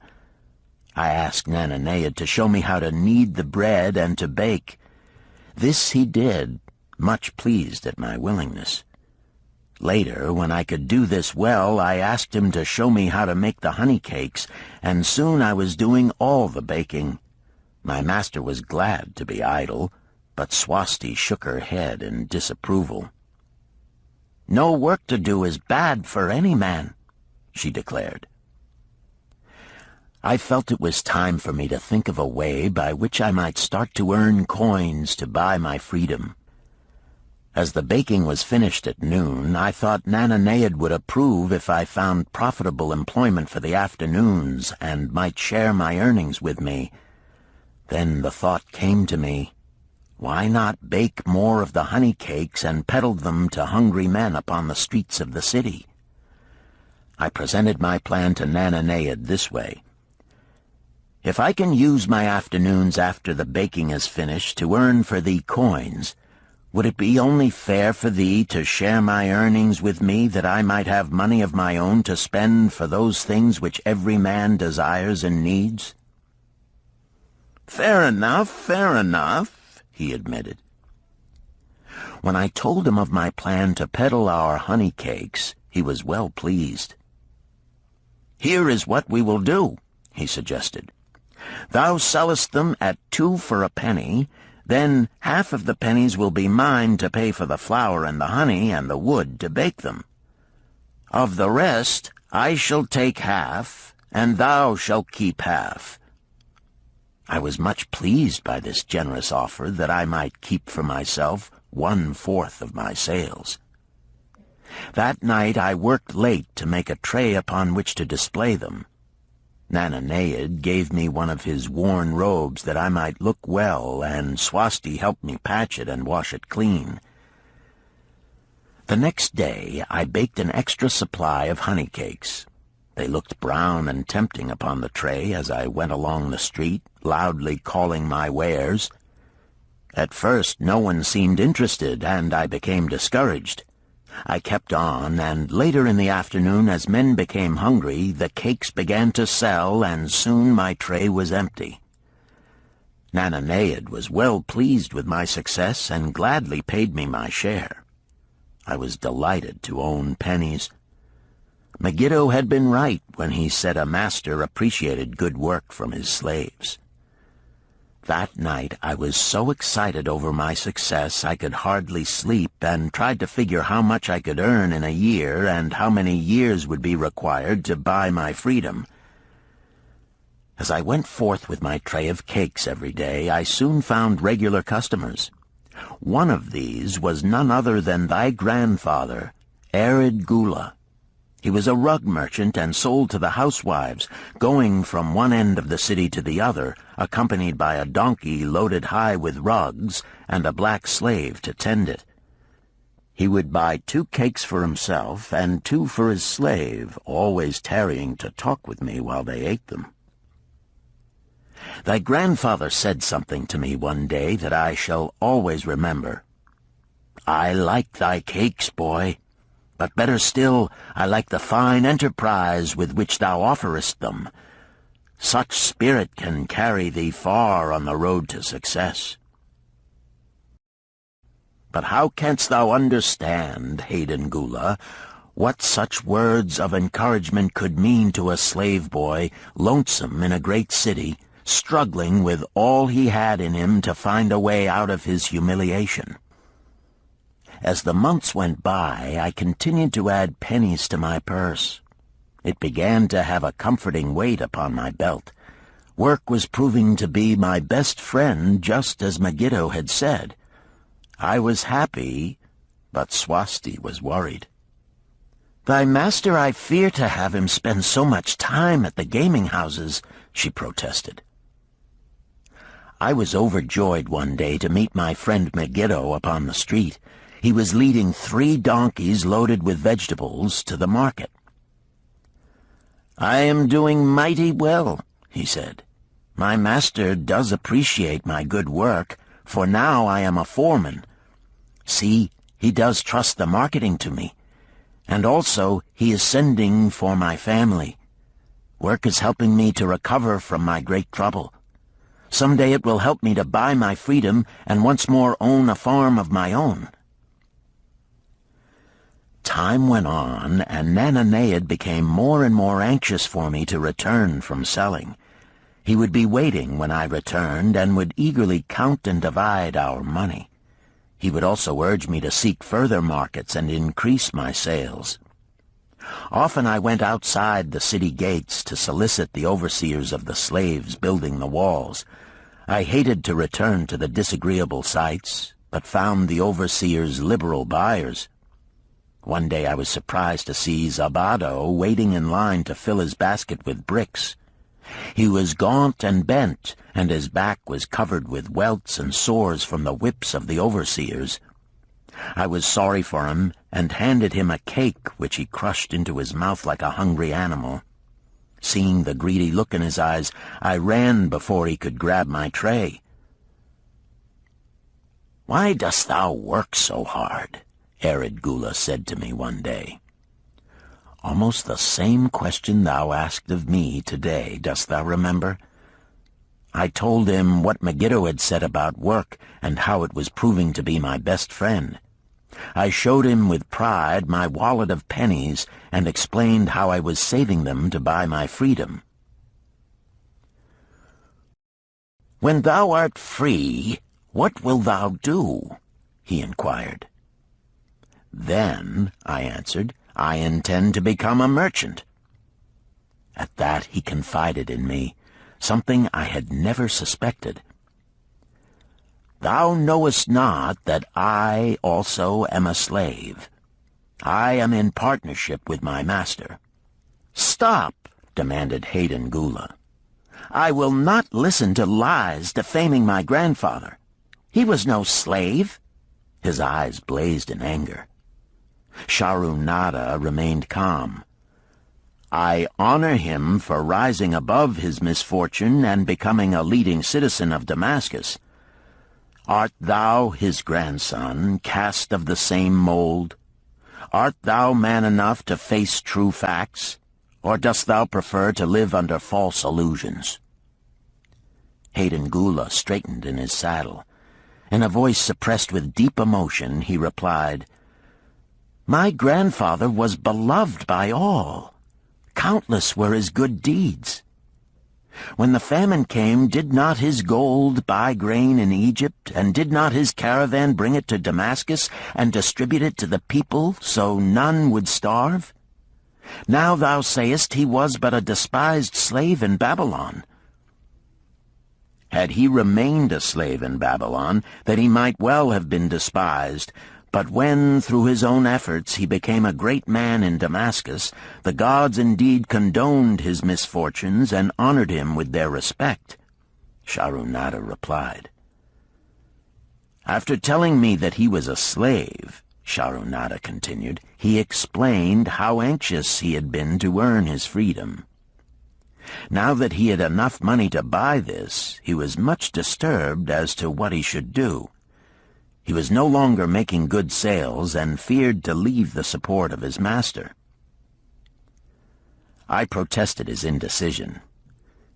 "Cling no longer to thy master. Get once again the feeling of being a free man. Act like a free man and succeed like one. Decide what thou desirest to accomplish, and then work will aid thee to achieve it." He went on his way, saying he was glad I had shamed him for his cowardice. One day I went outside the gates again, and was surprised to find a great crowd gathering there. When I asked a man for an explanation, he replied, "Hast thou not heard? An escaped slave who murdered one of the king's guards has been brought to justice and will this day be flogged to death for his crime. Even the king himself is to be here." So dense was the crowd about the flogging post, I feared to go near lest my tray of honey cakes be upset. Therefore I climbed up the unfinished wall to see over the heads of the people. I was fortunate in having a view of Nebuchadnezzar himself as he rode by in his golden chariot. Never had I beheld such grandeur, such robes and hangings of gold cloth and velvet. I could not see the flogging, though I could hear the shrieks of the poor slave.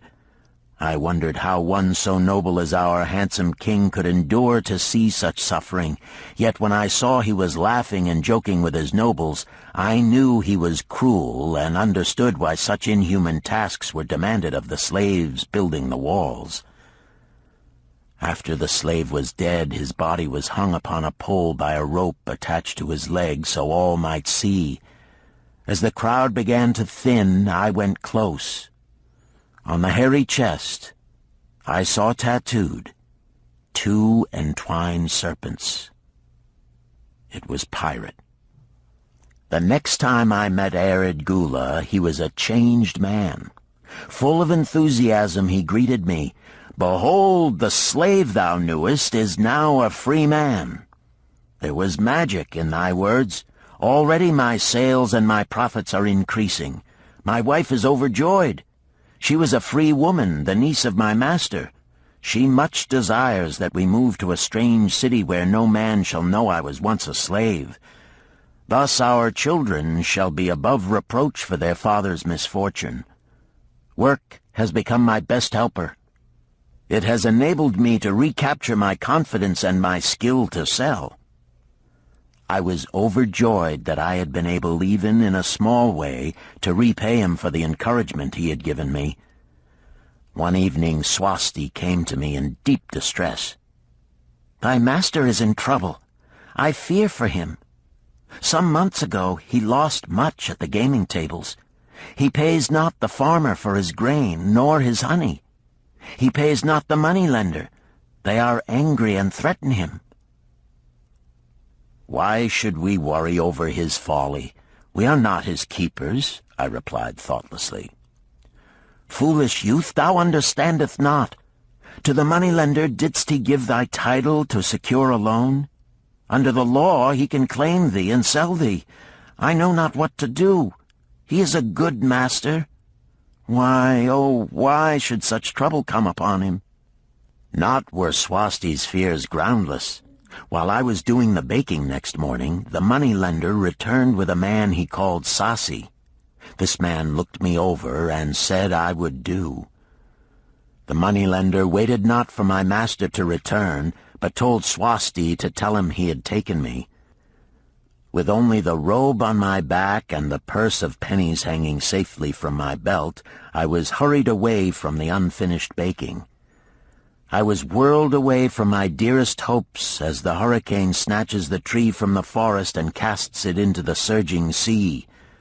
Again a gaming house and barley beer had caused me disaster. Sasi was a blunt, gruff man. As he led me across the city, I told him of the good work I had been doing for Nananeid, and said I hoped to do good work for him. His reply offered no encouragement. "I like not this work. My master likes it not. The king has told him to send me to build a section of the Grand Canal. Master tells Sasi to buy more slaves, work hard, and finish quick. Bah! How can any man finish a big job quick?" Picture a desert with not a tree, just low shrubs and a sun burning with such fury the water in our barrels became so hot we could scarcely drink it. Then picture rows of men going down into the deep excavation and lugging heavy baskets of dirt up soft, dusty trails from daylight until dark. Picture food served in open troughs from which we helped ourselves like swine. We had no tents, no straw for beds. That was the situation in which I found myself. I buried my wallet in a marked spot, wondering if I would ever dig it up again. At first I worked with good will, but as the months dragged on I felt my spirit breaking. Then the heat fever took hold of my weary body. I lost my appetite and could scarcely eat the mutton and vegetables. At night I would toss in unhappy wakefulness. In my misery I wondered if Zabado had not the best plan, to shirk and keep his back from being broken in work. Then I recalled my last sight of him and knew his plan was not good. I thought of Pirate with his bitterness and wondered if it might be just as well to fight and kill. The memory of his bleeding body reminded me that his plan was also useless. Then I remembered my last sight of Megiddo. His hands were deeply calloused from hard work, but his heart was light and there was happiness on his face. His was the best plan. Yet I was just as willing to work as Megiddo. He could not have worked harder than I. Why did not my work bring me happiness and success? Was it work that brought Megiddo happiness, or was happiness and success merely in the laps of the gods? Was I to work the rest of my life without gaining my desires, without happiness and success? All of these questions were jumbled in my mind, and I had not an answer. Indeed, I was sorely confused.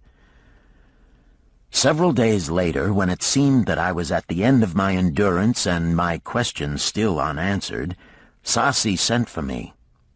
A messenger had come from my master to take me back to Babylon.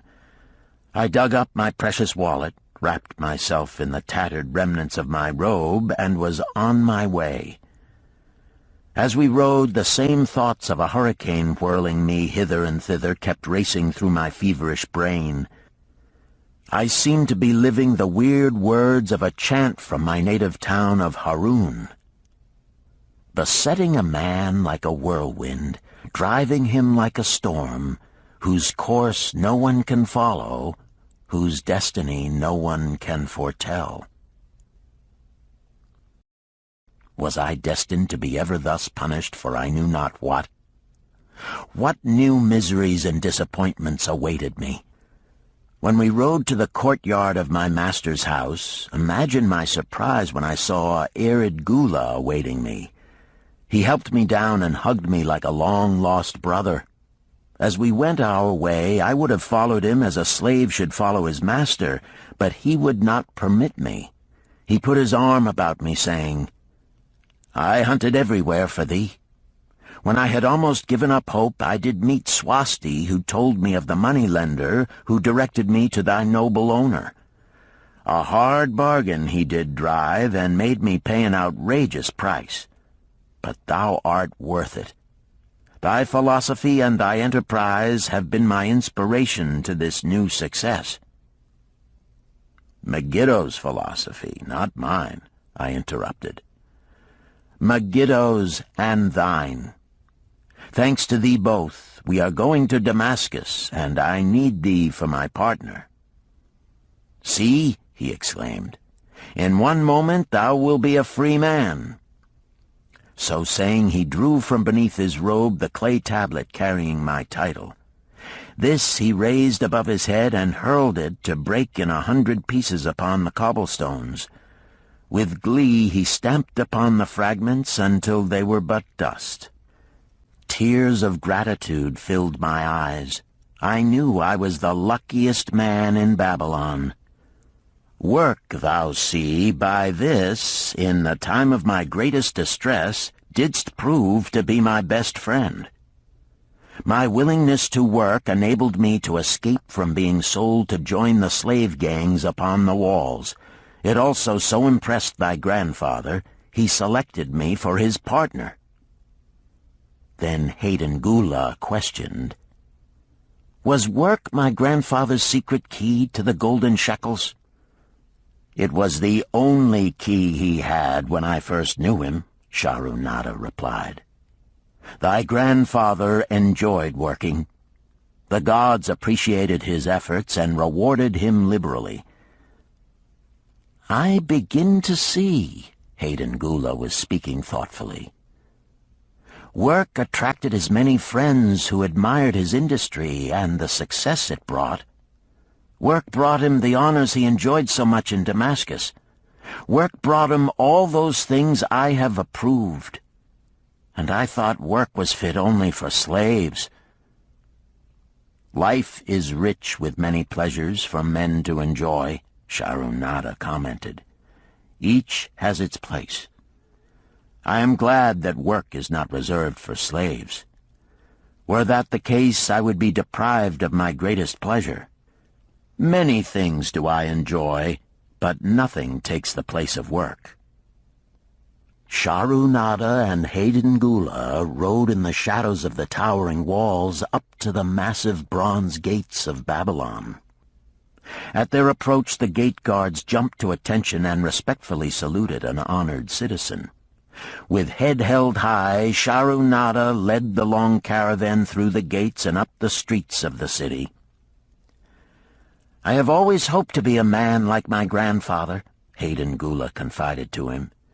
"Never before did I realize just what kind of man he was. This thou hast shown me.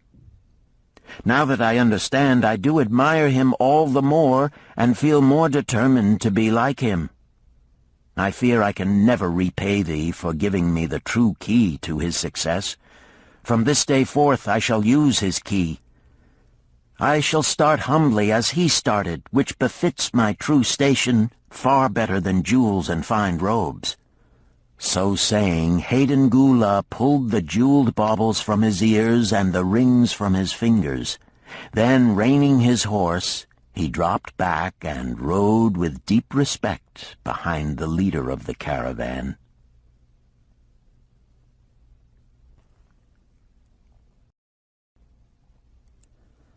Chapter 11. An Historical Sketch of Babylon.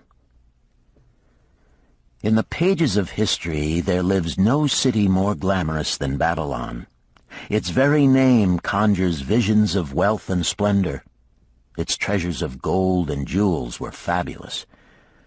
One naturally pictures such a wealthy city as located in a suitable setting of tropical luxury, surrounded by rich natural resources of forests and mines.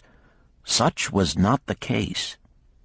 It was located beside the Euphrates River in a flat, arid valley. It had no forests, no mines, not even stone for building. It was not even located upon a natural trade route. The rainfall was insufficient to raise crops. Babylon is an outstanding example of man's ability to achieve great objectives using whatever means are at his disposal. All of the resources supporting this large city were man-developed. All of its riches were man-made. Babylon possessed just two natural resources: a fertile soil and water in the river. With one of the greatest engineering accomplishments of this or any other day, Babylonian engineers diverted the waters from the river by means of dams and immense irrigation canals. Far out across that arid valley went these canals to pour the life-giving waters over the fertile soil. This ranks among the first engineering feats known to history.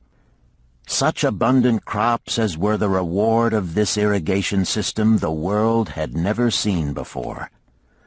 Fortunately, during its long existence, Babylon was ruled by successive lines of kings to whom conquest and plunder were but incidental.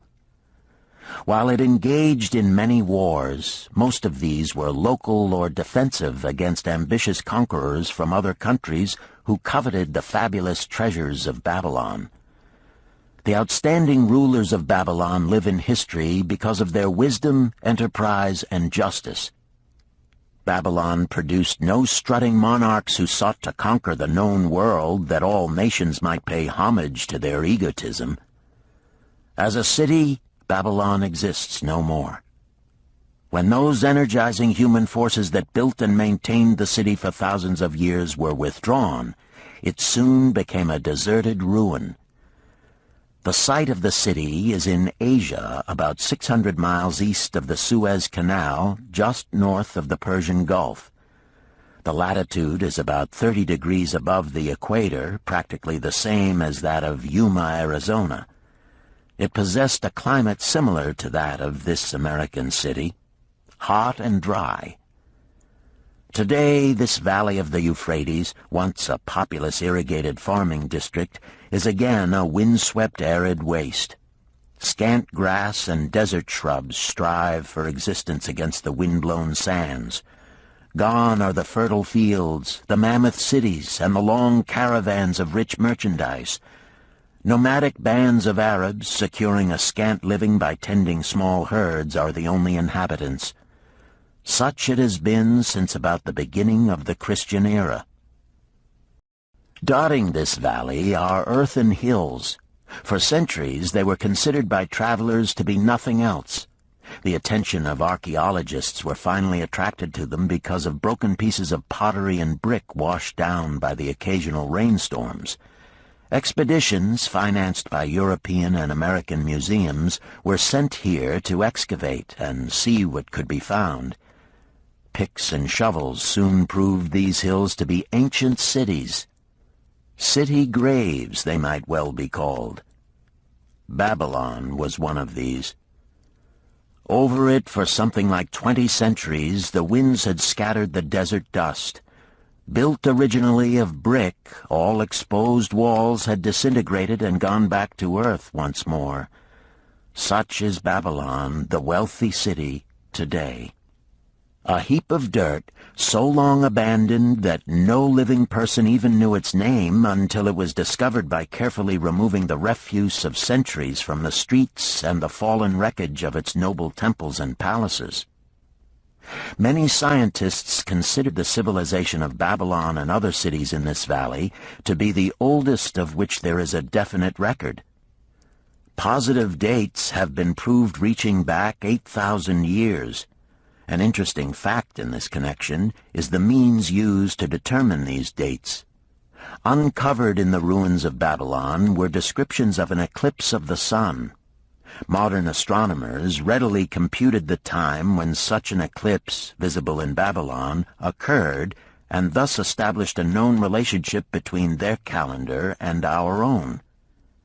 In this way we have proved that 8,000 years ago the Sumerites, who inhabited Babylonia, were living in walled cities.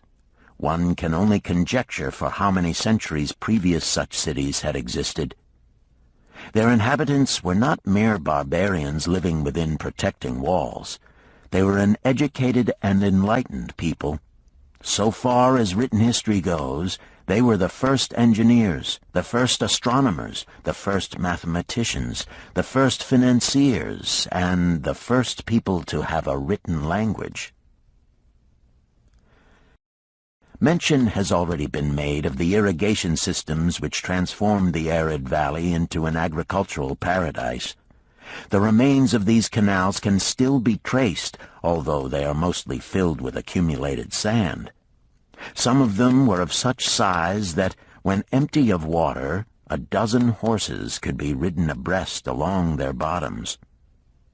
In size they compare favorably with the largest canals in Colorado and Utah. In addition to irrigating the valley lands, Babylonian engineers completed another project of similar magnitude. By means of an elaborate drainage system, they reclaimed an immense area of swampland at the mouths of the Euphrates and Tigris rivers and put this also under cultivation. Herodotus, the Greek traveler and historian, visited Babylon while it was in its prime and has given us the only known description by an outsider. His writings give a graphic description of the city and some of the unusual customs of its people. He mentions the remarkable fertility of the soil and the bountiful harvest of wheat and barley which they produced. The glory of Babylon has faded, but its wisdom has been preserved for us. For this we are indebted to their form of records. In that distant day, the use of paper had not been invented. Instead, they laboriously engraved their writing upon tablets of moist clay. When completed, these were baked and became hard tile.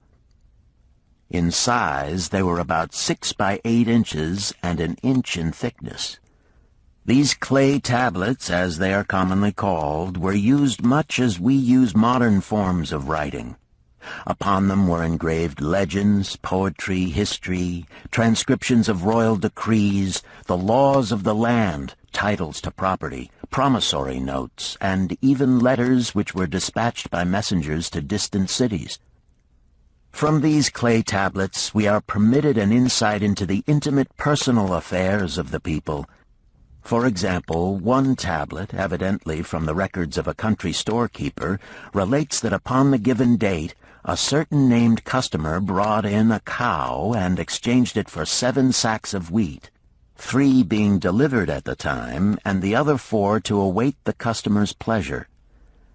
Safely buried in the wrecked cities, archaeologists have recovered entire libraries of these tablets, hundreds of thousands of them. One of the outstanding wonders of Babylon was the immense walls surrounding the city. The ancients ranked them with the Great Pyramid of Egypt as belonging to the 7 wonders of the world. Queen Semiramis is credited with having erected the first walls during the early history of the city. Modern excavators have been unable to find any trace of the original walls, nor is their exact height known. From mention made by early writers, it is estimated they were about 50 to 60 feet high, faced on the outer side with burnt brick, and further protected by a deep moat of water. The later and more famous walls were started about 600 years before the time of Christ by King Nabopolassar. Upon such a gigantic scale did he plan the rebuilding, he did not live to see the work finished. This was left to his son Nebuchadnezzar, whose name is familiar in biblical history. The height and length of these later walls staggers belief. They are reported upon reliable authority to have been about 160 feet high, the equivalent of the height of a modern 15-story office building. The total length is estimated as between 9 and 11 miles. So wide was the top that a 6-horse chariot could be driven around them. Of this tremendous structure, little now remains except portions of the foundations and the moat. In addition to the ravages of the elements, the Arabs completed the destruction by quarrying the brick for building purposes elsewhere. Against the walls of Babylon marched, in turn, the victorious armies of almost every conqueror of that age of wars of conquest. A host of kings laid siege to Babylon, but always in vain. Invading armies of that day were not to be considered lightly. Historians speak of such units as 10,000 horsemen, 25,000 chariots, 1,200 regiments of foot soldiers with 1,000 men to the regiment. Often 2 or 3 years of preparation would be required to assemble war materials and depots of food along the proposed line of march. The city of Babylon was organized much like a modern city. There were streets and shops. Peddlers offered their wares through residential districts. Priests officiated in magnificent temples. Within the city was an inner enclosure for the royal palaces. The walls about this were said to have been higher than those about the city. The Babylonians were skilled in the arts. These included sculpture, painting, weaving, gold working, and the manufacture of metal weapons and agricultural implements. Their jewelers created most artistic jewelry. Many samples have been recovered from the graves of its wealthy citizens and are now on exhibition in the leading museums of the world. At a very early period, when the rest of the world was still hacking at trees with stone-headed axes, or hunting and fighting with flint-pointed spears and arrows, the Babylonians were using axes, spears, and arrows with metal heads. The Babylonians were clever financiers and traders. So far as we know, they were the original inventors of money as a means of exchange, of promissory notes, and written titles to property. Babylon was never entered by hostile armies until about 540 years before the birth of Christ. Even then, the walls were not captured. The story of the fall of Babylon is most unusual. Cyrus, one of the great conquerors of that period, intended to attack the city and hoped to take its impregnable walls. Advisors of Nabonidus, the king of Babylon, persuaded him to go forth to meet Cyrus and give him battle without waiting for the city to be besieged. In the succeeding defeat to the Babylonian army, it fled away from the city. Cyrus thereupon entered the open gates and took possession without resistance. Thereafter the power and prestige of the city gradually waned until, in the course of a few hundred years, it was eventually abandoned, deserted, left for the winds and storms to level once again to that desert earth from which its grandeur had originally been built. Babylon had fallen, never to rise again, but to it civilization owes much. The eons of time have crumbled to dust the proud walls of its temples, but the wisdom of Babylon endures.